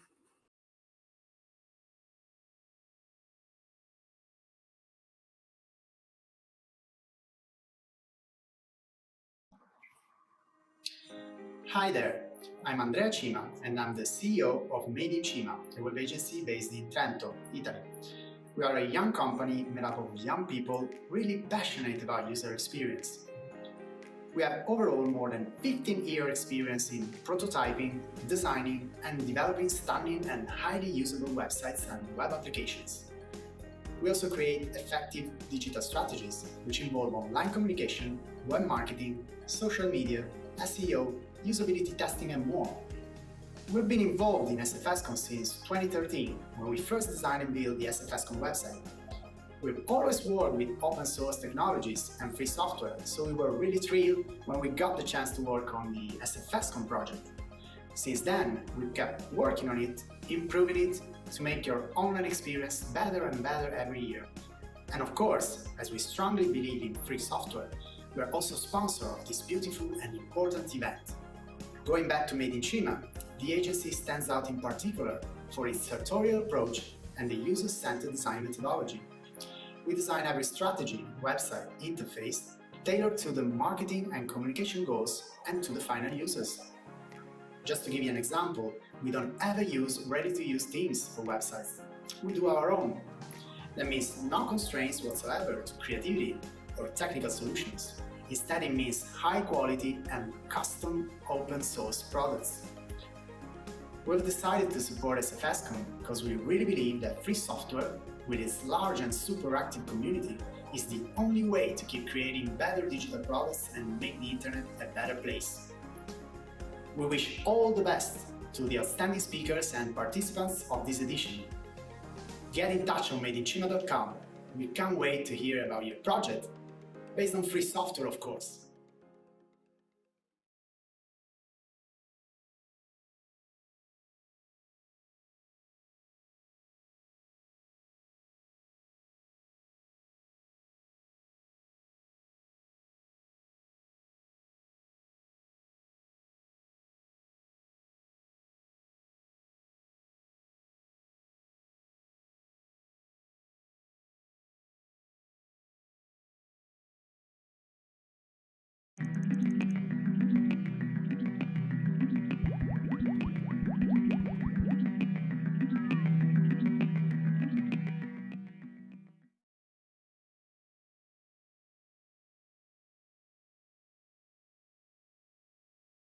Hey, I'm Davide. I'm the director of the Open Source Technology Center here at Huawei. The Open Source Technology Center is a pan-European strategic technological hub that leverages open source talent and expertise across multiple locations, including Milan, Warsaw, Helsinki, Munich, Moscow, St. Petersburg, Cork, and many more to come. Our charter is to drive open source innovation via technical and business collaboration. Open Harmony is our first big project. The idea is to create an open ecosystem of consumer device makers and build together a new cooperative and distributed operating system that has as a priority the end consumer and their rights to take back control of their privacy, security, usability, and convenience of choice. SFScon is not just an event for us. It's the symbol of the strong collaboration with Neutech Park and the Free Software Foundation Europe. Together, we want to drive the message that focusing from the early phases of an open source project on IP compliance, governance, and transparency not only is cool, but it is also the right thing to do to mitigate business risks.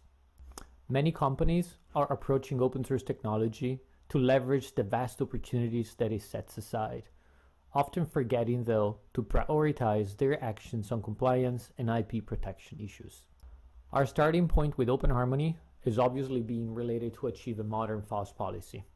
We want to provide Open Harmony and the Open Source Technology Center with a DevOps infrastructure able to implement an open source continuous license compliance.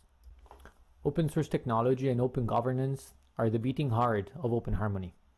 We truly believe that any project that is destined to live long must be built together in an open, accessible, and transparent way. Understanding market requests, requirements, and project needs is key. And that's why Huawei decided to establish the Open Source Technology Center in Europe and tap into the European open source talents and expertise pool. At Huawei, we believe that transparency, openness, and trust are key enablers to reach and build a strong and trusted ecosystem of developers, integrators, companies, and all the other stakeholders involved. Open Harmony is a journey that has just begun, and we want to make it together.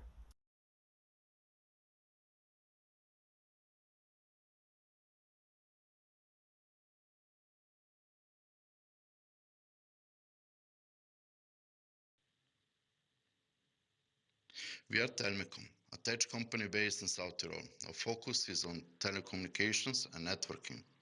We offer the right solution for every type of connection, from internet to cloud systems, mobile and landline. For us, SFScon is the most important event for open source. We have been always part of it, so we couldn't miss it this year either. It is the right place to make innovation happen. Innovation is also one of our guiding stars. Thinking outside of the box creates innovation.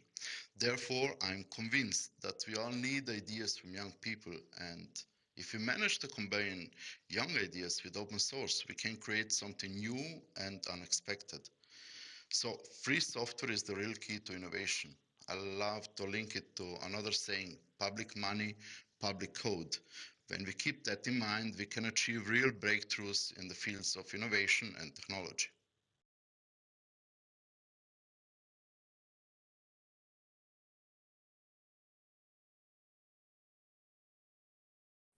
Good day, everyone. I'm Leslie Hawthorne from the Office of the CTO in the Open Source Program Office at Red Hat. Red Hat is a global company specializing in creating a full stack open source software solution set. We provide everything from the operating system in Red Hat Enterprise Linux to software for containerized application development through our OpenShift product line. We build our business around support subscriptions and consulting services. Red Hat has been a proud participant in SFScon previously, and we are very excited to be back this year to support this vibrant community in Bolzano and beyond. Red Hat focuses on preserving customer choice and supporting open innovation by providing open source hybrid cloud solutions. But it's not just about our software stack. We believe that open source development methodologies and an open organizational approach to our work creates better software, higher performing teams, and more empowered employees. As companies across the globe work towards digital transformation, we are there to support them with both our products and our expertise as a technology partner that has been working the open source way since day one of our company. Red Hat knows that upstream first open source collaboration and co-creation are the best ways to build software. For me personally, it's the strength of the communities that come together to build free and open source software that has kept me invested in the space for the past 15 plus years. I've seen the power of open source to solve some of the world's greatest technical challenges, and I am particularly excited to see what the principles of collaboration, co-creation, and transparencies in open source communities can do to help everyone in the world who is approaching problem solving now in order to improve life and make things better for everyone. Thank you so much, and I hope you all have a wonderful time at SFScon.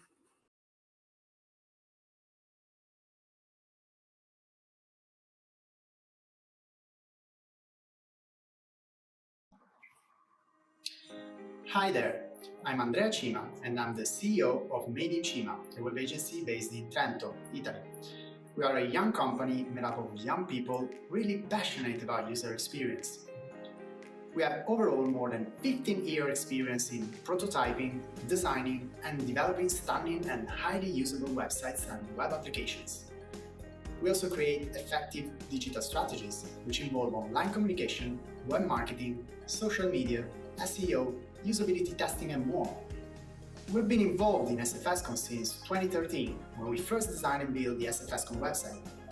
We've always worked with open source technologies and free software, so we were really thrilled when we got the chance to work on the SFScon project. Since then, we've kept working on it, improving it, to make your online experience better and better every year. And of course, as we strongly believe in free software, we are also sponsor of this beautiful and important event. Going back to Made in Cima, the agency stands out in particular for its sartorial approach and the user-centered design methodology. We design every strategy, website, interface tailored to the marketing and communication goals and to the final users. Just to give you an example, we don't ever use ready-to-use themes for websites. We do our own. That means no constraints whatsoever to creativity or technical solutions. Instead, it means high quality and custom open source products. We've decided to support SFScon because we really believe that free software, with its large and super active community, is the only way to keep creating better digital products and make the internet a better place. We wish all the best to the outstanding speakers and participants of this edition. Get in touch on madeincima.com. We can't wait to hear about your project, based on free software, of course.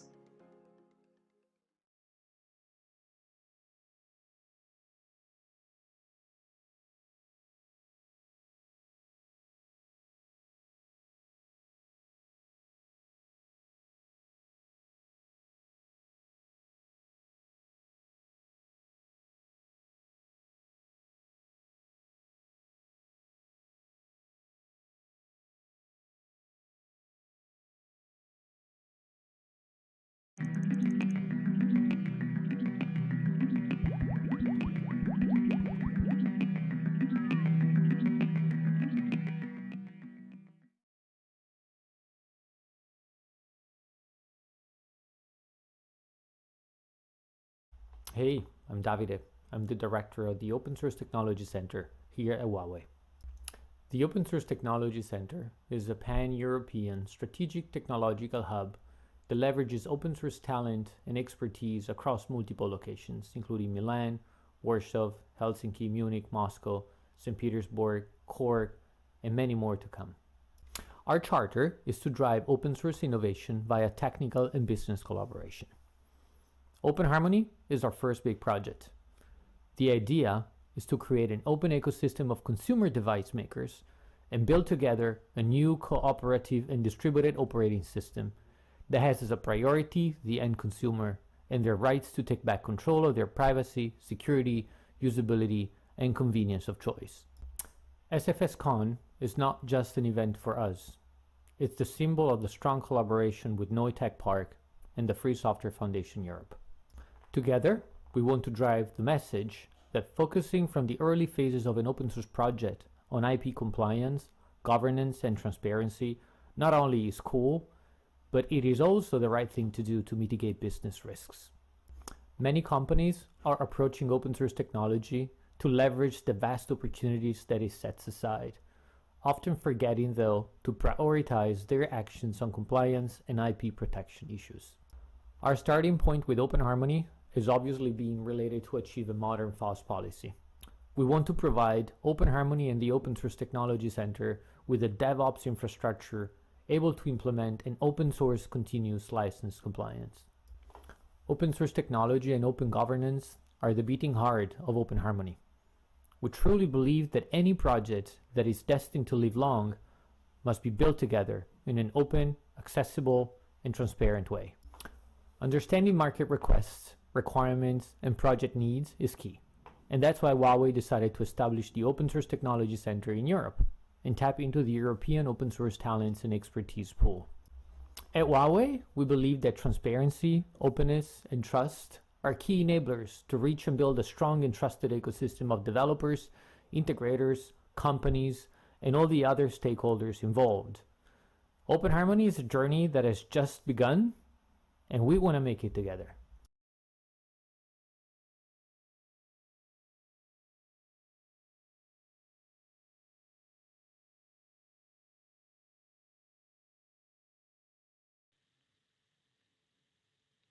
We are Telmecom, a tech company based in South Tyrol. Our focus is on telecommunications and networking.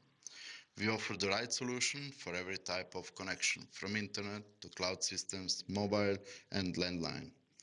For us, SFScon is the most important event for open source.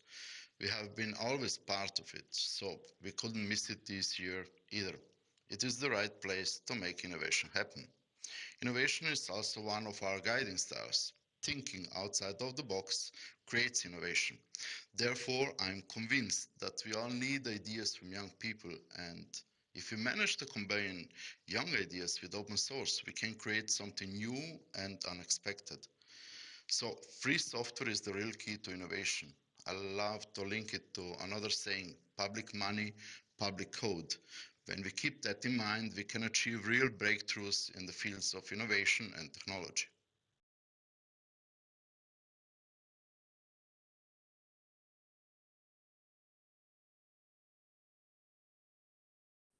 Good day, everyone. I'm Leslie Hawthorne from the Office of the CTO in the Open Source Program Office at Red Hat.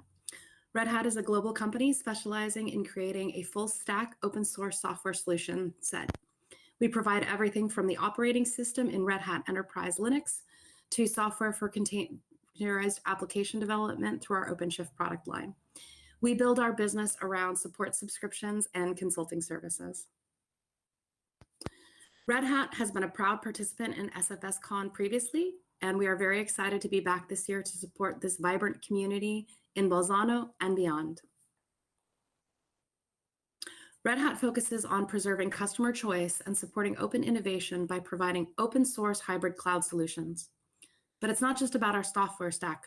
We believe that open source development methodologies and an open organizational approach to our work creates better software, higher performing teams, and more empowered employees.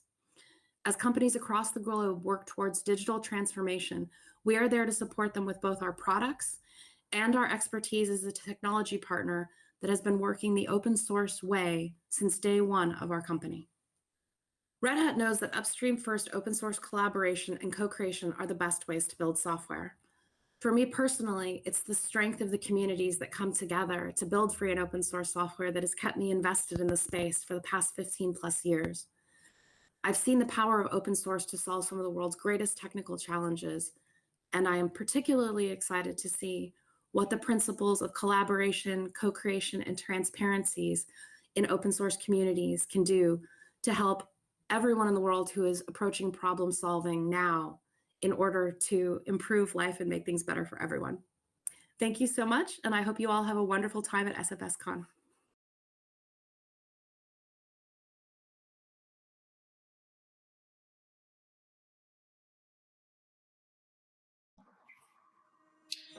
Hi there, I'm Andrea Cima, and I'm the CEO of Made in Cima, a web agency based in Trento, Italy.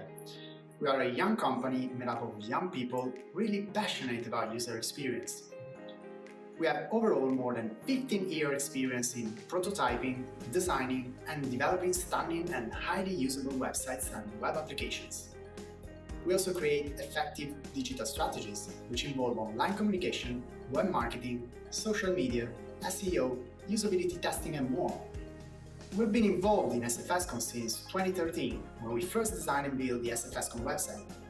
We've always worked with open source technologies and free software, so we were really thrilled when we got the chance to work on the SFScon project. Since then, we've kept working on it, improving it, to make your online experience better and better every year. And of course, as we strongly believe in free software, we are also sponsor of this beautiful and important event. Going back to Made in Cima, the agency stands out in particular for its sartorial approach and the user-centered design methodology. We design every strategy, website, interface tailored to the marketing and communication goals and to the final users. Just to give you an example, we don't ever use ready-to-use themes for websites. We do our own.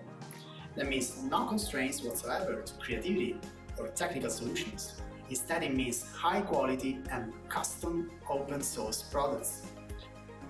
We've decided to support SFScon because we really believe that free software, with its large and super active community, is the only way to keep creating better digital products and make the internet a better place.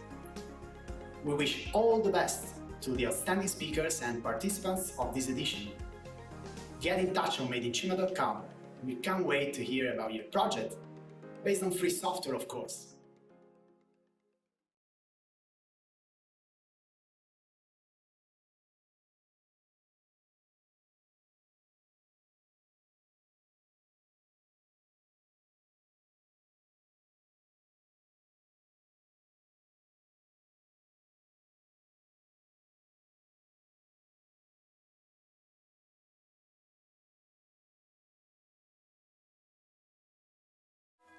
Can I go?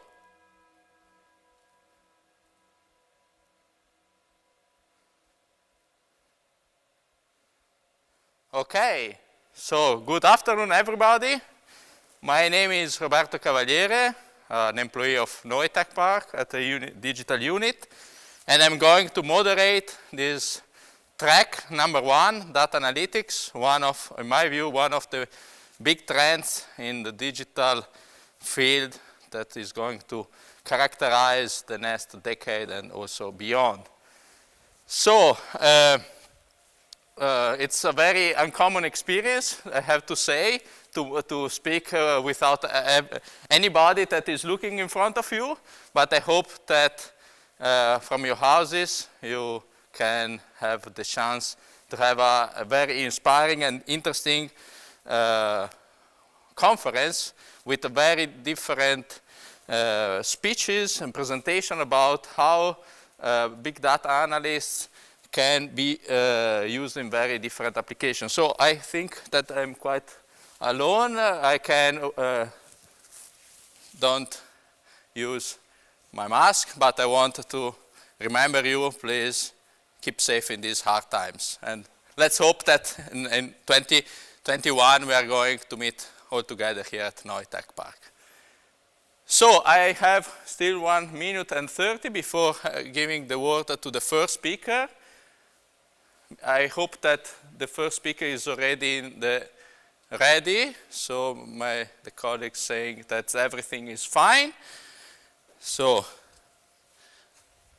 I think we can wait still a minute.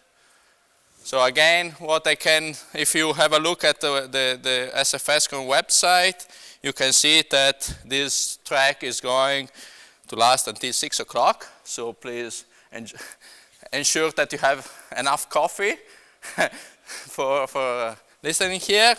And as I said, we have very different speeches coming from the research, coming from companies, a lot of local and also mainly local presenters and researchers. And I'm really looking forward to what they are going to present us, since I am also one of the project managers beyond our Open Data Hub initiative. I'm really looking forward about what in the last year it has been done in this field, and if there are opportunities for cooperate also with all these organizations. So I think we are now ready for welcoming the first speaker. So let's 10 seconds. So please give me a feedback when the first speaker is online. Okay, here we go.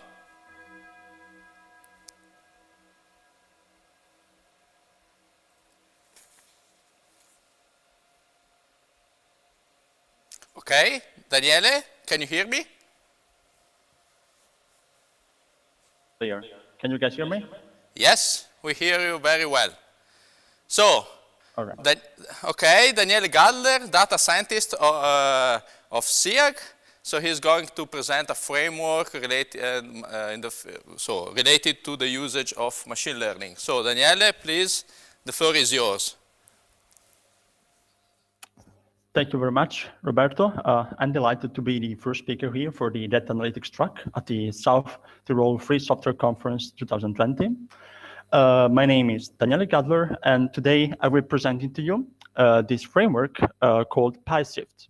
So PySift is an open source framework for privacy-preserving distributed machine learning. And today, I'm going to talk to you about the main functionalities, the main features of this framework, and I'm going to give you some examples of how this framework can be used for IoT and for research.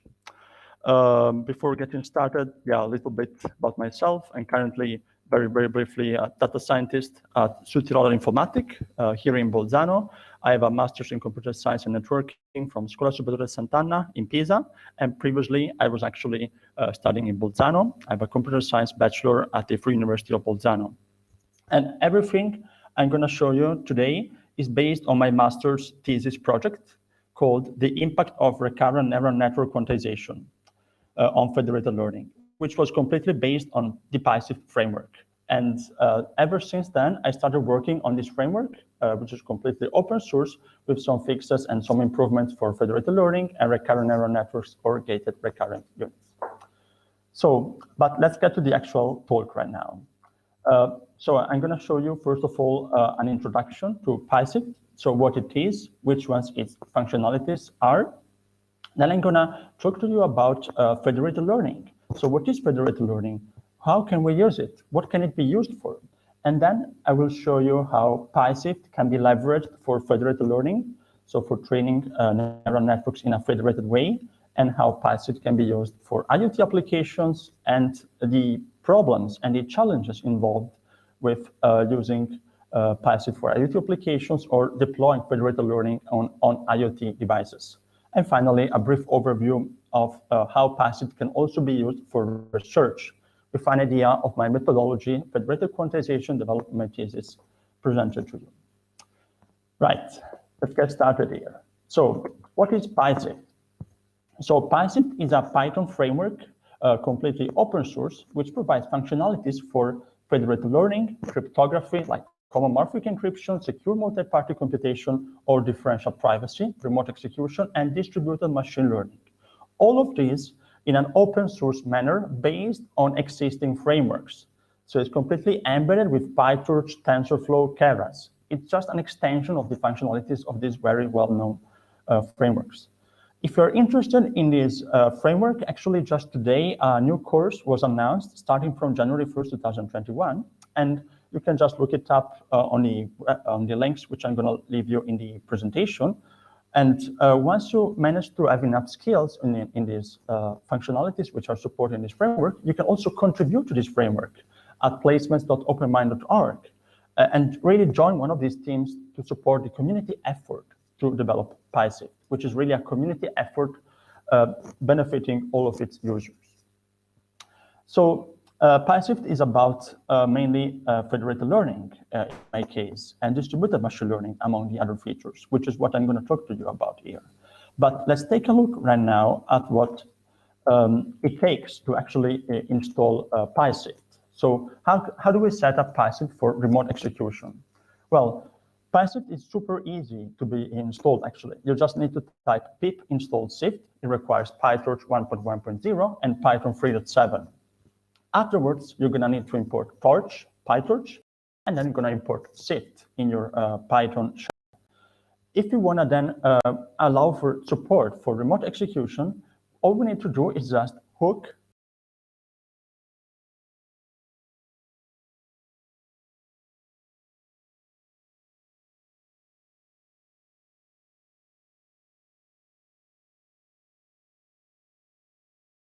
to Alice, which is a remote worker in this case. Once this tensor has been sent over, we're going to be able to perform any kind of operation which we can perform like in PyTorch. So once that is clear,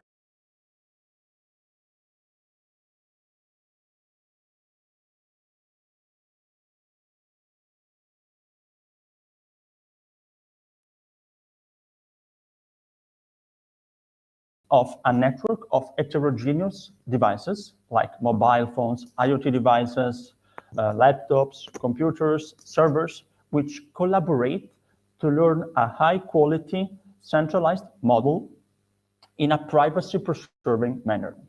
So one of the examples I really like to use in this case is like the Google keyboard or the Apple keyboard. So each one of us has got their own keyboard on their Android smartphone. But and a model is trained based on your local interactions with the keyboard. So when you type on your keyboard, you are actually disclosing a lot of sensitive data. And what if Google doesn't want to have this data? And what if this data just stays on your device and the information aggregated by many different people are aggregated in a model, but at the same time, the data stays local to the device? It sounds like magic, but it's actually federated learning. So the data stays local, a model is trained, and in the night, all of the different models are taken, are averaged, and a new high-quality model is generated, which is then deployed over to the devices. This is the intuition I wanted to give you. But let's take a look at the more formal mathematical definition of federated learning. So in federated learning, what happens is that there's a set of rounds in which a model is trained on. At the beginning of a round, the model trained on the server is propagated, is broadcasted over to all the different clients. On every single client, then, the model is trained based on the local data, like the Google keyboard data which you type on your device. This model is updated based on your local data. All of the different models are then sent to the server where a weighted average of these models is computed. Once the model is averaged, the new model is computed. It is then sent back to the clients where they can use the new updated model. Like, for example, all the different Italian models are aggregated, all the different German models, and so on.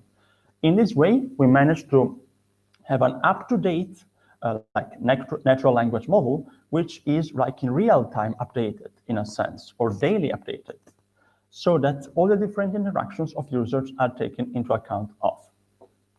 But let's take a look at how federated learning can be implemented in PySift. So the nice thing about PySift is that it's super easy to use, and it's really an extension of PyTorch. So what I'm going to show you here is just kind of like PyTorch to me. It really looks like PyTorch. So the only difference is that we have some more support for distributed computations. So in the case of PySift, we're going to go through this code very quickly. All we need to do at the beginning is just instantiate this model, create the optimizer, go through all the different epochs, set the model in training mode, go through all the different batches of the data. Then here comes the difference. We send the model over from the server to the client. We also send, okay, in this case, we take the data locally. It's already present in the device, which is like a mobile phone. We zero grade the optimizer, so that means we reset the weight metrics in the model. Then we perform a forward pass with this model. We compute the loss. We backpropagate, take a new step in the optimizer, and then aggregate all the different models at the server level. And then the stat, which is actually missing in this example, is the averaging. So after getting the models back at the server, we need to average and then repeat this step by propagating the model until the model converges. And that is the beautiful thing of PySift, that you can use pretty much PyTorch code for training and doing that in a distributed scenario as well. So PySift can also be deployed in IoT applications. Among the features which I worked on PySift were fixes for training a neural network, actually a recurrent neural network, on Raspberry Pis. And in May 2019, I authored a blog post on how to perform federated learning of a recurrent neural network on Raspberry Pis.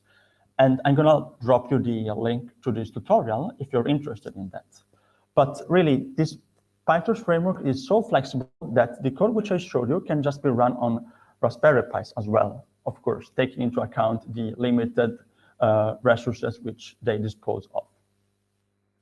So, however, federated learning, performing federated learning on IoT applications comes with many different challenges. So, by definition, IoT devices like mobile phones or IoT beagles, IoT beacons, are very limited in their computational capabilities and in their network features. So, for example, if you think about IoT protocols like 6LoWPAN or even other IoT protocols, you have very, very little data to be sent around, and your network bandwidth is very limited. So all of this is kind of in contrast with neural network training, which requires usually GPUs, requires a lot of memory, and requires a lot of data to be transmitted back and forth. So in the case of federated learning, as we said in the definition, we need to transmit the model from the server to the client, in this case, the IoT device. And if you think about modern big neural networks like VGG19 or even the latest LENet, well, these neural networks are huge. They have like more than 1 gigabyte, 2 gigabytes. And how are you supposed to be transmitting all these huge neural networks over constrained networks? And the training time is also huge because the larger the network is, the longer the training time is, and the more computational operations we need to perform. So the idea in my master thesis was to really try to take these neural networks and to squeeze it.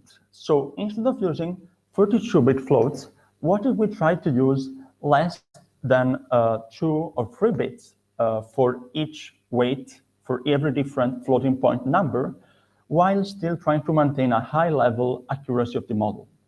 So the idea is that at the server level, we perform quantization of the model.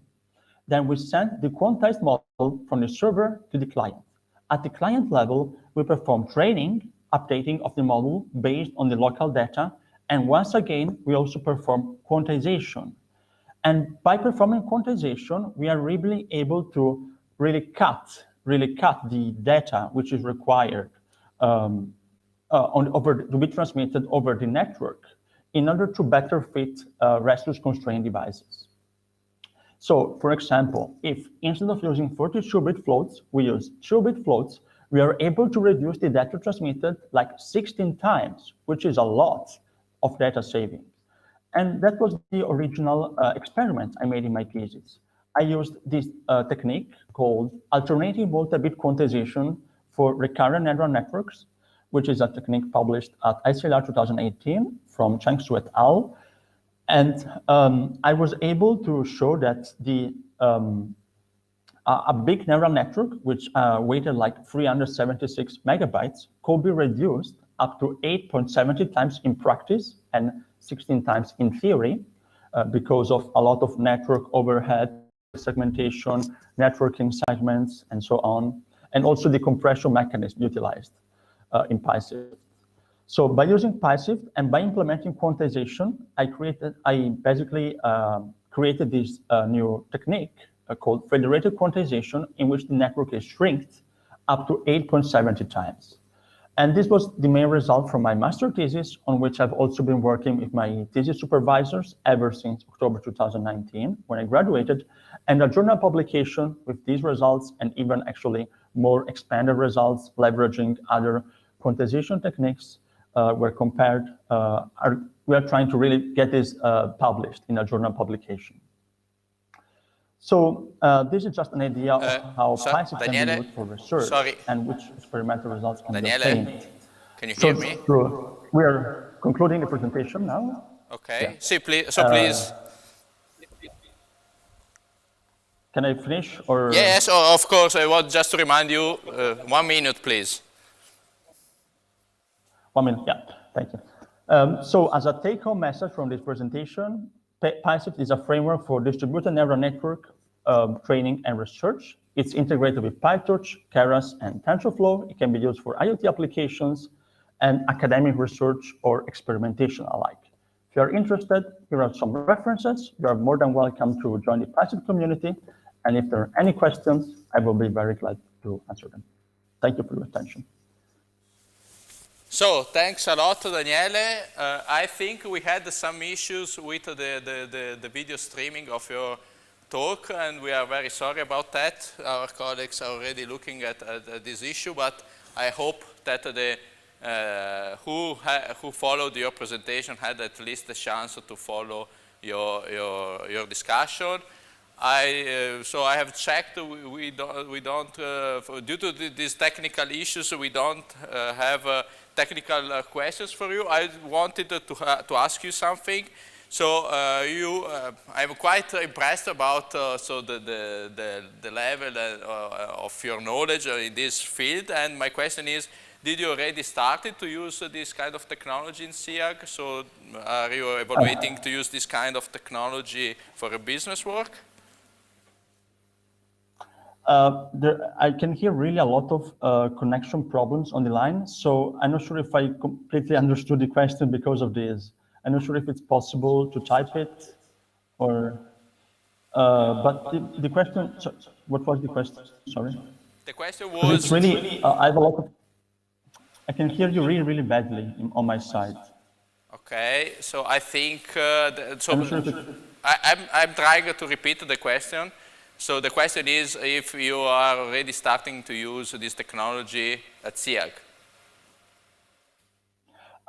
Okay, thank you very much. Right now, we're not currently using it because the framework is still very much in its early stages of development. But there is a lot of potential for applying it. Like SIAG is the IT company in the province of Bolzano, so it could be a good candidate, in my opinion, to apply it like to hospitals, where the data is very critical, and we don't want to disclose the data at all. So we could apply for like creating different models for different hospitals or for different patients, and then really aggregating this data using these models using federated learning. So that's for sure a good application field, but right now it has not been used in SIAC yet, even if it's something I will be interested in. Thanks a lot, Daniele, and I would like to thank you. Also, it was very interesting from my point of view. So we are going now to close this first speech. So we are going to start in a couple of minutes with the next speaker. Thank you very much. Thank you, Daniele.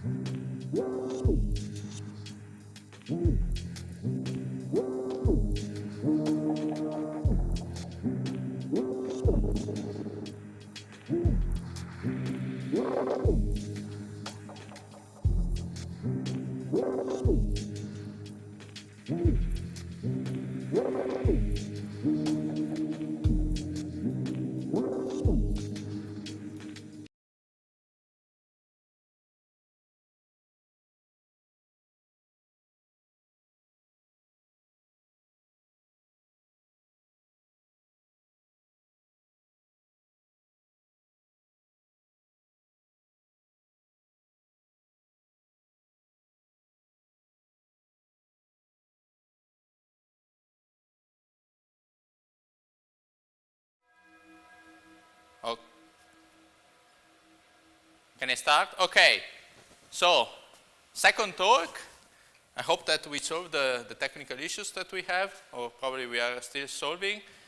The next speaker is a data scientist of the Free University of Bolzano, Paola Lecca, and she will make a presentation about how we can use data analytics in a different field, so e-health, as far as understood. So Paola, can you hear me?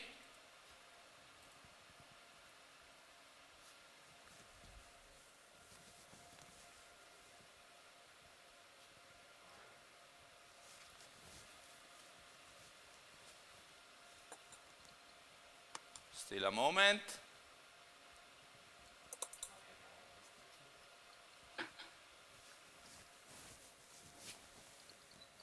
Paola?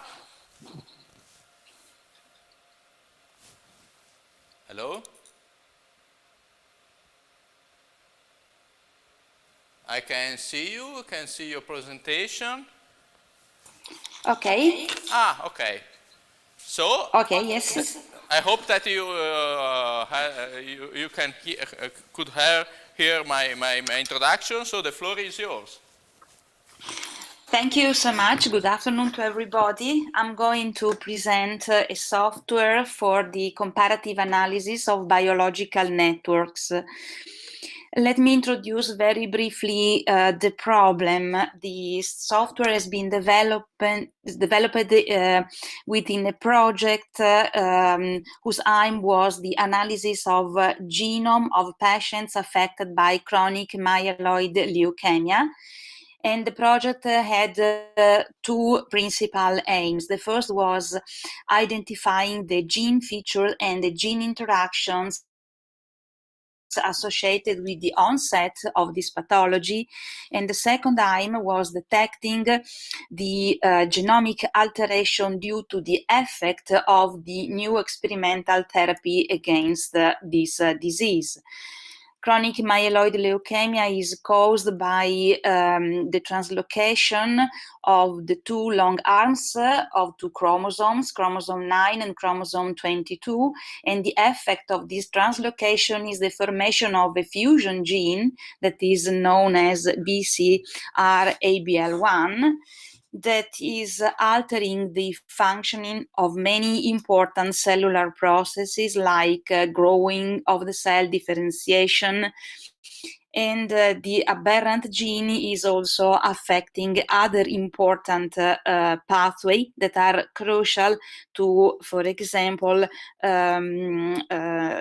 resistance or, let's say, anti-oncogenic effect.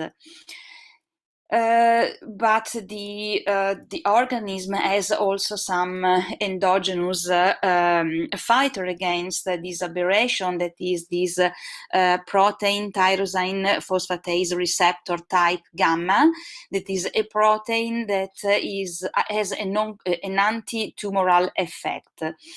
The experiments said us that the PTRPG protein is negatively correlated to the BCR-ABL1 expression. So when we have a high level of expression of the aberrant gene, PTPRG is low and vice versa. This suggested to the medical doctors that most probably modulating the protein tyrosine phosphatase receptor type gamma is a possible way to contrast the onset of the disease. We received from the medical doctors of the Department of Medicine of the University of Verona the expression level data of the patient affected by this disease, and our partners in University of Verona designed an experiment in three conditions: a control condition, a condition in which the level of this antitumoral protein PTPRG is modulated, and also a set of data in which the patient have been treated with tyrosine kinase inhibitor, that is known in medicine as imatinib. This is the name of this drug that hopefully has an antitumoral effect and can act against these aberrant genes. So these three conditions, control, endogenous PTPRG modulation, and the treatment with some drugs, gave rise to three different networks, of course, where the networks include the nodes that are the genes of the patient, and the links reflect the existence of a possible interaction between the proteins expressed by those genes. The numerical data that we had in our hands are the level of expression, so the concentration of messenger RNA for the genes of the patient. These are the numbers of our problem. We have more than 42,000 genes, probes, and 12 pharmacological treatments. This is how the problem has been approached, and this is also a slide that show you the input of our software. So you see, depending on the pharmacological treatment, that is this TKI, or depending on the endogenous condition of the PTPRG protein that can be active or inactive, we have different network of genes, different by topology, different because the abundance of the nodes changes among the different treatments. Doctor asked us to implement a software that can compare all these networks at the level of the single gene, but also at the level of the pathway, because treatment can disrupt an edge, for example, or create a new edge between two different nodes of the network. So we implemented the software tool in R programming language, that is a free programming language, and our tool has 3 modules. The first module performs a differential expression analysis to detect the genes that are differentially expressed among the different endogenous conditions and the different pharmacological treatments. We built the network for all these conditions, essentially using the differential expressed genes and extracting the induced subgraph of this gene from the entire human protein interactome. Once we have the network, the software is able to do an analysis of the centrality measure of the network to quantify the importance of each nodes in terms of connections and in terms of connection to other important nodes, but also in terms of robustness of the node against perturbation. And so we introduced a new centrality measure, that is the vibrational centrality. And then also we considered other centrality measures that are well known, like, for example, betweenness, that give us a measure of the pathway that are crossing a node. So how the node is important in terms of center of exchanging information. The third module is implementing the analysis of the subject of is implementing an analysis devoted to understand the functions of the genes that we selected, and the function of the genes that have been selected. Sorry, I have a technical problem. In terms of Venn diagrams, heat maps, because we were interested also to provide set of genes at the intersection of the different sets classified according to different pharmacological treatments, which are the genes that have the same response to different pharmacological treatments. And finally, the software also implements functional analysis of the genes. So which are the pathway and the mechanism in which those genes are involved. The input of our software is a simple textual file like this, in which we include all the networks that we want to analyze. The networks are distinguished only by an identifier. So first network is identified by number 1, second network by number 2 on the first column, and on the second and third column we have the target and the source genes. So node 1 is the source gene and node 2 is the target gene. So there is an arrow from node 1 to node 2. This is the interface of the software. Is very, very simple, very is actually a minimal interface, because medical doctors wanted to have simple tools in their hands, and wanted also to perform the analysis in a very unsupervised way. So medical doctors do not have the competencies to change parameters in a mathematical model, or to change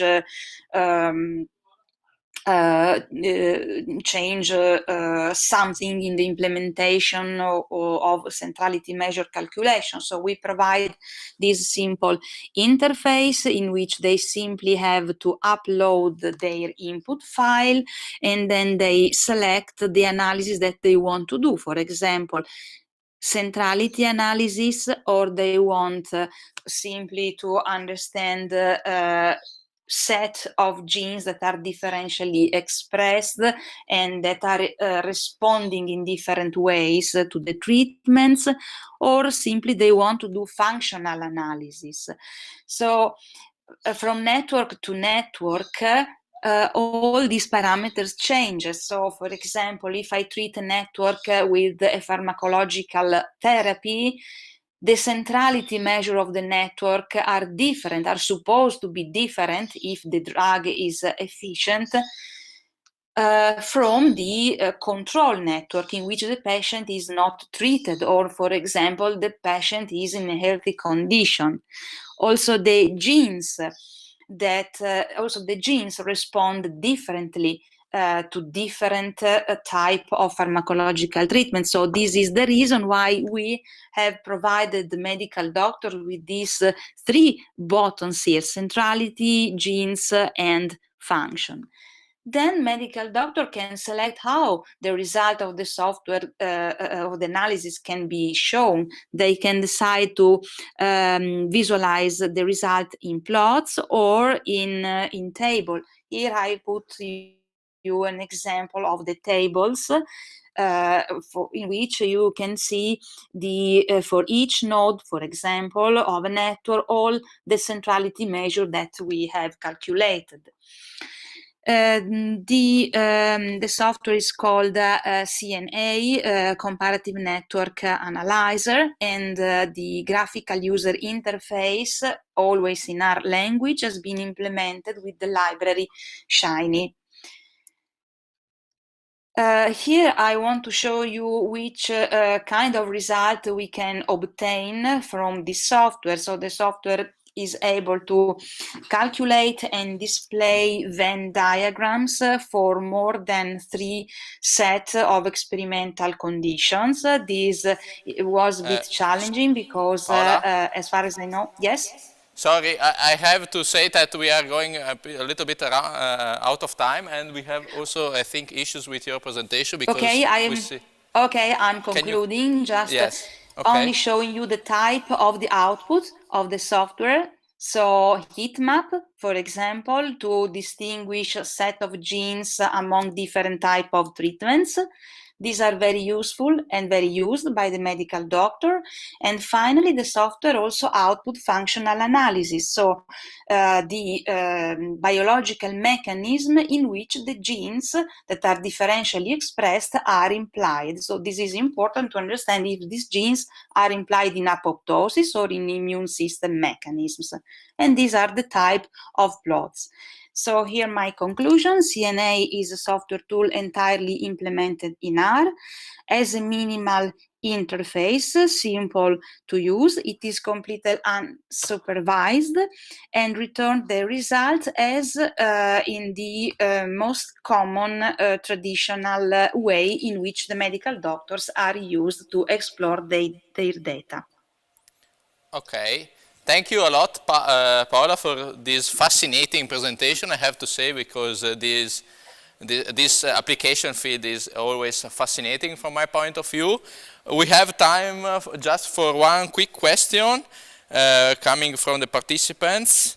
Was there any reason not to go for this ontological approach, or are you not aware of it? Just a very brief answer, please. Ontological in the sense of functional analysis? I assume yes. No, yes, it is a novelty in this application, and it is very useful because every software is able to select genes that are distinct under different conditions. But I didn't see a software. We cannot hear you anymore.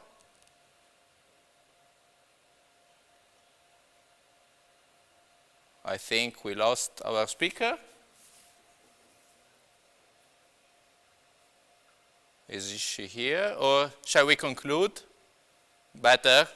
Thanks a lot, Paul. I don't know if you can hear me, but I think that since we are running out of time, let's close this second speech. Before making this short break of a couple of minutes, just a few reminders for our participants. So please provide your questions during the speech so that we can collect them, and so we can provide these questions to the speakers at the end. And yes. So I think we can start in 3 minutes' time.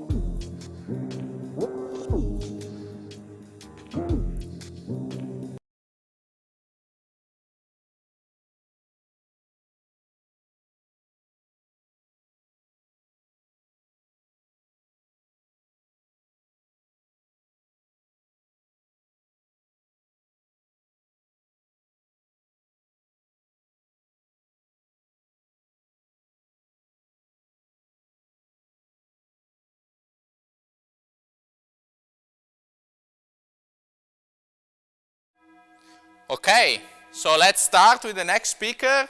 So his name is Mattia Rossi. He works as a researcher at Eureka University, and he will present us the air community in Bolzano region. So, Mattia, the floor is yours.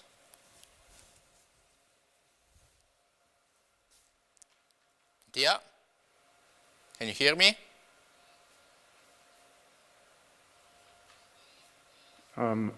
I can't hear you, in case you are hearing me. Yes. Do you hear me? Okay, perfect. So I will just start. Yes, go on. Here we go. I hope you can all see my presentation. My name is Mattia Rossi.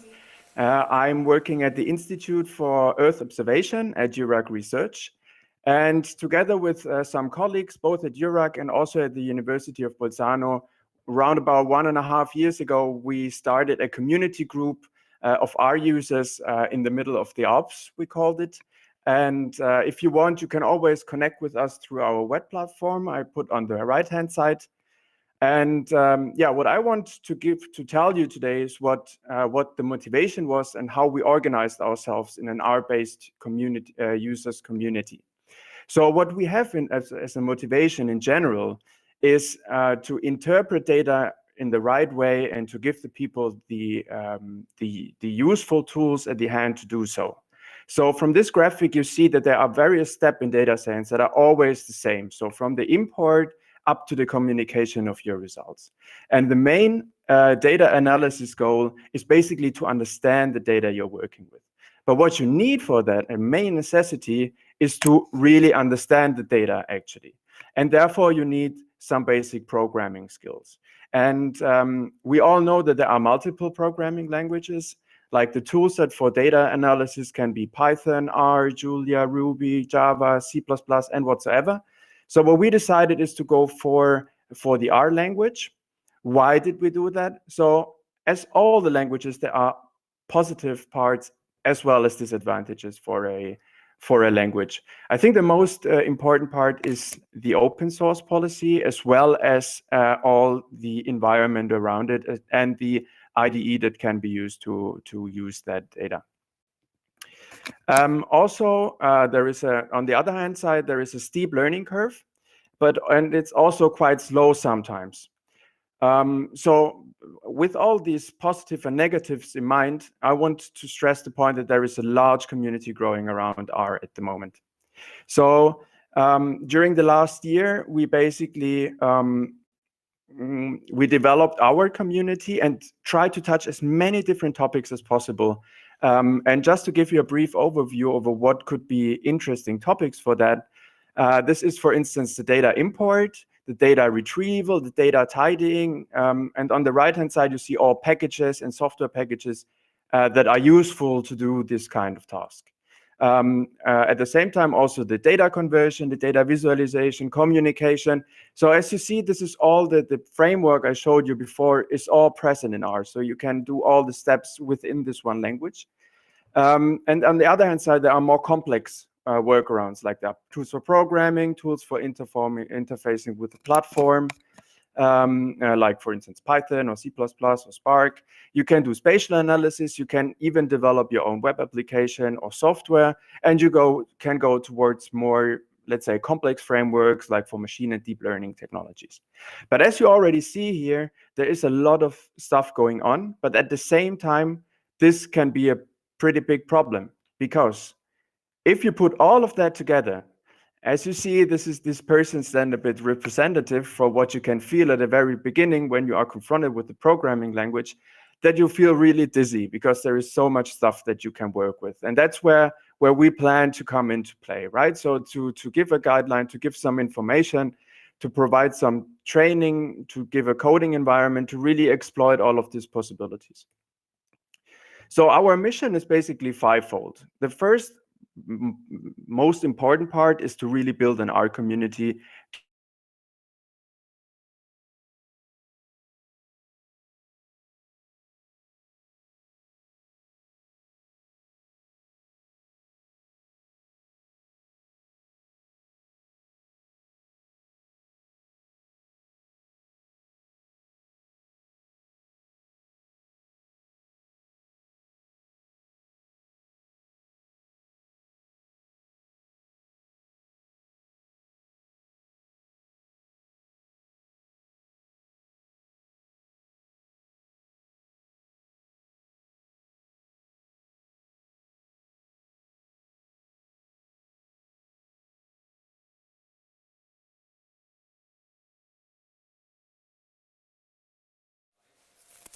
I think we have a technical issue, so I think we have to stop Mattia.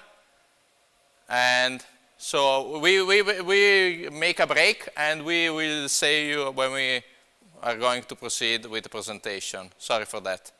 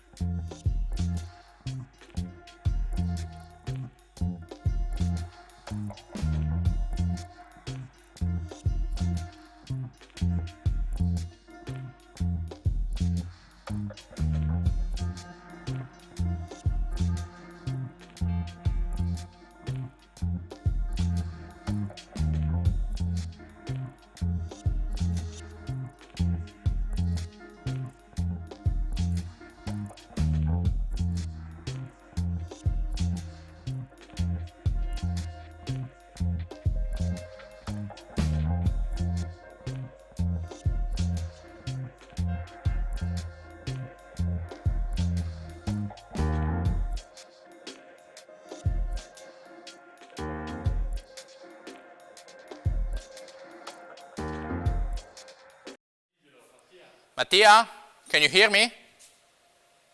Mattia? Yeah. Okay, sorry we had some issues here, so I don't know, so we had to restart our local systems, so I don't know how, if you went on with your presentation, we didn't have the opportunity to hear you.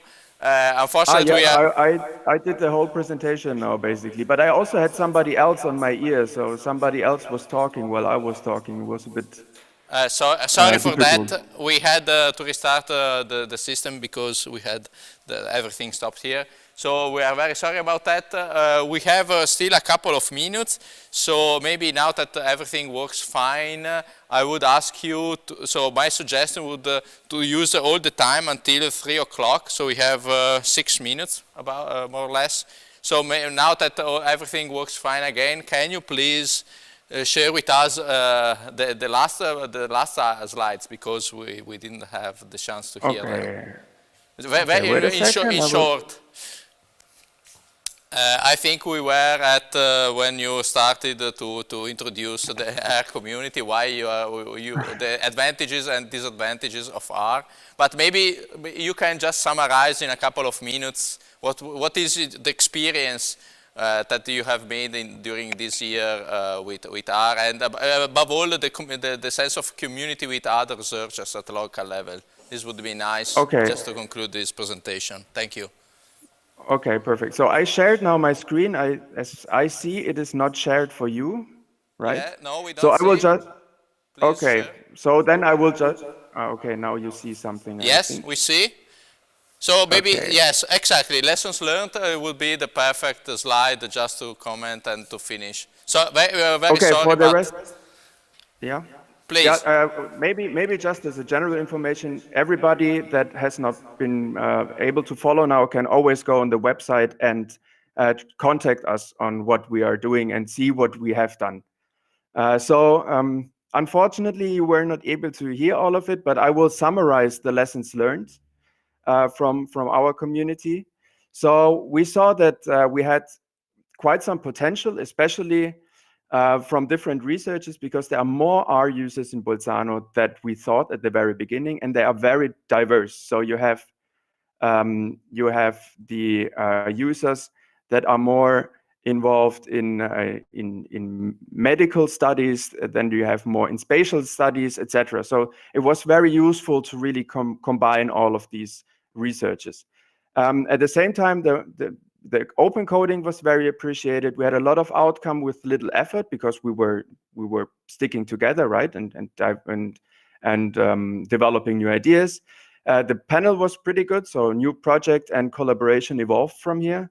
But at the same time, we had the challenges, which were mainly the coronavirus that made it more difficult to really meet each other and to uphold the level of motivation to really do more community work. And also the handling of the knowledge gap is difficult. Also the balancing between teaching and development. So here you really need to listen to the people and to really get an understanding on how they interpret that. And also that then the next steps, very briefly, would be to really connect with as many users, also from other R users groups as possible throughout the next, I don't know, weeks, months, years, who knows. But that is the main motivation. Okay, so thanks a lot for this presentation. We're again very sorry about the problems we had. I have to say that, so that's my personal feedback. As you probably know, we are coordinating this initiative which is called Open Data Hub, and very recently we developed a library, an R library, in order to make calls to the data that we have in the Open Data Hub. So I think that we should get in contact and to understand how we can support you in increasing this local community. So thanks a lot. Absolutely, that would be great. Thank you very much. Thanks a lot, Mattia. Thanks a lot also for your passions. So we are going to start in 2 minutes with the next speaker.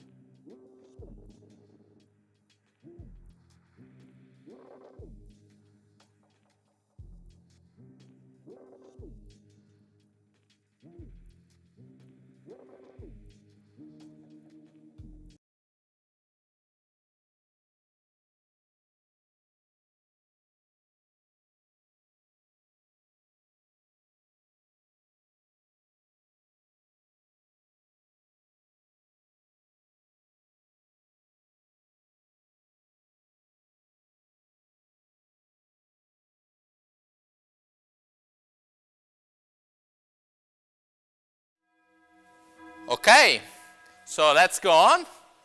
Next speaker is Floriano Zini from the University of Bolzano, and the topic is AI and cognitive training. So Floriano, can you hear us? Okay, I can see you, can see your presentation. I don't hear you at the moment.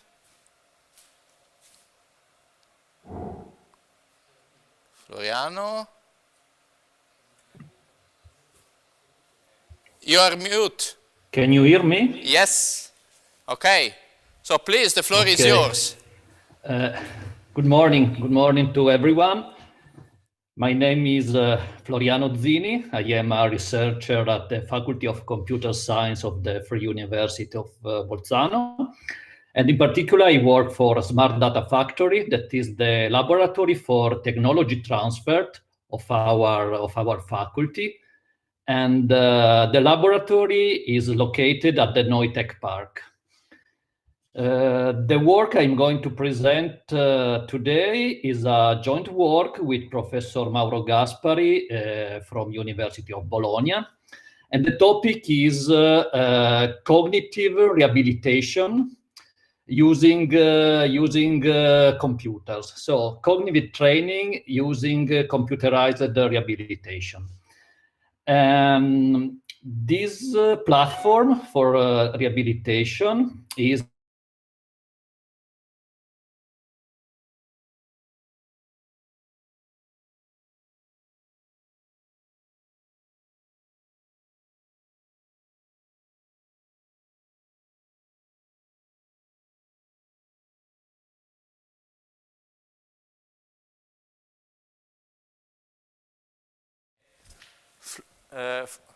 Floriano, I think you are mute again. Can you hear me, Floriano? Floriano, we cannot hear you anymore. He cannot hear us, I suppose.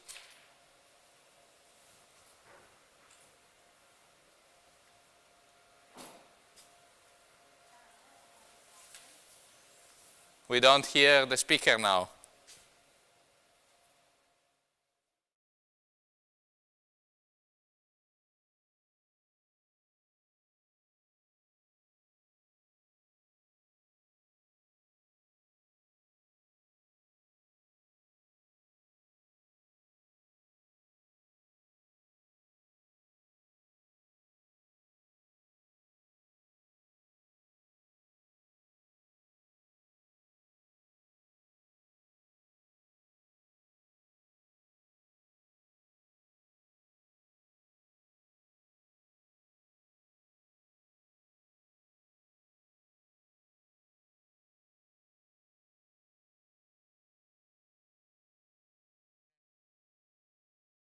Floriano, you should, I hope you can hear us. Please mute and unmute again, because we don't hear you.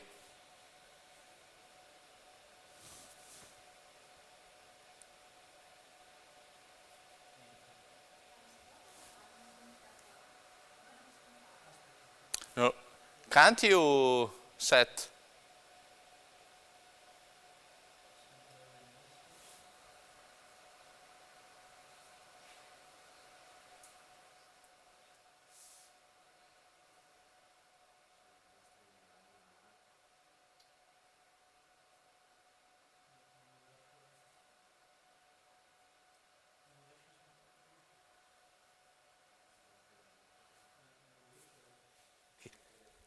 Is he mute?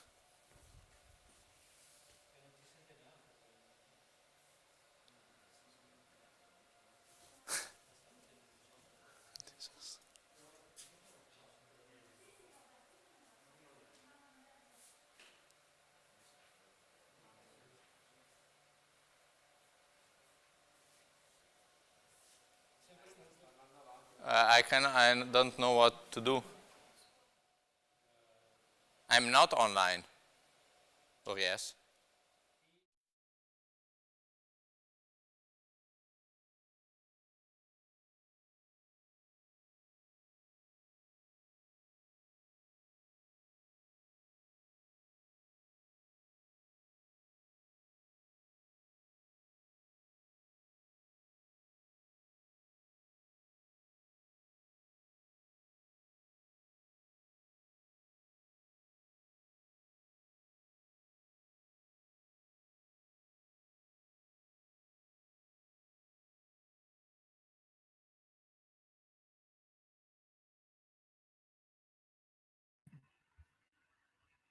Can you hear me now?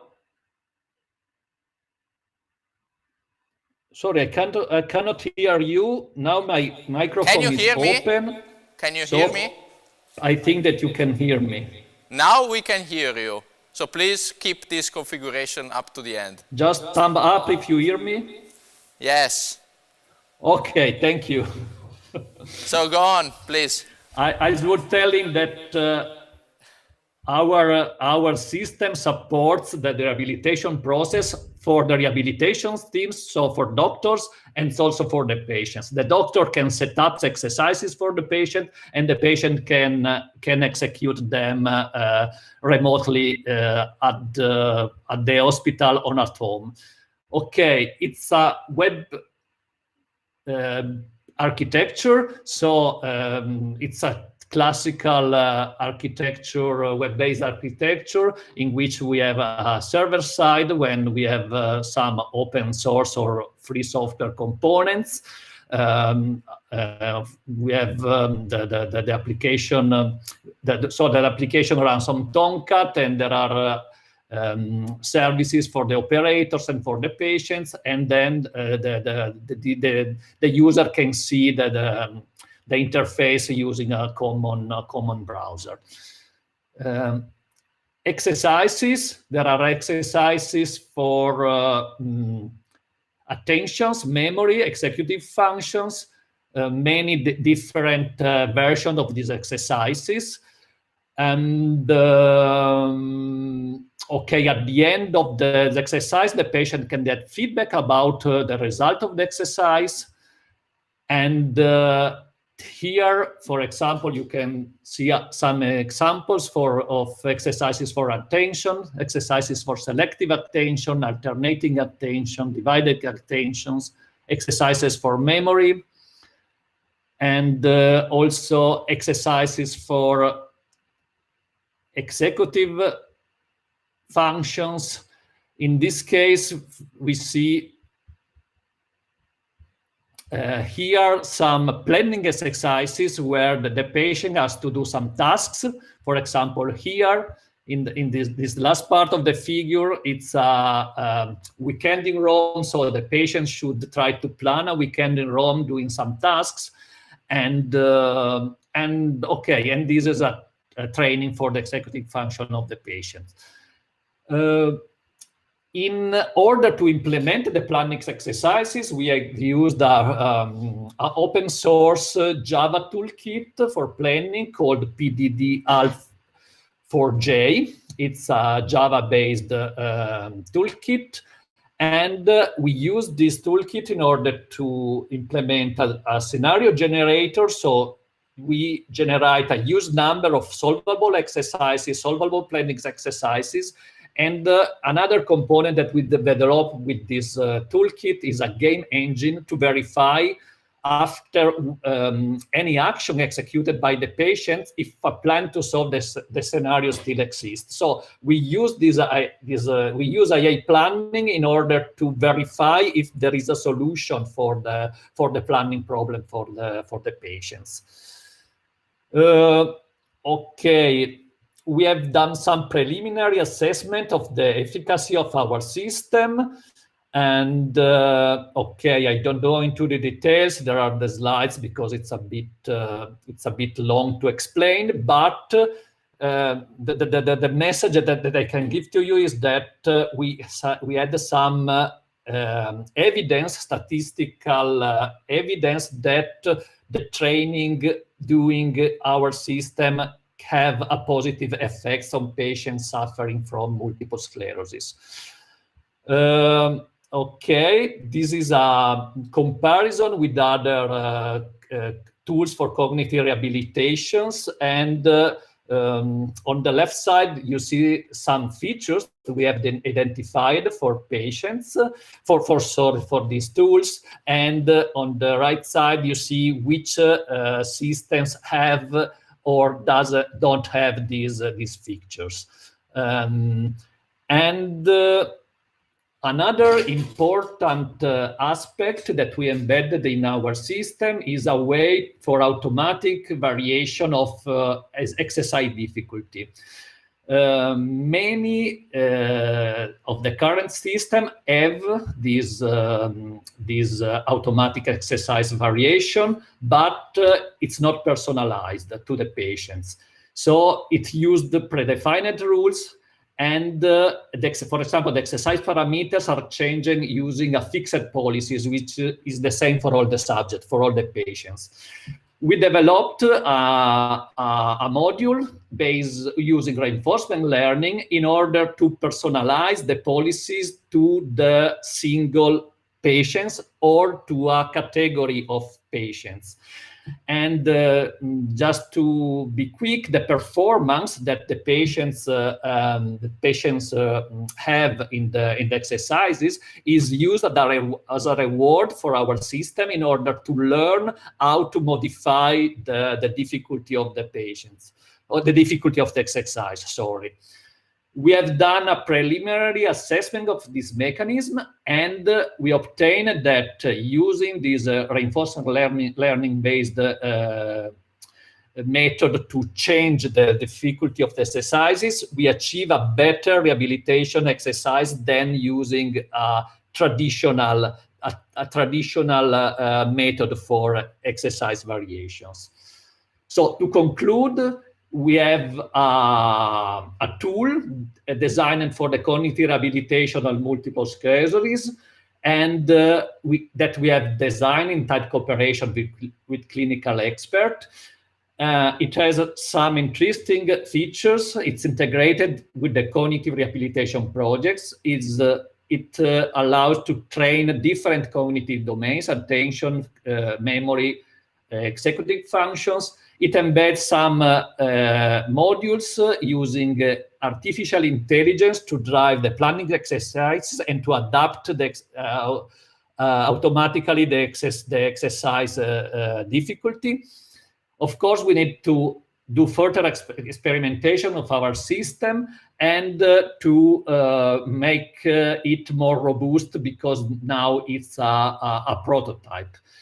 Okay, these are all the people who were involved somehow in the project.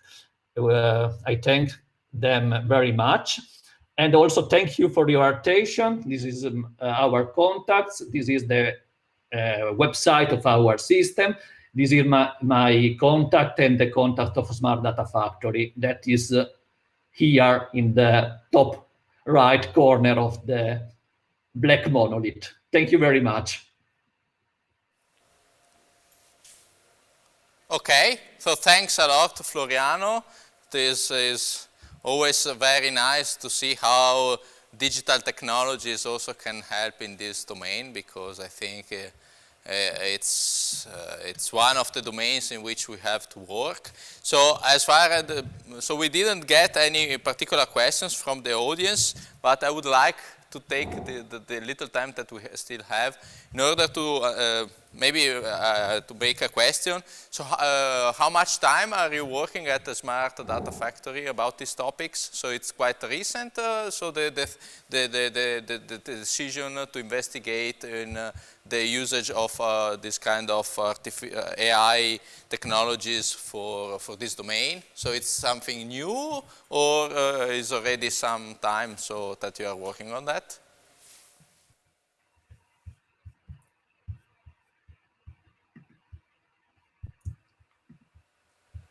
Floriano, did you get my question? The decision to investigate in the usage of this kind of AI technologies for this domain. So it's something new, or is already some time so that you are working on that? Sorry, I was able only to hear the last part of the question. Can you repeat, please? Yeah, clear. I try again. My question? I had an echo. I think you are the reason for the echo, but probably technologies for this domain. So it's something new, or is already some time so that you are working? Yeah, I try to answer. Applying artificial intelligence to this domain is new. We have investigated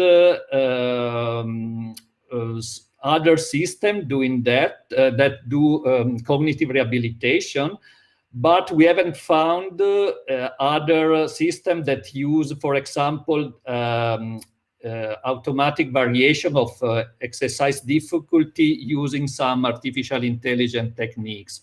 So as far as we know, there are no other examples, but of course it could be possible because there are many systems that work on cognitive rehabilitation, that the research is very active in this field. So thanks a lot for your presentation. And so let's break a short break. In a couple of minutes, we are live with the next speaker. So thanks a lot, Floriano. Goodbye.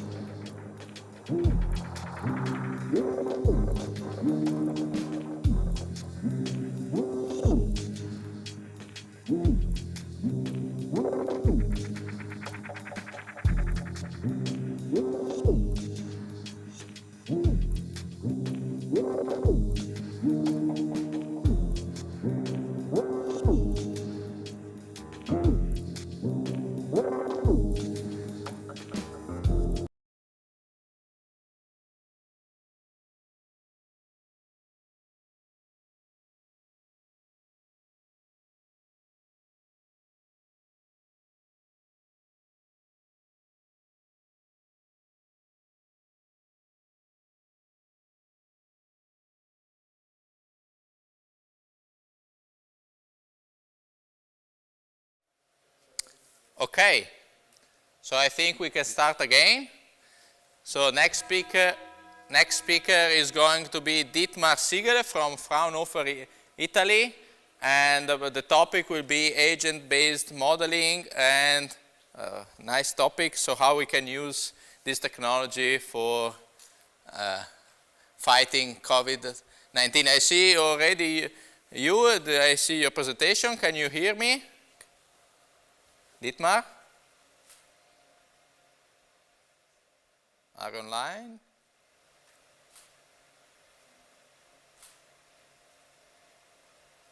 In the meantime, I remember the audience to provide the questions in time, because otherwise we cannot collect them and we cannot share with our speakers. So as quick as you can, you should provide your questions to the speaker. I also remember you that if you want to get in contact with the speakers, there is also some virtual environment, so you can enter in contact with the speakers and have a chat with them.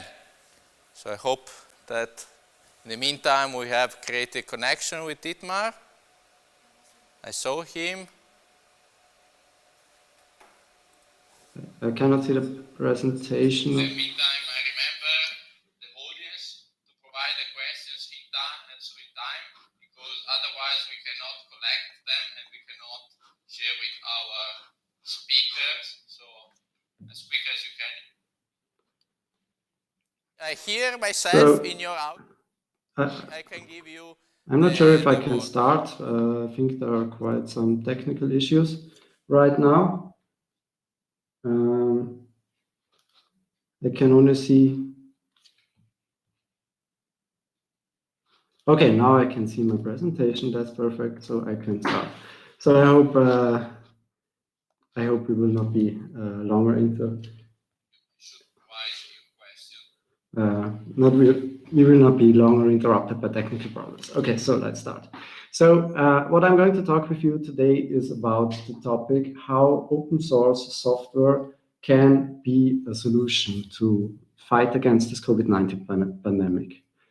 So, of course, this is not only our only focus here where I'm working. So let me quickly introduce myself. My name is Dietmar Ziegele. I'm a senior researcher at Fraunhofer, Italia. And I'm mainly dealing in the topic of simulation, but also of artificial intelligence and mixed reality. What I'm showing you today a little bit is an answer about how we could tackle this and how we could tackle this with means of simulation.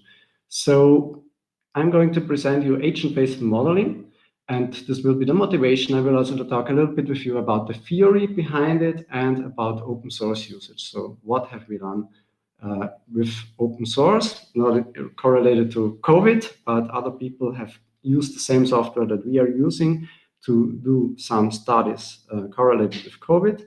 So here you can see some results of these studies.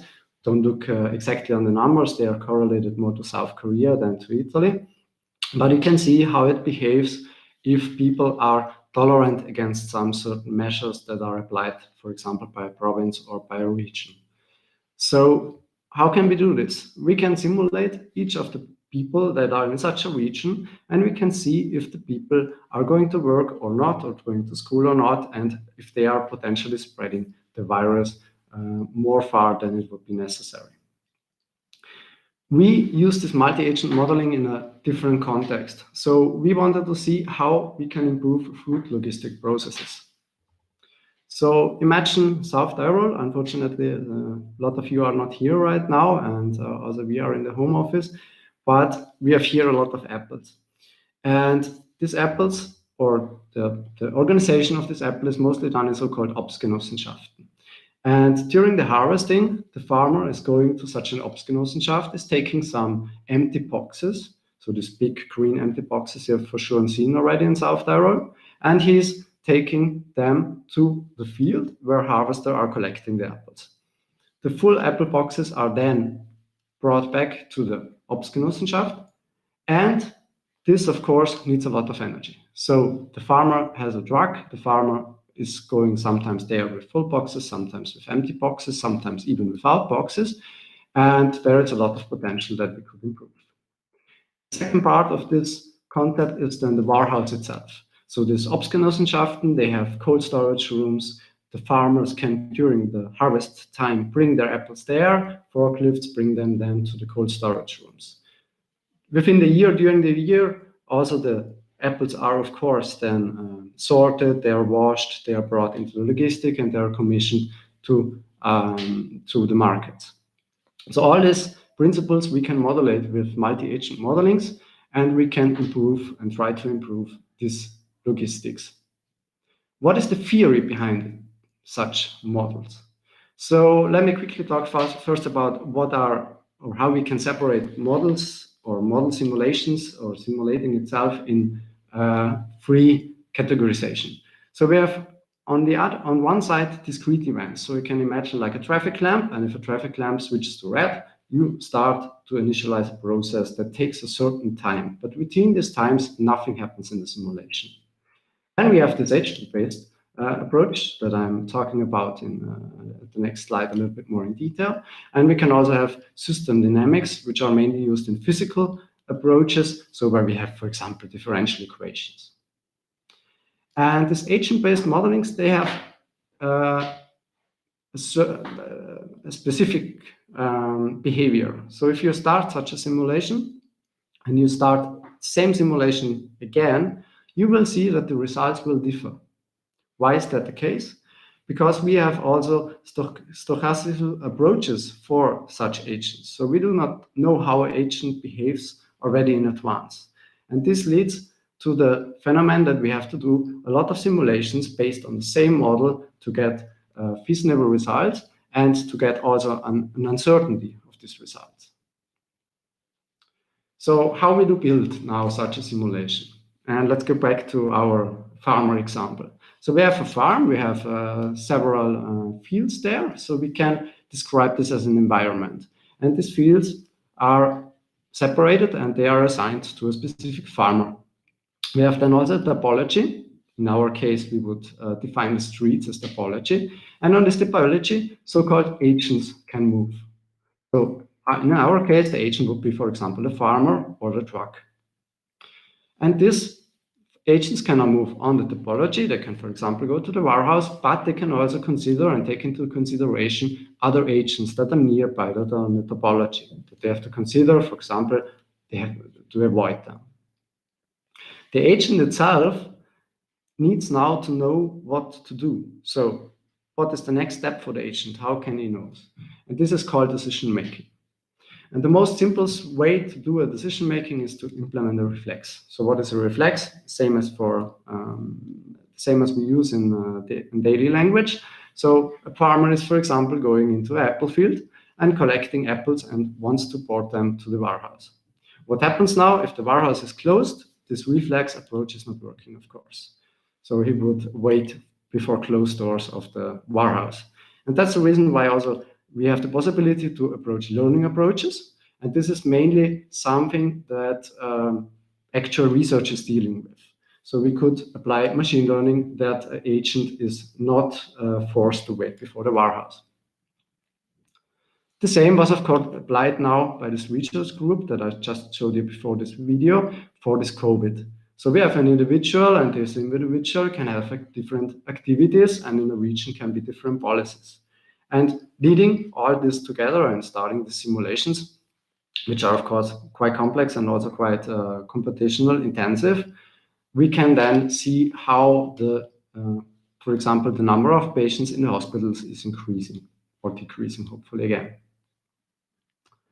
How we use now these approaches in our daily simulation life and in some research projects.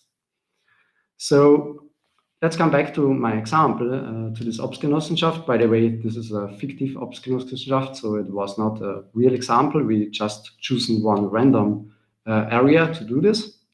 And we use the free open source software QGIS and freely available data from the province of South Tyrol to generate, first of all, these fields. So this environment, including the streets, including the buildings, we have generated. And now we can place their agents. And how can we do this? For this, we use the so-called Gamma platform. So the Gamma platform is an agent-based modeling platform that is mainly maintained by some groups in France and Vietnam. And it delivers you a high-level and intuitive agent-based language. One of the main advantages of this platform is that you can directly use geospatial data. So you can directly use your data that you have generated in GIS and you can import them. And in addition, you can also use data-driven models. So approaches with machine learning models are directly applicable to such kind of simulations. What is also one advantage in particular for beginners for the software is that there is a declarative user interface. And here I provided you the link, so please have a look on the website to see more information about this program. How does it look like? So the software, the GUI is very simple and also very intuitive. Behind you have a scripting language where you can then implement the reflexes or the intelligence of your agents. And like here, some agents are moving on the road and the road status is changing. So for example, the road is getting worse. We have applied this now to a warehouse, for example. So you can see here also we can also make 3D images with this open source software. So some forklifts are taking some empty boxes. They are loading it to a truck that was just arriving at the beginning of the video. You can also see there is another truck arriving. And in that moment, when the forklifts are done and the truck is full, the truck starts again and is going to the field to collect also some apples. So this is one possibility that we can simulate within this tool. Why that? What is the goal behind? The goal behind is, for example, energy savings. So reducing CO2 emissions that are caused during the harvesting, or also fine dust emissions by the tractors by reducing the kilometers that they have to go from the Obstgenossenschaft and to the fields. Another scenario is, for example, improving logistics. So within such a warehouse, we have forklifts, and these forklifts are also working during the year, as I mentioned before, for managing the apples. And of course, we can now determine the number of forklifts and can see if there is an improvement necessary, if we need more or if we need less. And that was already everything from my side. And if you have questions, then I'm now available. And also, if you have no questions or you want to ask your questions later on, please just follow me on LinkedIn. We are also available in these P2P meetings that are later in this afternoon, also the Vice Director of Fraunhofer Italia. And if you are interested into this kind of modeling and this kind of simulations, please don't hesitate to contact us. Thanks very much. And I hope I can hear now also the moderator for some questions. Before it was unfortunately not possible. So thanks a lot, Dietmar. I have to say very well presented. I cannot hear you, unfortunately. I don't know why. I should be online. Can you hear me now? Remember you that if you want to...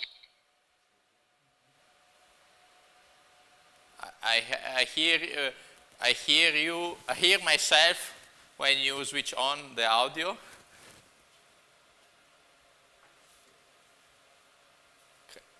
No, you can't hear me.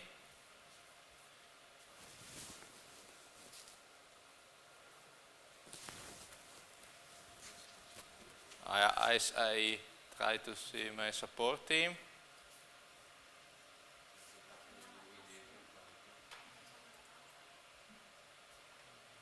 What should I do? Let's close the session. So I don't know if you can hear me, Dietmar, but otherwise I would like... I hear you on another device, so you can ask your question now if you would like. Okay. It's a bit in delay. I would say let's close the speech and let's have a couple of minutes of break before the next speaker. So thanks a lot, Dietmar. Very nice presentation. I can hear you now on the stream, on the live.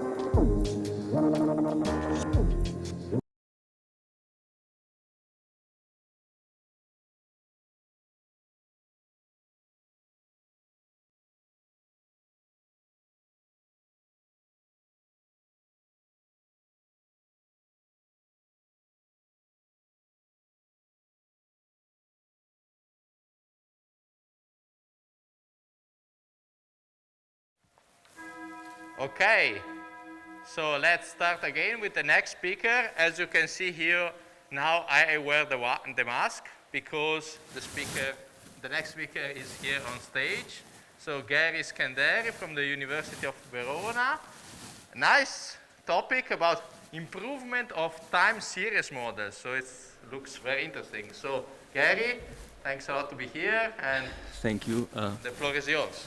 I'm removing my mask just because now I'm by myself. Hello, everyone. Thank you for tuning into this presentation. My name is Gary Scanderi. I'm a PhD student doing research in deep learning and machine learning with a particular focus on forecasting. And today I'll be talking about statistical forecasting with exogenous factors and ideas on improving time series models. This was an expert of my research done with my supervisor, Marco Cristani. He's a professor at the University of Verona. So this presentation will essentially contain an introduction to forecasting, then we'll move on to time series data and statistical analysis done on it, then we'll see the experiments and the actual method, and then we'll wrap everything up with the conclusion. So forecasting is really ancient. Humans have been fascinated with the future for a very long time, but thankfully for us, we've moved on from oracles to being able to mathematically model data, as you can see. Typically, in the industry, there's a lot of ways you can forecast. What we will see today is the last two in this diagram, so time series and explanatory models and artificial intelligence. There's a lot of conflict in the literature between these two fields. So let's talk a bit about time series. So time series are data that are essentially regular measurements taken over regular time intervals. So, you know, every week, every day, every year.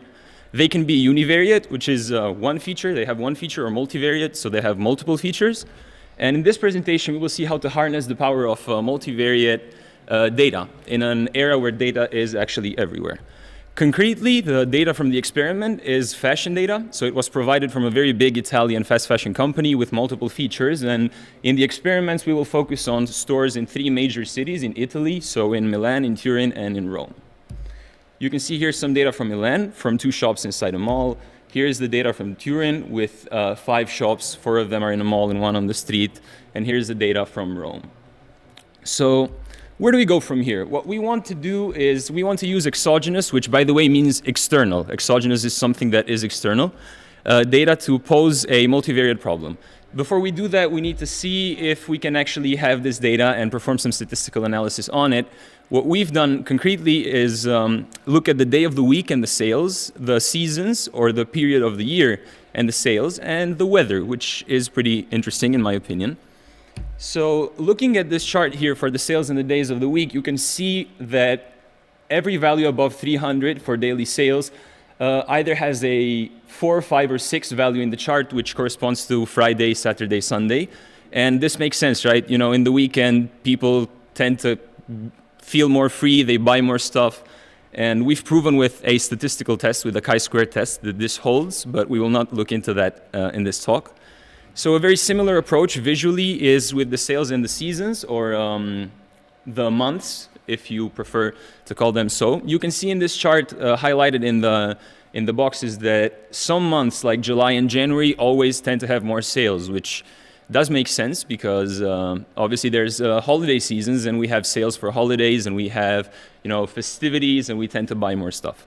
The last part, which is sales and the weather, is intuitive, but it's not as simple. So, you know, humans tend to think of the weather as a collection of things, and we want to teach the model that.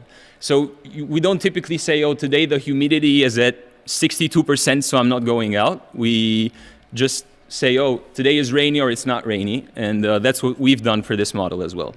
So creating this binary signal of rainy and non-rainy, we then need to modify the data and clean it like a little bit further and make it really fine-grained. So we want to do is remove high sale seasons, essentially. Then we also want to divide the data into ordinary seasons, which is autumn, winter, and spring, summer. And then we end up with this structure of data after dividing it into work and off days, where we have these 4 months with 4 weeks per month, and these 4 days as working days and 3 days for the weekend. We need to undersample because obviously we're going to have more data of one type than the other. You know, in Italy, typically we have more non-rainy days than rainy days. So undersampling is a technique where we just tend to balance the distribution of the 2 data. So we have the same number of occurrences, essentially. And what we've done then is we run an independent 2-sample t-test, the very famous student's t-test. You can see that the p-value indicated in the last column of the tables, when it is significant, we sell more on the rainy days in Milan, which makes sense because Milan is a rainy city, and when it rains, people go inside malls and they tend to stay there for longer, so they buy more stuff. So now that we know all of this, we actually need to apply it. And what we've chosen as the method is this guy right here. This is a long short-term memory cell. Now, I would love to explain the equations, but unfortunately I did not have the time to do so. So what I will explain is that the data is encoded, so temporal data and weather data need to be encoded, and then they need to be put into this model. What do I mean by encoded? Essentially, you know, the model needs to have that binary weather signal, so it needs to know if it is raining or if it is not raining. And for the temporal data, it also needs to know the temporal position. So we give it the day of the week, and we also give it the month, right? So going back to the statistical analysis that we made before. So now essentially we rely on our LSTM, which is a recurrent neural network. It processes sequential data, and we want it to learn these non-linear relationships. You can see that there's a lot of sigmas in there, that Greek symbol. That is a non-linear sigmoid activation function, and it's really useful because essentially, you know, typical statistical approaches, they are just linear equations. So they can linearly extrapolate, but they cannot learn non-linear relationships. That's what we want from our neural network. To feed the data to an LSTM, as I said before, it needs to be sequential, so we transform it into input-output sequences, right? We have a number of inputs. In this example right here, we have a 7, and then we want to forecast 1 or n, not just necessarily 1, output steps. We need to standardize the data, which means we put it in a range from -1 to 1. This is done for numerical stability. And then by the end of this procedure, we have this normalized data, which is divided into sequences, and it possesses the original sales and the exogenous temporal signal. So for long-term forecasting, which is the first experiment we've done, we use the weekly data, and we want to see how much further into the future we can forecast. We use SARIMO and SARIMAX as classical methods to compare the LSTM. And there's 4 LSTM architectures which we've built. Essentially, the first one is a simple LSTM using just the sales. XO1, which is just the sales and the temporal signal. XO2, which is the sales and the weather. And then XO3, which is just the whole possible features. You can see in these tables right here, especially the last one, which contains the averages over all data sets, that XO1 LSTM is the best model, both in RMSE and SMAPE, which are error measures, so root mean squared error, then symmetrical mean average percentage error. This makes sense, right? Because for the long term, we don't expect the weather to be as significant. Like, we want the time to be significant, so if the model knows that it's in December and, you know, today is the 25th of December, it's going to sell a lot. But the weather is not really understandable. You can't understand monthly weather or weekly weather. For the daily data, we want to see if what we will have to sell tomorrow so we can fill up the shelves, right? So for this, we only use the 4 LSTM architectures because we already saw they surpass the baselines. And this strategy also helps with customer behavior. You can see in the tables, again, in the last one, I want you to pay attention, which is the average. XO3 LSTM, which uses both weather and time, is the best model. And this, again, does make sense because the effects of the weather and time together are clear and important when we look at daily forecasting. Here's a clear example of how this looks. So the blue line in this chart is the actual ground truth signal, and you can see how knowing that it's going to rain actually helps the LSTM models get much closer to the actual value of 170 than the red line, which is the model that does not use the exogenous factors. So to wrap everything up, how do I improve time series models? What I want to give today are 4 suggestions. So the first one is make sure you're making the most out of your data. Like, don't just presume it's okay. You need to analyze it, go into the second point, and see if you can extract hidden information from it. This is really important. To the third point, if you're dealing with multivariate problems, as you should, because we have a lot of data nowadays, use neural models because of nonlinearity. I cannot stress this enough. They're great at learning nonlinear relationships. So try and, you know, give them a spin.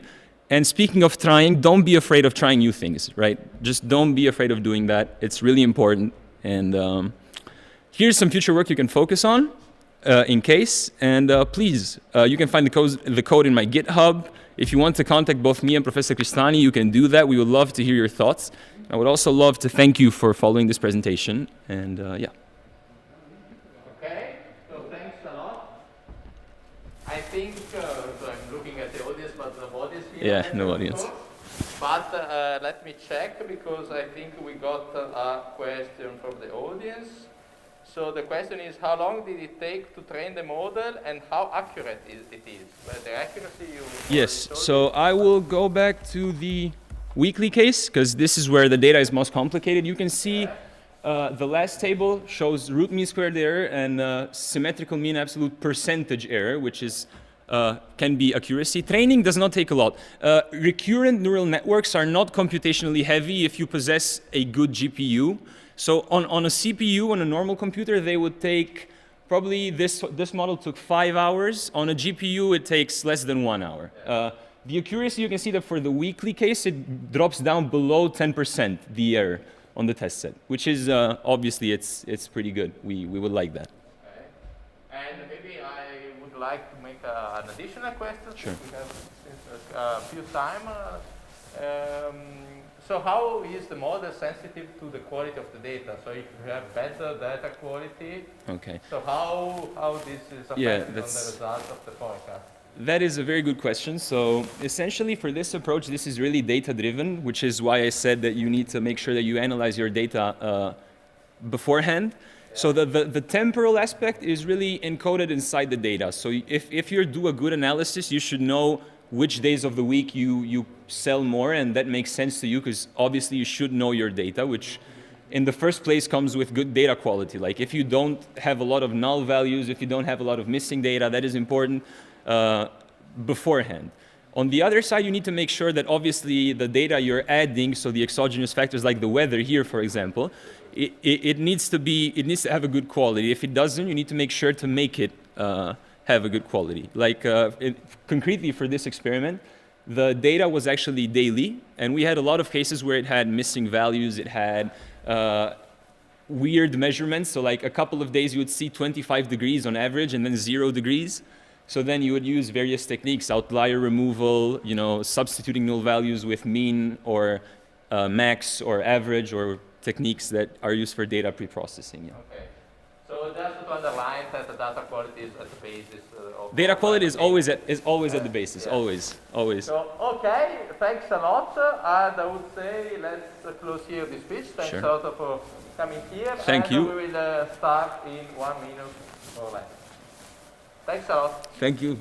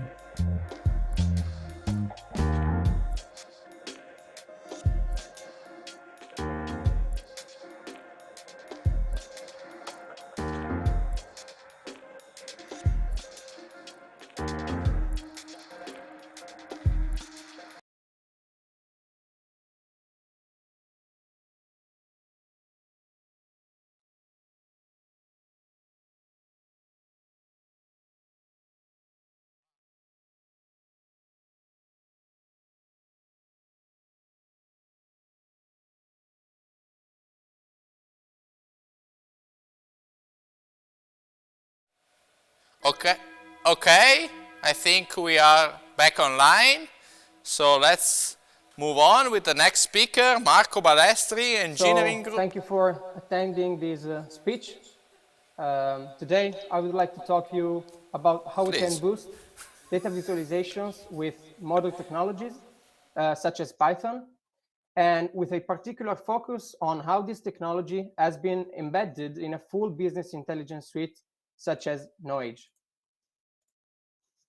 Before starting with the actual presentation, let me say a couple of words about me. My name is Marco Balestri, and I work as a software developer here at Knowledge Labs, which are a part of the engineering group.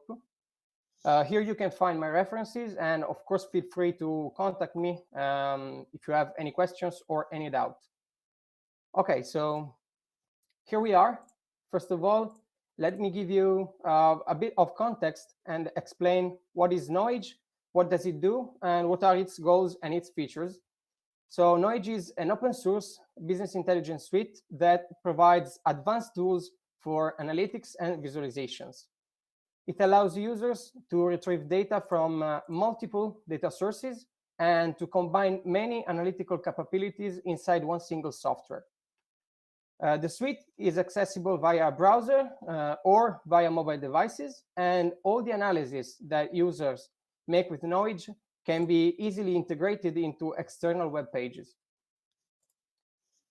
But now, given this starting point, why does Python come into play? The two keywords of these innovations are advanced analytics and big data. The goal is to use modern technologies such as Python in order to boost our possibilities of data analysis and visualization. So we have two big players. On one side, we have the large amount of data that Knowledge gives us access to. As I said earlier, thanks to Knowledge, you can combine many data coming from different data sources and environments inside one single suite. And on the other end, instead, we have technologies that can be exploited in order to manage, manipulate, and visualize this data in an efficient way. So therefore, by opening a door towards Python scripting, we can have access to all the wide range of libraries and tools that the Python world makes available.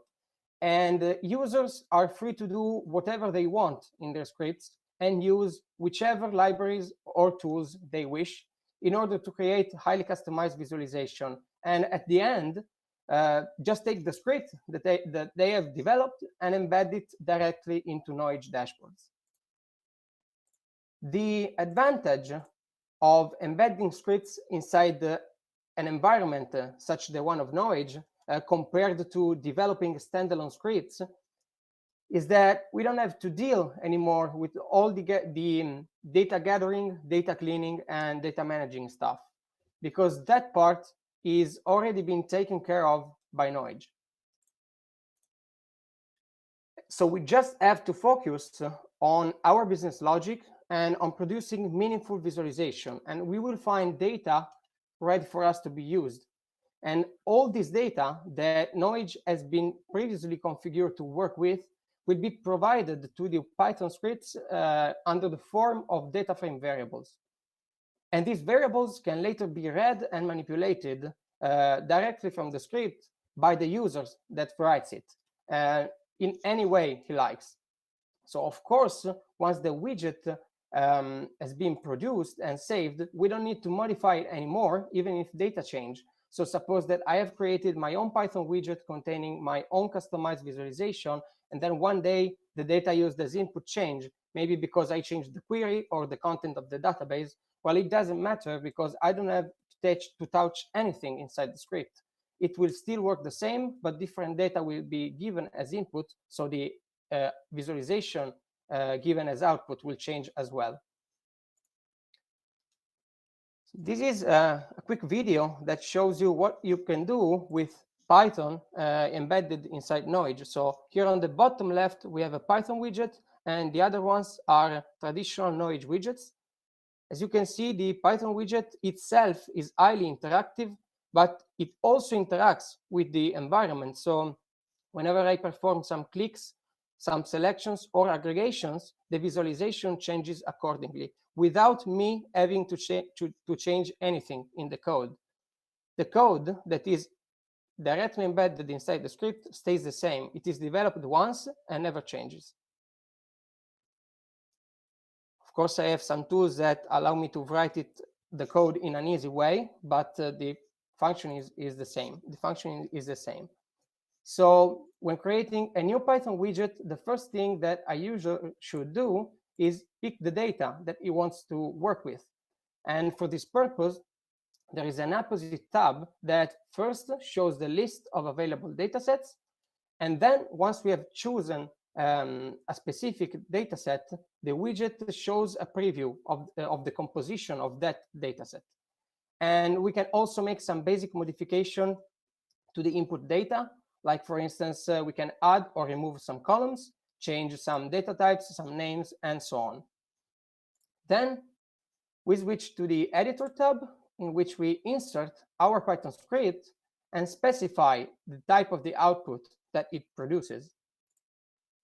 Once we click on save, the result of our widget will be shown inside our cockpit, and it can be something very, very easy, like this simple bar chart, or whatever kind of more complicated output you want to produce. And it's all driven by the Python code that stays behind. The module that unlocks these functionalities is called Knowledge Python, and it is a standalone service that is offered as an optional plugin to Knowledge. So it is something that you can either decide to have or not based on your specific needs. You can get this service from pip archives, but also from Knowledge public GitHub repositories. And this module is the data mining core that contains all the functionalities related to big data, machine learning, and artificial intelligence inside the Knowledge suite. When we use these new functionalities, of course, we have a change in the information flow.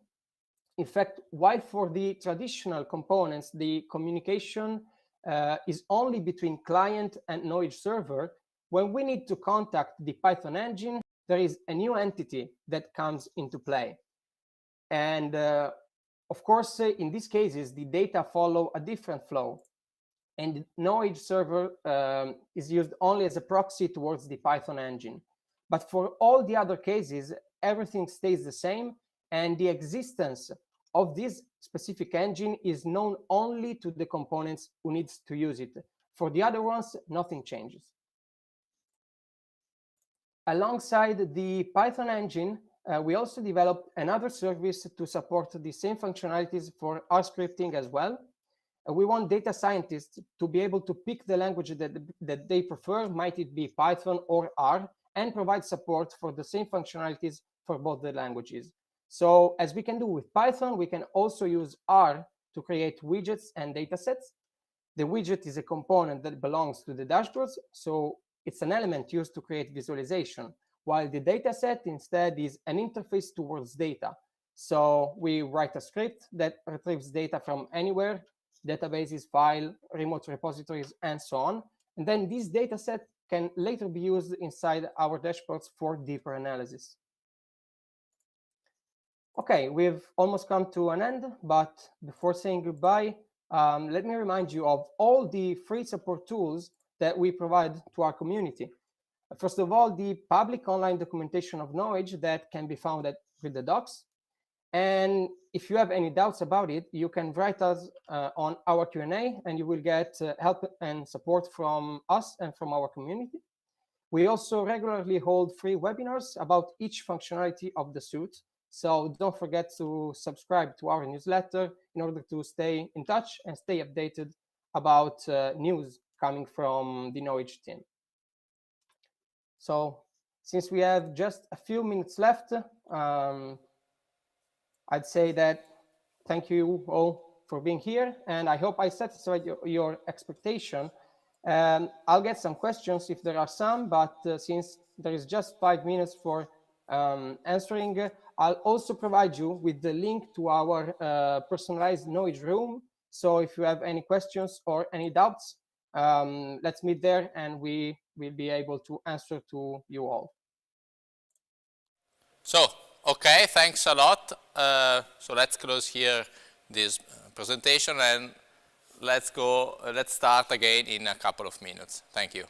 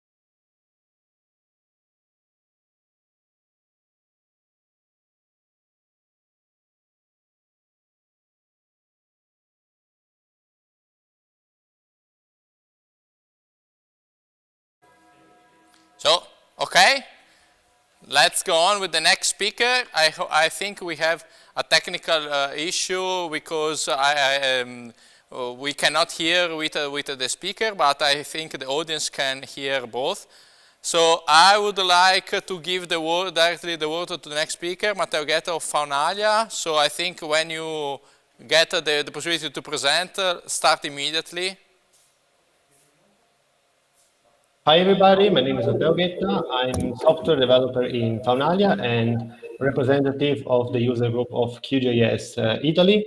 And I want to tell you a story, a successful story of a crowdfunding campaign of Dataplotly that is a plugin of QGIS that allows the user to make interactive plots.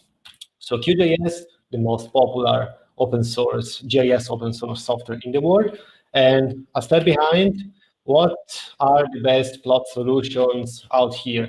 One of the best one, or one of the most used one, is D3JS. That is a JavaScript library for, of course, making plots. It actually takes raw code and converts the raw code into HTML that you can easily customize with CSS. But most important is that the plots are not static objects, but are interactive elements. So you can click on plots, you can pan, zoom in, zoom out, etc. And you can catch the signal of the click that you make on the plot. And what is the current situation of D3.js and Python? So it's not so simple to write D3 code and convert it into Python. There are not so many libraries available. There are ones, of course. We saw in the previous talk, Bokeh, for example, is one of them. And one of the tough things to do is, especially in QGIS and for Windows users, is that you have to install all these libraries via pip, so with the package in the Python index package installer. One of these libraries is Plotly. Plotly is an open source library that offers a lot of different bindings for a lot of different backend, like R with ggplot, Python, of course, MATLAB, Node.js, Julia added recently, and many others. What was the situation of plots in QGIS version 2 that QGIS 2 ended his life like 2.5 years ago? There were some available with a lot of limitations, so the user can only choose between just a few plots, few plot types. Customization at all were possible, and this led the user to a very bad work fragmentation. So the user made all the spatial analysis into QGIS, but the data analysis was not so easy to make within QGIS itself. The situation between Plotly and QGIS, Plotly as a Python library was already shipped with QGIS already in version 2. So Windows users do not have to pip install Plotly separately in the computer. All the plots were exposed as single processing algorithms. Processing is one of the core parts of QGIS. It's actually the toolbox where all the spatial analysis and not only spatial analysis take place in QGIS. So Plotly processing has, the situation was not so easy.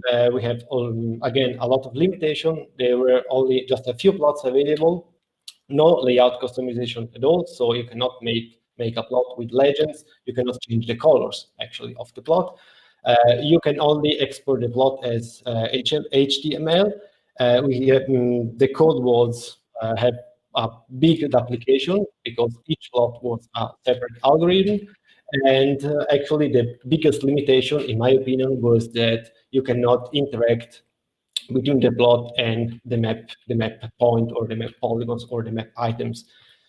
Okay, so I had an idea. I took all the QGIS and the Plotly API, and I started to build a plugin that is called Data Plotly.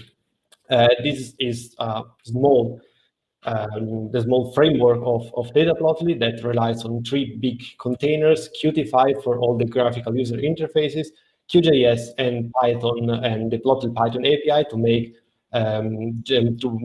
where the user can use all the GIS and the plotting functionalities. And this allows the plugin to interact, to build this interaction between plot and the map items. Okay, so I started to work on Data Plotly by myself, because I bounced a lot between QGIS and other external software or make spatial and data analysis. And back in 2017, I made the first commit. So I put all my code on GitHub, and I made my first commit. And in this small screenshot, you can see that you have a small panel of Data Plotly that is a plugin of QGIS itself. So the timeline of Data Plotly is very brief. Very briefly, the code is was simpler at the beginning. You have a single user interface where the user can build all the type of plots. The export was not only possible in HTML, but also in PNG. We have a lot of customization available, and the plugin was released during the first QGIS Italian Hackfest in 2017 in Bologna. So that's a small GIF that shows you what Data Plotly actually is. So the user with just a few clicks can build the plot, and when you click on the single plot item or you select some plot items, the point where, in this case, the point are highlighted and selected in the map. So that's very easy to use. We have nowadays 11 contributors at all, roughly 500 commits, 30 releases of the plugin. It is translated in 6 languages. It has an own user manual built with Sphinx and use the Read the Docs team. So why a crowdfunding? Actually, because also Data Plotly has a lot of missing functionalities. The first one is that the user cannot export PDF and cannot use build plots in the print component of QGIS. We want to add more data-defined properties. I will explain that in a minute. We want also to allow the user to save the plot option or in an external file or in the QGIS project file itself. We want to also refactor the code in the wall. And we want also to add the continuous integration, so to ensure a better quality of the code. 1 year ago, more or less 1 year ago, we in Faunalia, together with Northford, an Australian company, we launched this crowdfunding campaign during the QGIS International Conference in Coruña, with the aim of 8,600 euros. In less than 2 months, we were able to raise all the money, 66 bakers, single persons, companies, public administration, QGIS user groups, mostly in the European Union, but actually all over the world. Okay, what we did, of course, all the things we promised, but a lot more.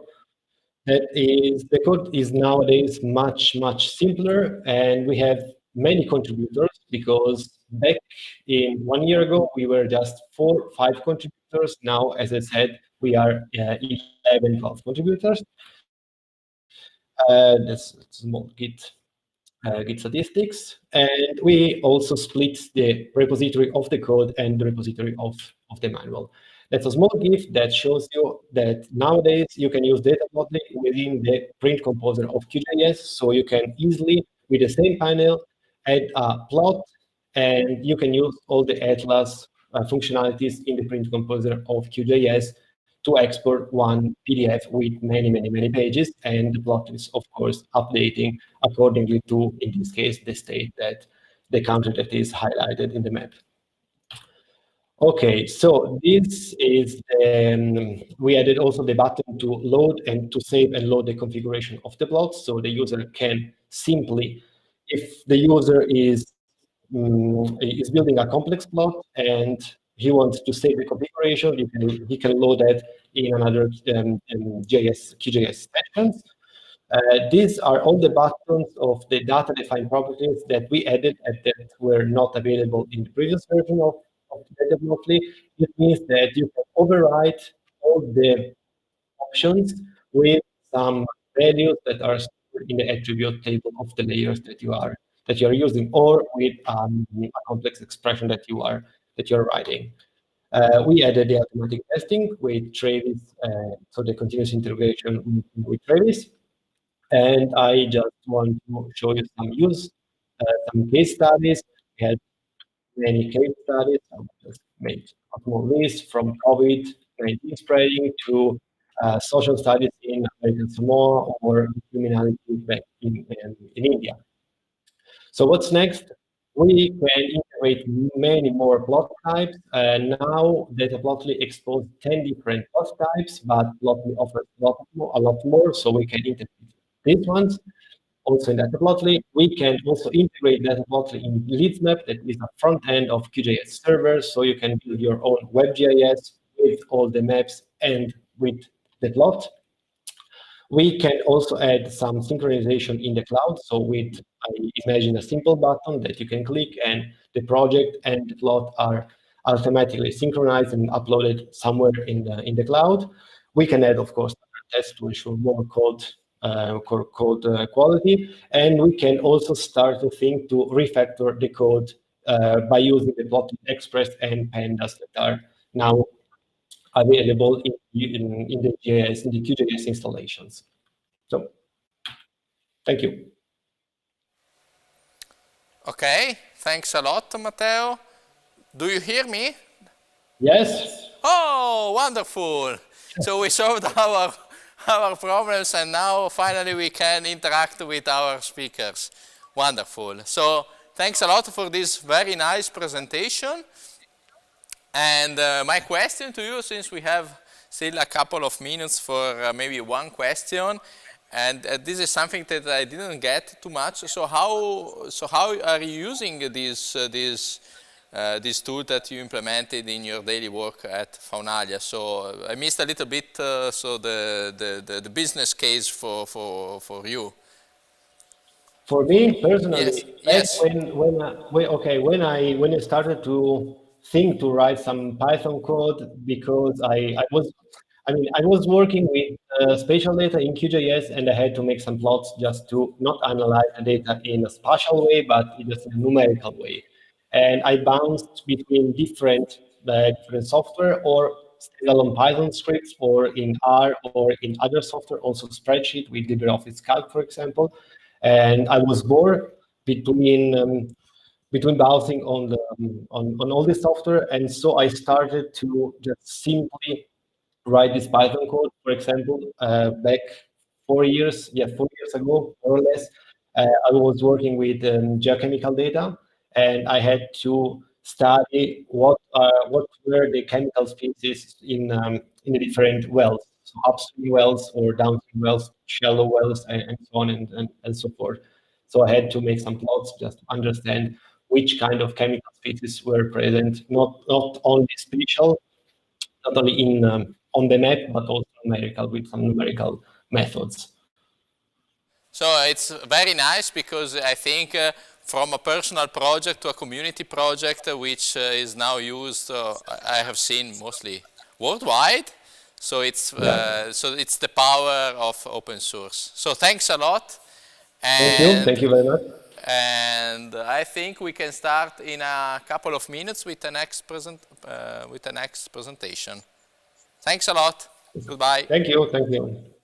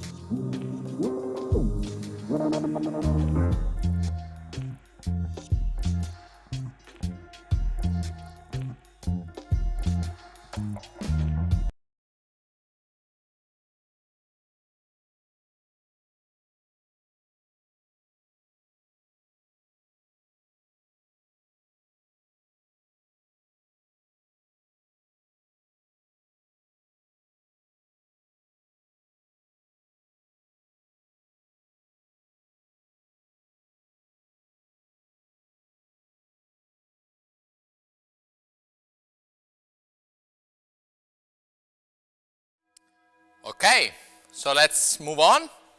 Next speaker, Peter Zenner, URAC Research. So the next talk will cover two topics I'm really fascinating with. So big Earth observation, again R, so the rock star of this afternoon. So Peter, can you hear us? Me? Yes, I'm happy to hear you. Okay, so wonderful. I think you can start with your presentation. Yeah, would be a pleasure for me. I'm ready. So, fine. The floor is yours. Thank you, Roberto. Yeah, so hello everybody. Roberto, thanks for introducing me. This talk I will give today is about OpenEO, specifically the OpenEO R client, which is a tool to analyze big Earth observation data in R. And then we will also show some results of the first more complex use cases that we have carried out during the project. Yeah, and maybe to gather all of the people that are listening, because I don't know which backgrounds everybody has. This talk is about satellite data, how to access satellite data, process satellite data, and do this in a standardized way. And all of this will be, of course, open source. So let's go.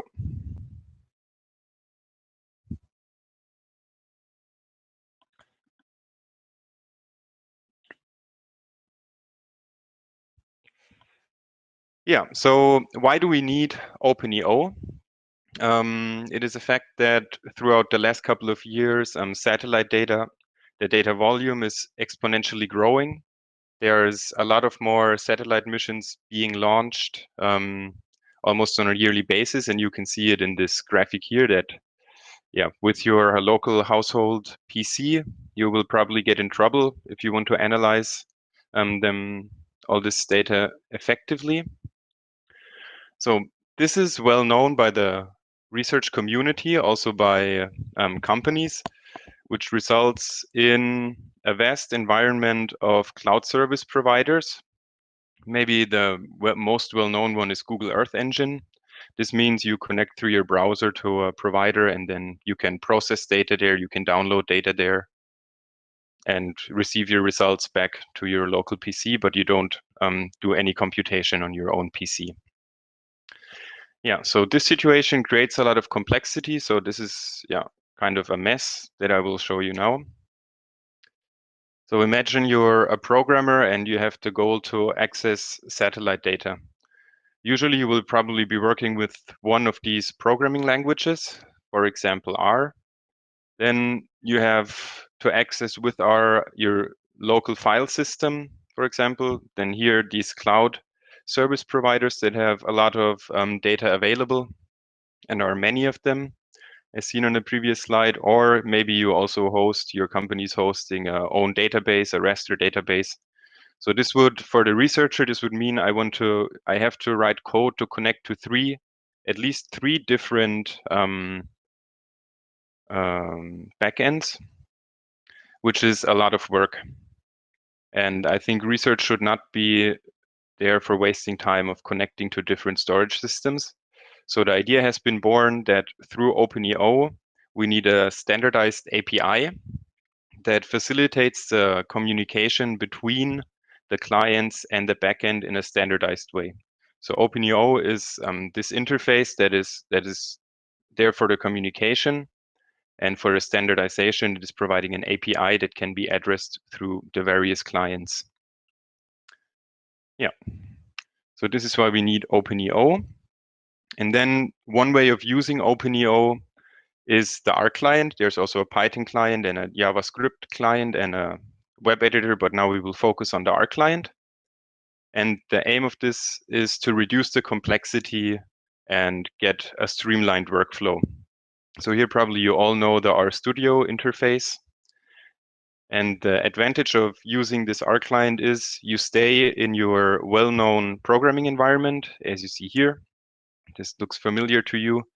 You can use the OpenEO functionalities, and then you can directly continue using your normal R code. Then on the other hand, you see what is available at the back end. So here, this view, you can see this is the EURAC. You see we have a collection that has certain satellite images available. You see them with the date, the spatial extent, the bands that are available. So you have the data, the coding and the data discovery in one place.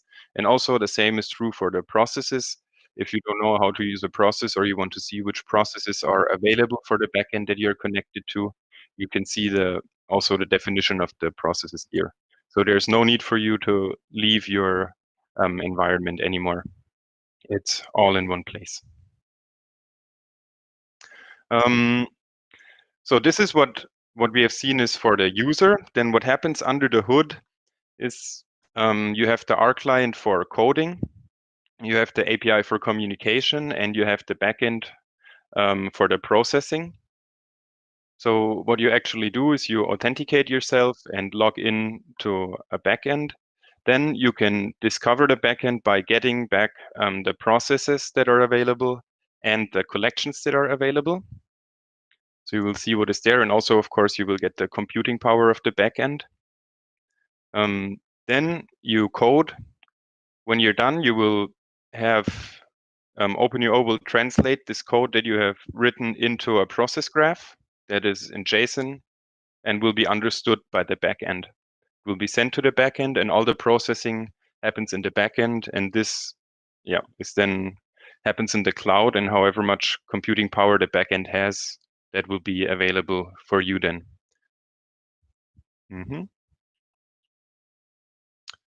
So this was the outline about the R client, why it's there, and a little bit about OpenEO.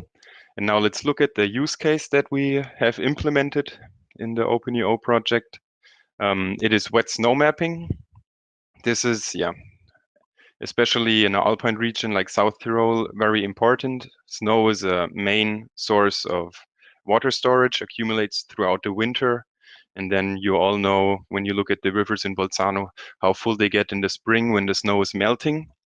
So you see that something is happening there, and this resource is used in a couple of different fields. For example, it's really important for avalanche forecasting or hydrological forecasting, how much water is running off from the mountains, when is this running off. It's used for irrigation. I think there's a parallel talk also on irrigation at the moment. So how much water is available, where can we use it? And also for the generation of hydropower, for example. So it is really important to know where is snow, how much of this snow is wet, and how does this evolve over time. So at EURAC, we have this workflow implemented already from researchers in their local programming environment. And this is just an overview to see what happens. So we have a couple of different data sources, radar data in two polarizations. We have the angles for this, the geometry of how the radar is looking to the Earth. And then we have EURAC product. This is snow cover. So there will be some data fusion and then a lot of processing steps. So it's quite complex. In the end, we arrive to get a time series of wet snow maps. And this has been implemented by our colleagues as a research project. And our aim was to port this to the OpenEO workflows, and we have done so. This, I think I have explained already. So we will just go on and look at the extents that we have covered so far. So our test site was in Finchgau. This is northwest of Bolzano to the Austrian and Switzer border. We were looking at 22 time steps between 2015 and 2016. And every time step has around 5 million pixels. A pixel is about 10 square meters from the Sentinel-1 data. So in total, we're looking at 112 million pixels that we are analyzing. And here are some benchmark numbers. We have run this on a local R machine with 8 CPUs and 64 gig of RAM, so it's already quite powerful. And it took 30 minutes. For example, only loading this time series of these different data sources takes already more than 2 minutes. When we express this through OpenEO and let it run on a backend of ours, it only takes 2 minutes. So this is already extreme speed up. yeah, tenfold or even more. The results you can see here. Actually, this is supposed to be a GIF, an animation of a wet snow map. You can see in white is the wet snow, is the dry snow, blue is the wet snow, and the background map uncolored is no snow. I will try to show you this in an animated form quickly. Yeah, here you can see this. So you can really see that throughout spring going into summer, the snow is decreasing, the wet snow is increasing. And then after the fall, you have, again, a build-up of the snow. So this is actually quite nice and working. And I will continue with the presentation.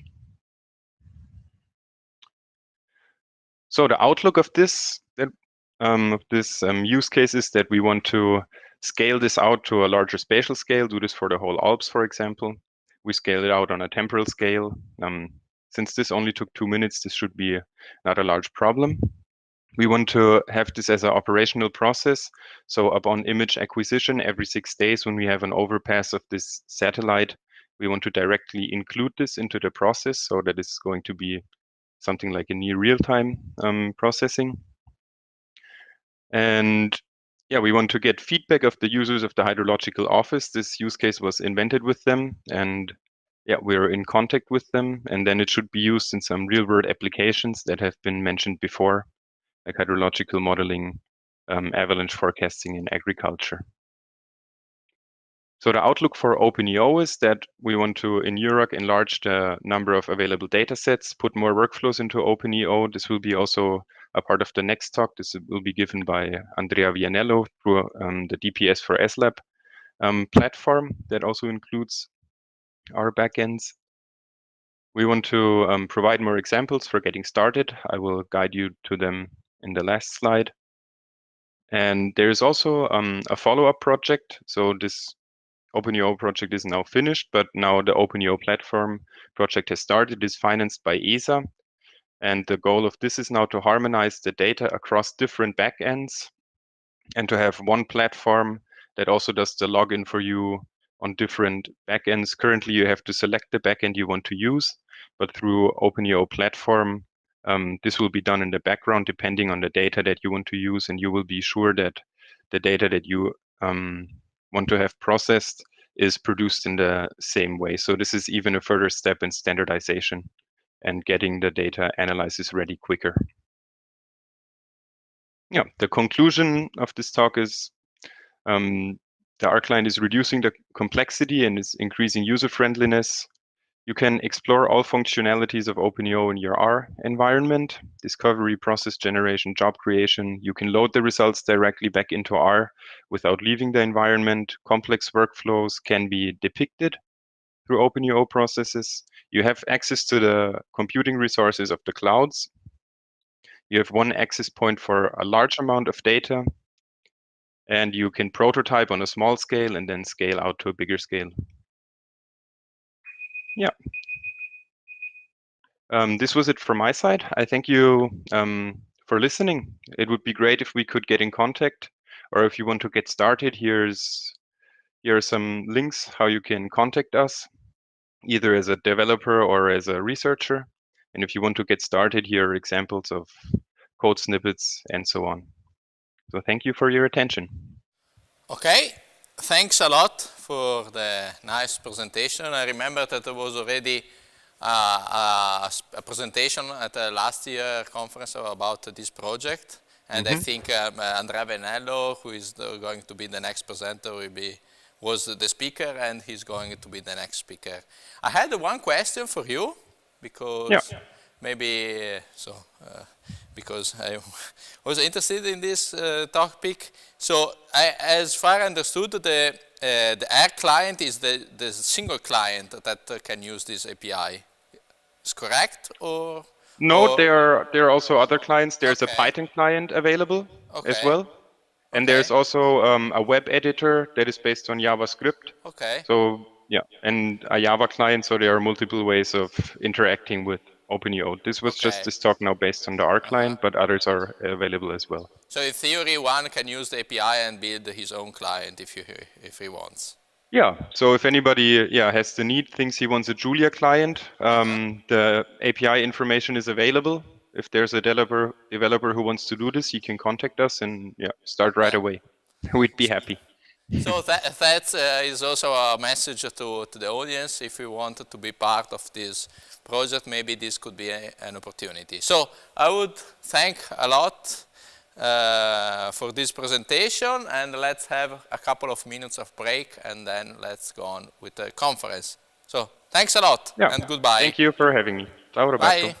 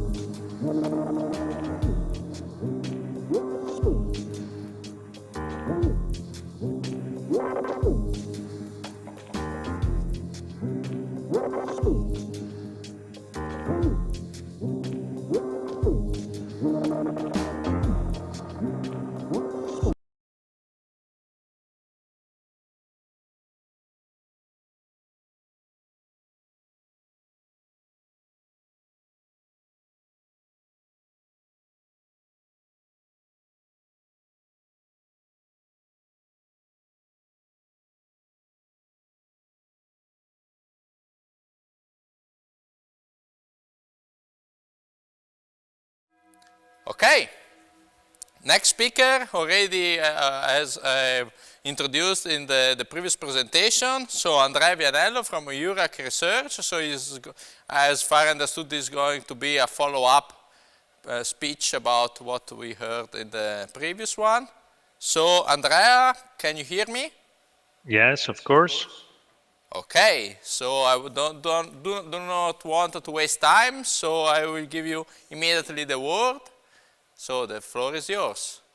Okay, thank you very much. So good evening, everybody. I'm Andrea Vianello, always from URAC Research, and I am going to present you our integrated platform for heterogeneous big data analysis that we developed in collaboration between our Center for Sensing Solution and the Institute for Earth Observation. So the topic of this presentation is the data discovery and data processing, and we will show you our solution developed in URAC Research to work with big data.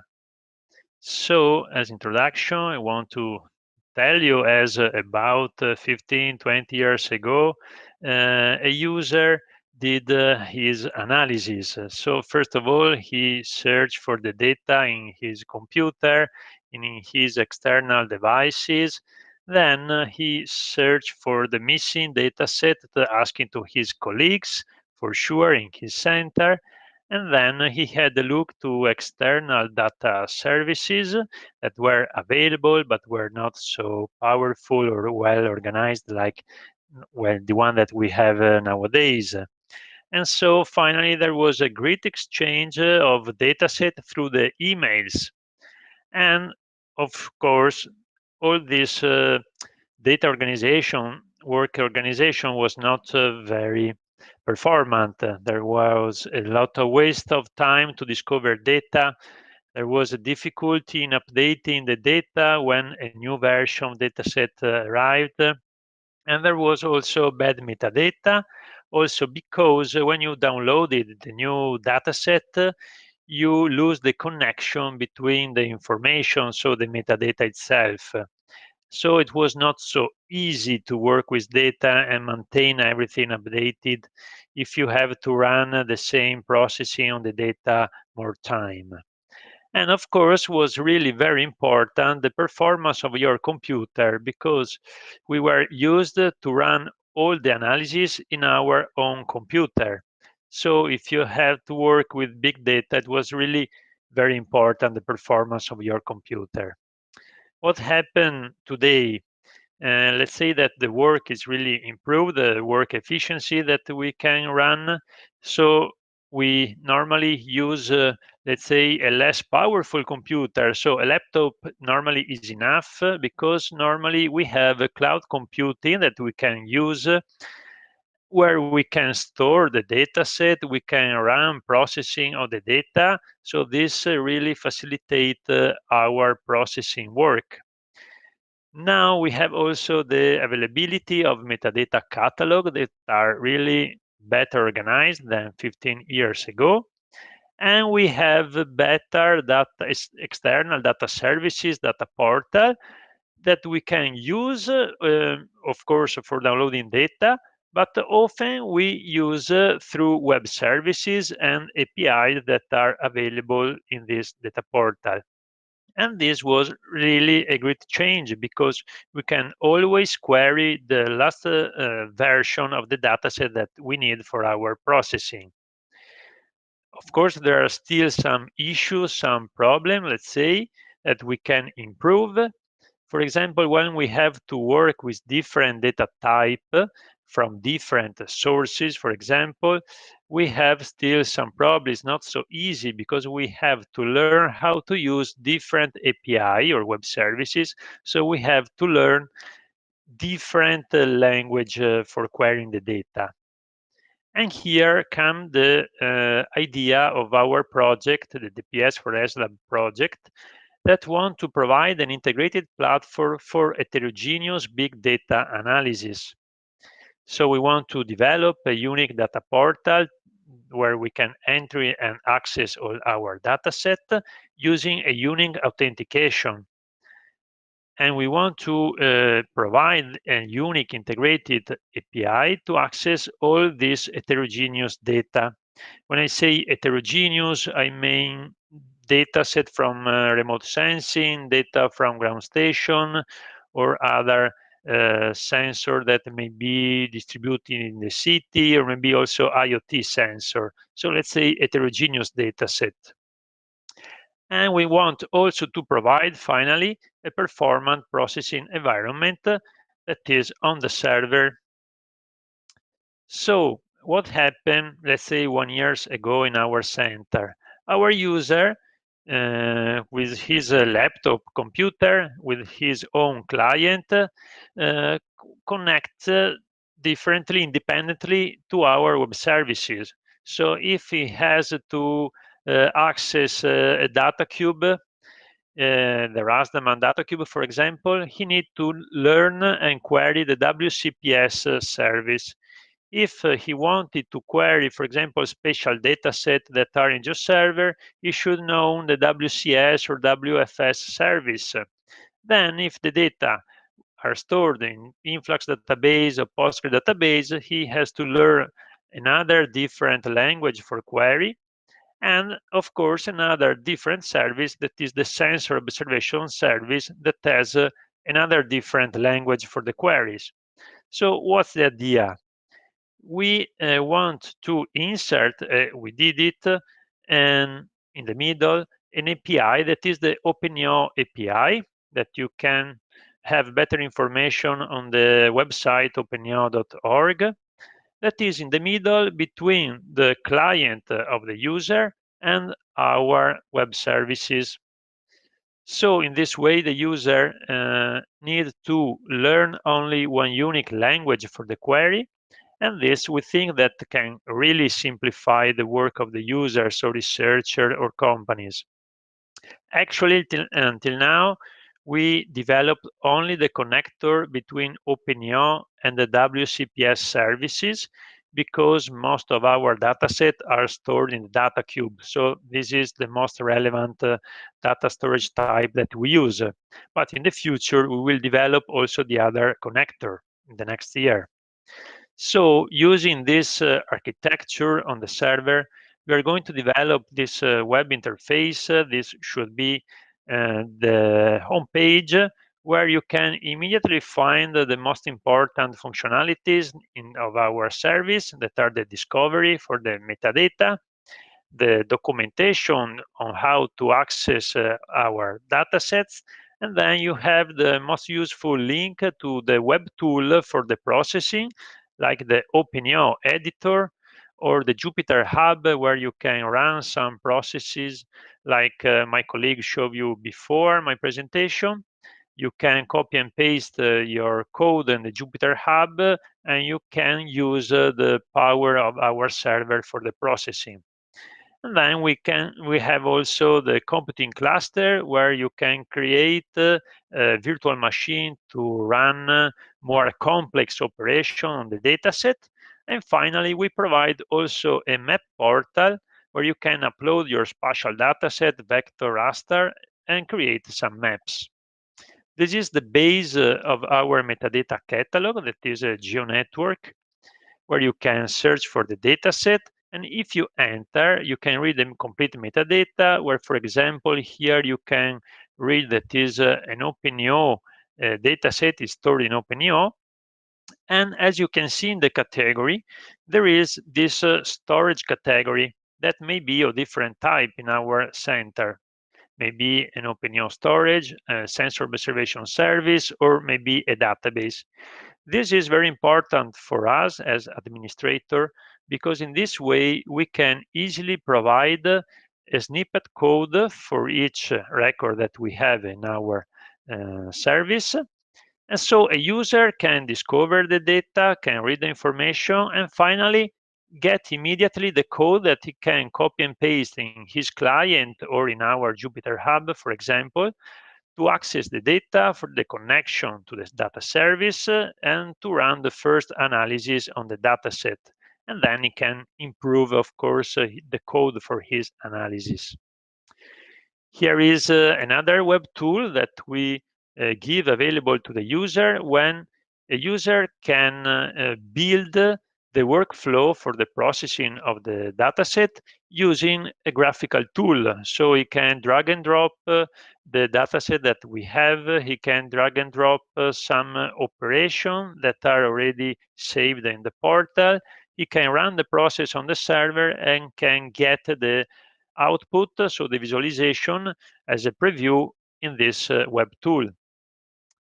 And finally, here there is our map portal that is a GeoNode application where you can create very easily. You can upload your layers and get the WMS, WFS services, or you can compose your map. You can set the permission, of course, and you can share with your partner project. So in the next future, let's say next year, we are going to complete all the connector between OpenEO and the other application that we have. And in this way, we think that the work of the researcher may be really simplified because he can, in this way, save time. He will learn only one language for query the dataset and can access and process all the dataset in one time. So this is all from my side. Thank you for your attention. Now, I don't know if we have questions, or you can write me by email for sure. We will answer you. Thank you very much. Thanks a lot, Andrea. Congratulations for this project. I see a lot of similarities with our Open Data Hub initiative. Probably you are aware about it. Yes, and of course. I think we should definitely get in contact because now that you are developing this kind of platform, now we should put the platforms all together so that the researchers can make, let's say, a mix between data coming from different applications. Yeah, I see a lot of potential here, and I don't have comments because I think your presentation was very, very clear, and just congratulations for the nice work you are doing at OIRAC. Thank you. Okay, so I think we can close this presentation. We have, in 2 minutes time, we are going to start with the next one. Okay, thanks a lot, Andrea. Have a nice evening. Thank you, bye.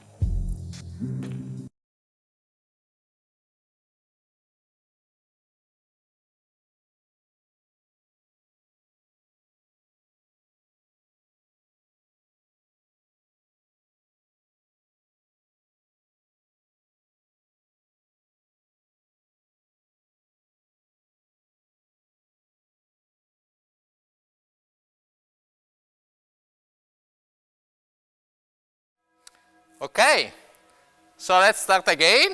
This time again with a mask, because the next speaker is here near me. You don't see him at this moment, but in a couple of seconds he will be here.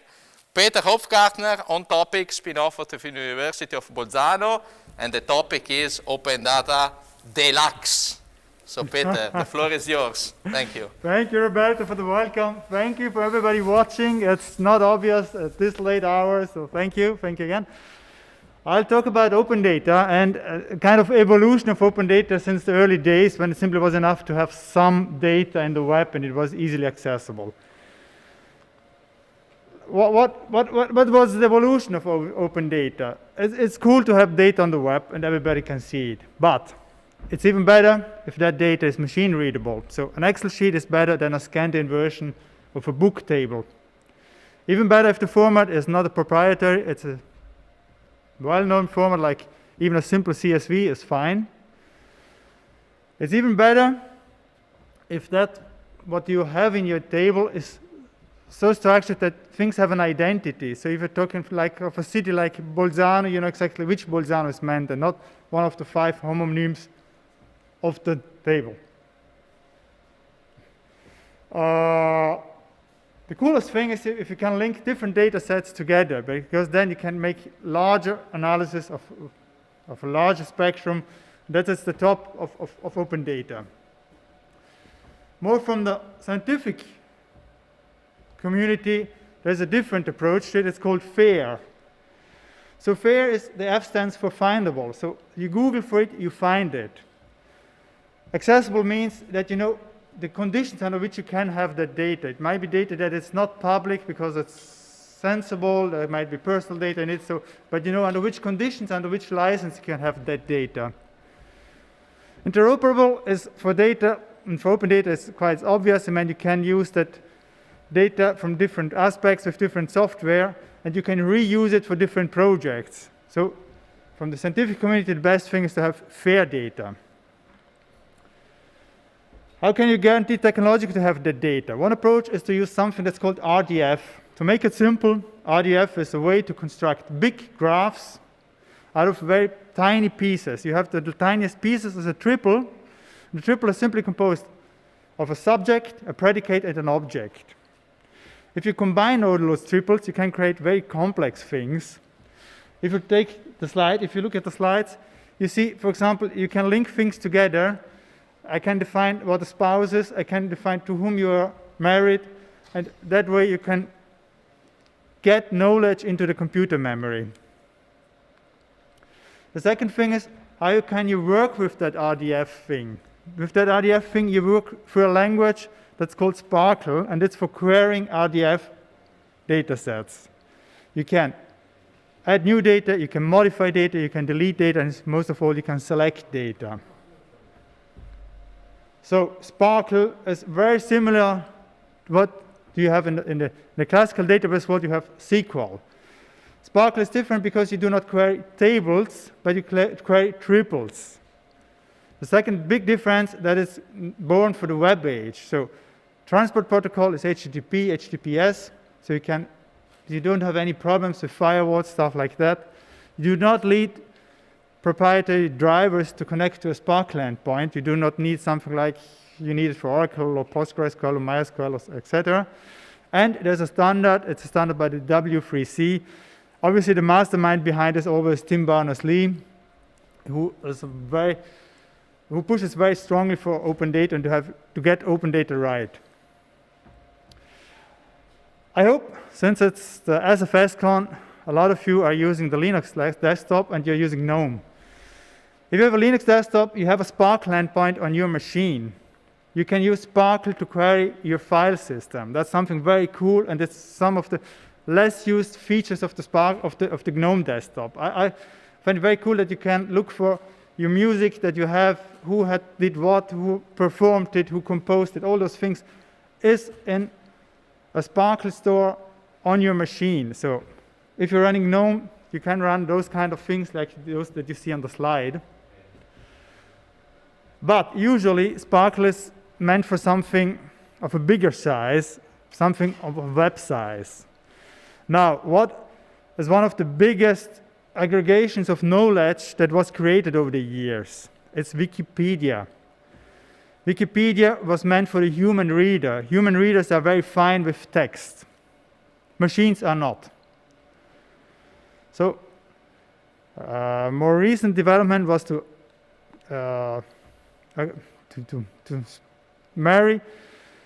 combine the text approach of Wikipedia with a more data approach, and that's called Wikidata.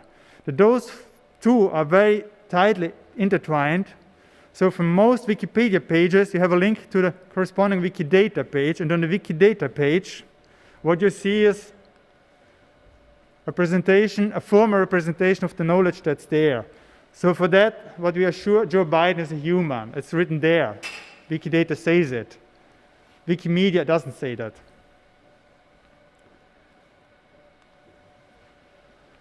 Another project that's using the data from Wikipedia is DBpedia, but DBpedia is not so tightly interconnected with Wikipedia. They are using the data and they're combining with other data. It's a very rich data set. You can do a lot with that data. I mean, that's a huge pool of data. You can download the whole data. You can even download the whole Wikidata data. One of the cool things is both of those systems, you can query them directly with your browser. You connect to them, you write in your Sparkle query, and you get the answers you need. You want to need what's the overall population of Asia, simply query it. It's very easy. It's very easy to do. You want to know everything that DBpedia knows about Joe Biden, then simply query it. You can get this information. But you have to connect with the browser. Another project that's combining a lot of data that is queried by Sparkle is one pushed ahead by Google and integrates a lot of different data sources. They're taking data from all those organizations that you see here, and you can connect to it with Sparkle and query it. There's one more project that I like a lot. We were involved with this project. It's a project run by the Neue Tech Park. It is about integrating data that's locally generated. Ideally, this would become the first choice if you're looking for data about South Tyrol. At the moment, there's a lot of data about the tourism in there. More data coming from mobility will come in, and hopefully more and more data sets will come in. And those data sets are of authoritative. They are good data. There's an effort to correct the data, get it better, and it's very easily accessible if you're doing any analytics with it. That's one of the points that we come to the second part of the talk. It's how can you use those data sets? I mean, connecting to the browser, writing a query is fine, but it's not ideal. What's cool is that you can really use them to query them, and then you get all the data directly on your disk. You can do it through the command line with a tool called curl. If you're using Linux regularly, probably you know it. I mean, the cool thing about Sparkle is it's simply HTTP. So you have a post request to it, say exactly which data you want, he selects it, he aggregates it, and you get it. Here we have the small query, you run the curl script, and it runs. Similarly, you can use something else from a project called Apache Gina. There's a slight change in syntax, but you run it, you copy it to your hard disk, and then you have all the data for your analysis. It's even cooler if you can import those data directly in your analytics software. Talking about open source here, the most common analytics software, they are certainly R. From R, you can directly run the query and have it in your data frame. So you're very flexible when you're selecting data for your project. That's something that I think is fantastic. There's even one package for R, it's for Sparkle, where you can connect to any kind of Sparkle endpoint and get the data you need. I mean, we're always talking about a query language. It's not downloading simple data set like with a REST service. You're really saying, okay, I want exactly this and this and this data combined in that way under these conditions. That's very powerful. Even more than R is Python at the moment, the data science language. Being a HTTP, you can simply use the request module from Python. It's standard Python. You make your query, get your data, and you have it. It works very well, but you have to fiddle a little bit around with the data, with the data objects so that you have tables that you can work with. So a lot of people will prefer probably using something more advanced than this, and that's Sparkle Client. With Sparkle Client, you get the data, you can work on it, you can iterate over it, and it's fine. It's fine, but it's not Pandas. And if you're using Pandas, there's even more for it, and even more for it is Sparkle Data Frame. With Sparkle Data Frame, you directly launched your Sparkle query, and what you get back is a data frame, Panda data frame. For Panda, it's the most comfortable choice, and it's a nice choice, but you have all degrees of abstractions there. So, just coming to an end of it, why do I say it's in a better world we would have much more data behind Sparkle endpoint? Is because you can really query data. You don't have to download the whole data set. You only download the data you need, and you can already do some pre-processing of the data before you download it, so you can aggregate it or things like that. Data usually behind the Sparkle endpoint has a data model, and if it's well engineered and it's a good data model and it's very cool to work with it, it's fine. You find the data that you need. You have models. You can really explore the data. That data is then easy to integrate, and the whole technology is easy to integrate since it's web technology. It's really about HTTP requests. Therefore, I would say it's certainly a better world for data than simply downloading data, and therefore I hope you like it too, and I really thank you for being still there. Thank you very much. I'm open for any questions. Thanks, Peter. I think it was a great presentation. It's the topic of the future for sure, because we are going beyond the fact that we have open data to make them available to third parties. Now, the big, let's say, question is how we get wisdom from the data, and we need the tools like the one you are trying to put also on the market. So the question for you, since we have still a couple of minutes, is can you provide some example of activities that you are doing for some of your clients that show so just to give a flavor of the potential of the kind of analysis that is possible to do with Sparkle? Absolutely, I'm very glad to do it. As said, one project we are involved in is the Open Data Hub. Yes. It's a very nice project, and we had to push our technology for a number of ways to make it what it is now. It's very easy to query, it's very flexible, and you can integrate a lot of data sets. Besides that, a project where we cooperated was with a partner who specialized in higher education and research. They did a big data portal for a local Italian region, Toscana, and to have an overview of the whole ecosystem of innovation, of research, and of higher education there. Who is financed by what, who produces what, who does research on what. With a lot of infographics, with a direct Sparkle endpoint that you can query. Most of the data is public. That's a big change from what was there before, because usually people do not publish their data. Another project we are doing is not a public project, it's an internal project for a large French university. We're integrating their data in order that they know where they are positioned in the international competition between universities. You know, the universities are on a very tight competition at the international level. You always try to be above the first 10 or 20 from Shanghai Index or Times Higher Education Index. So you need some very powerful tool to understand, okay, what are we doing, where are we going, how well are we doing? And that's what I'd say are the projects we are working at the moment, and they give us a lot of insights of what people want and what is needed. Yeah.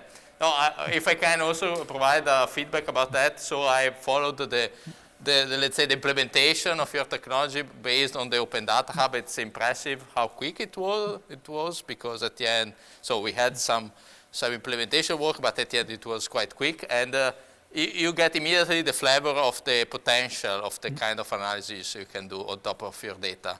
So I think this will be a huge market for you. So I think there is a lot of potential work for you to do in the next years. So I think there's very much work both for us and for a lot of other people to do on that. Yes. And I hope maybe there are a lot of people now attending your speech that would like to get in contact with you. And so good luck for your work. Thank you very much, Roberto. Thank you. Okay. So let's close this presentation. Now we have the 5 minutes break, and then let's go on with the last but not least presentation. Thanks a lot. Thank Peter. Thanks, Roberto. Thank everybody.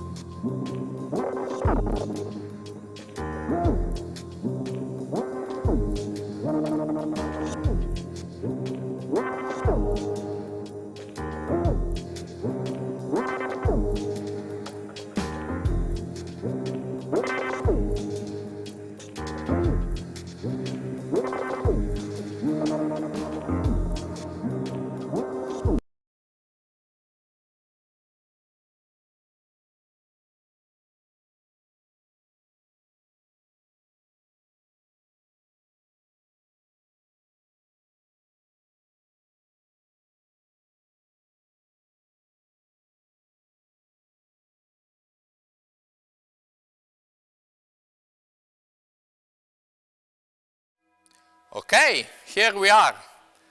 So last but not least, Roberto Confalonieri from the Free University of Bolzano. Now we change a little bit the topic. Now we are going to talk about recommender systems, so which is also something interesting, already news, but with great potential for future developments. So Roberto, can you hear me? Yeah, yes, I can hear you. Very well. Can you hear me? Okay. Yes, very, very, very loud and clear. So I give you the word.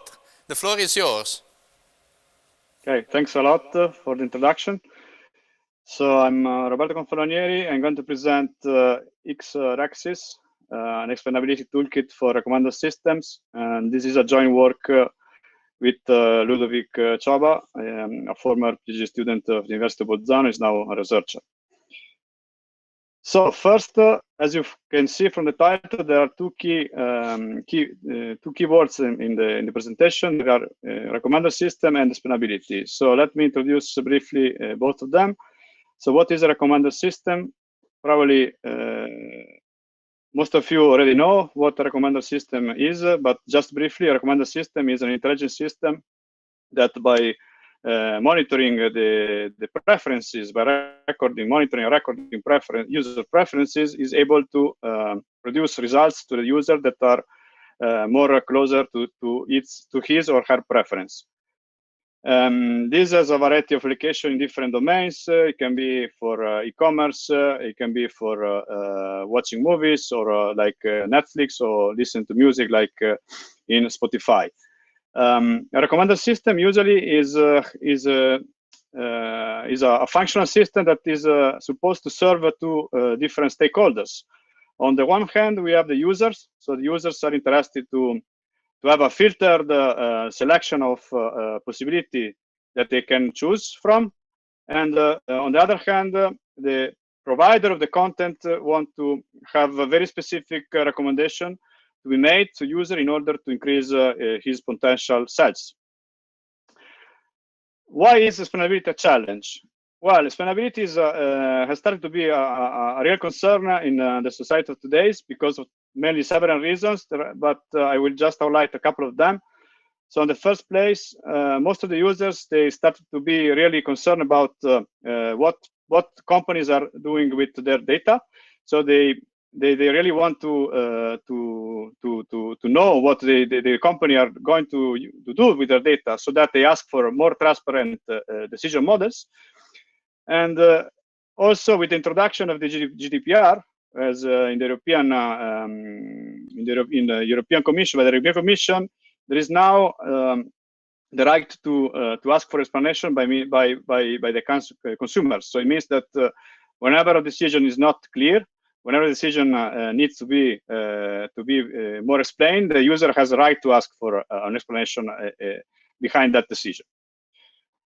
This challenge is felt across many industries.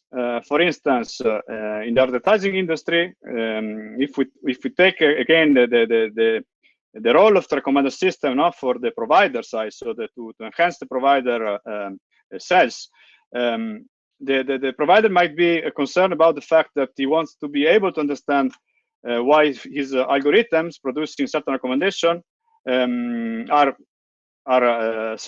ranking certain item first, so that they can prevent, in some cases, the placing of advertisement which are not really fitted to the content, to the current brand, or to the current page they are displaying. In health, there are several reports that they say basically that doctors, US, but also around the world, I would say, they are really concerned and also feel very uncomfortable with the use of AI in their tools. So they really want to have more transparent decision tools. And finally, another example can be in the finance domain, in which, again, a consumer might want to ask the reason why a certain loan application has been declined. And at the same time, the bank or the authority issuing the loan wants also to be able to explain why their system they're making certain decision. The most effective algorithms, of course, are the hardest to explain. This is really nicely summarized in this picture. Okay, we can see basically that classical algorithm from machine learning, like decision trees and several method, random forest, and so on, which are interpretable by design because they produce models that are symbolic. Usually they have poor performances. Whereas decision making models based on, for instance, deep learning technologies, they are known to be very, very accurate. They are known to perform really well, but they also known to be very, very less explainable. This is also the case for recommender systems. So in many cases, recommender systems, they are using algorithms that are very powerful, okay, but they produce black box decision-making models, and it is difficult sometimes to explain why certain recommendations are made. For this reason, we developed this toolkit, XRX toolkit. Is a Python which allows developers and different stakeholders in general, also researchers, to train a decision model for a recommender system, to use this decision model to to create new recommendations with the model trained on a certain data set. And moreover, and most importantly, tool is able to, for each recommendation, associate a list of explanations that are explaining why certain items have been calculated, have been recommended. We are able to, the toolkit actually currently is able to produce two kind of explanation styles. So in the literature of explainability, there are different explanation styles, item style, user style, and item style, user style, and the toolkit is able to produce this kind of explanations. So as far as item style is concerned, item style explanation are concerned, they are essentially explanations of recommended items based on similar previously iterated item by the user. So you can see that the user has been recommended with a specific movie, and this decision, this recommendation is based on his or her previous recommended interacted items. Okay. Another kind of item style representation is based on association rules. So again, we're able to associate for a given recommendation, like in the figure of dreams. This recommendation has been made because the user previously interacted, previously watches movies like Evita, Platoon, and so on. We also are able to provide user style explanations, which are explanation of recommended item based on similar users. So in the diagram, it is there is an example. So a certain user was recommended with a specific item because similar users to him or her rated this item as follows, and this rating of the item was really high. So it was recommended because other user rated this movie in a high way. The toolkit is based on APIs, which means that it is easily usable for implementing, for instance, graphical user interfaces. In the example, there is an example of a web application, a smart application developed for devices based on the Flutter framework. And we can see again this how the toolkit is able to produce recommendations for, in this case, about movies, and how the user is able, for each recommendation, to ask for explanation. And for instance, in this case, we selected a 3-item style-based explanations, which means that for each recommended item, the user is getting an explanation which consists of three items. So in the case of the first movie, A Fish Called Wanda, we can see that this recommendation is explained by means of 3 previous movies, previous items the user interacted with. To wrap up, this work is going to be presented as a tutorial at the 35th AAA Conference on Artificial Intelligence, AAAI 2021. This is a top A-star conference of artificial intelligence, which usually takes place in the US, physically in the US. For the circumstances that we all know, this unfortunately will not be the case next year. So it will be celebrated online, like this event, and we are going to present our work also in the context of the tutorial of this conference. We are working on the refactoring of the code, and the code will be soon made publicly available through GitHub. And the main reason why we're here, why we are presenting this work, is because we are really interested in getting use cases from the local industries of South Tyrol, and we are willing to work together with some of you. So if you want to have more information, I leave here with our contacts. So this, as I said before, this work is developed by me, Roberto, and by Ludovic. We are both employed by the University of Bolzano, Free University of Bolzano, and we are really willing to collaborate with you in the future. if you want to learn more, please contact us. Thanks a lot. So, thanks a lot, Roberto. It's very interesting work, I have to say. Let me check if we have questions. I have to say no, but maybe I have one for you, because as far as I understood, this is quite beyond the state of the art. It's correct? So the fact that you make explanations on top of recommendations. Well, it is actually work that is currently being developed in the research community. So we have what we did. Usually, what you find in the round in repositories in the research paper is a lot of code, but very distributed, very scattered. Okay, so what we try to also to do with this toolkit is to a bit to bridge this gap, so to provide a unified framework implementing different state-of-the-art algorithms already existing in literature, but that you can find only in scattered places, and to put everything in one place, so that to facilitate the life both of developers and also of researchers who wants to experiment with these technologies.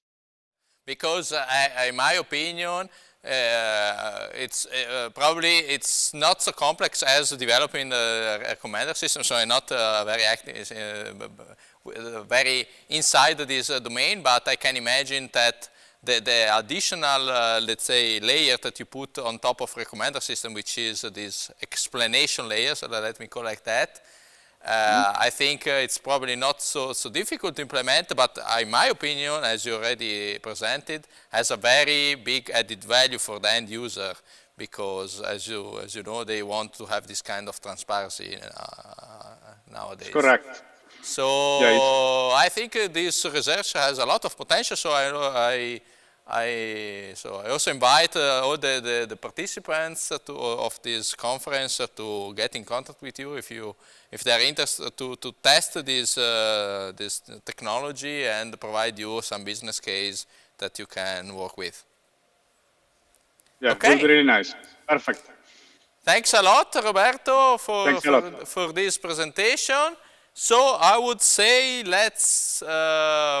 we can close this afternoon session. So track 1, data analytics. I have to say all the speakers were very, very interesting. I hope that you could enjoy the conference despite the few technical issues that we faced, but we really did our best. So it was incredible work behind the scenes. So you cannot see everything that was done in the last week, and I would like to thank the incredible work done by the staff here. So I had just the pleasure to present this track. So thanks a lot, and of course please remember that tomorrow let's go on with other interesting sessions. So have a nice evening and goodbye, and hope that next year we are going to see you here at Neutech Park. Bye-bye.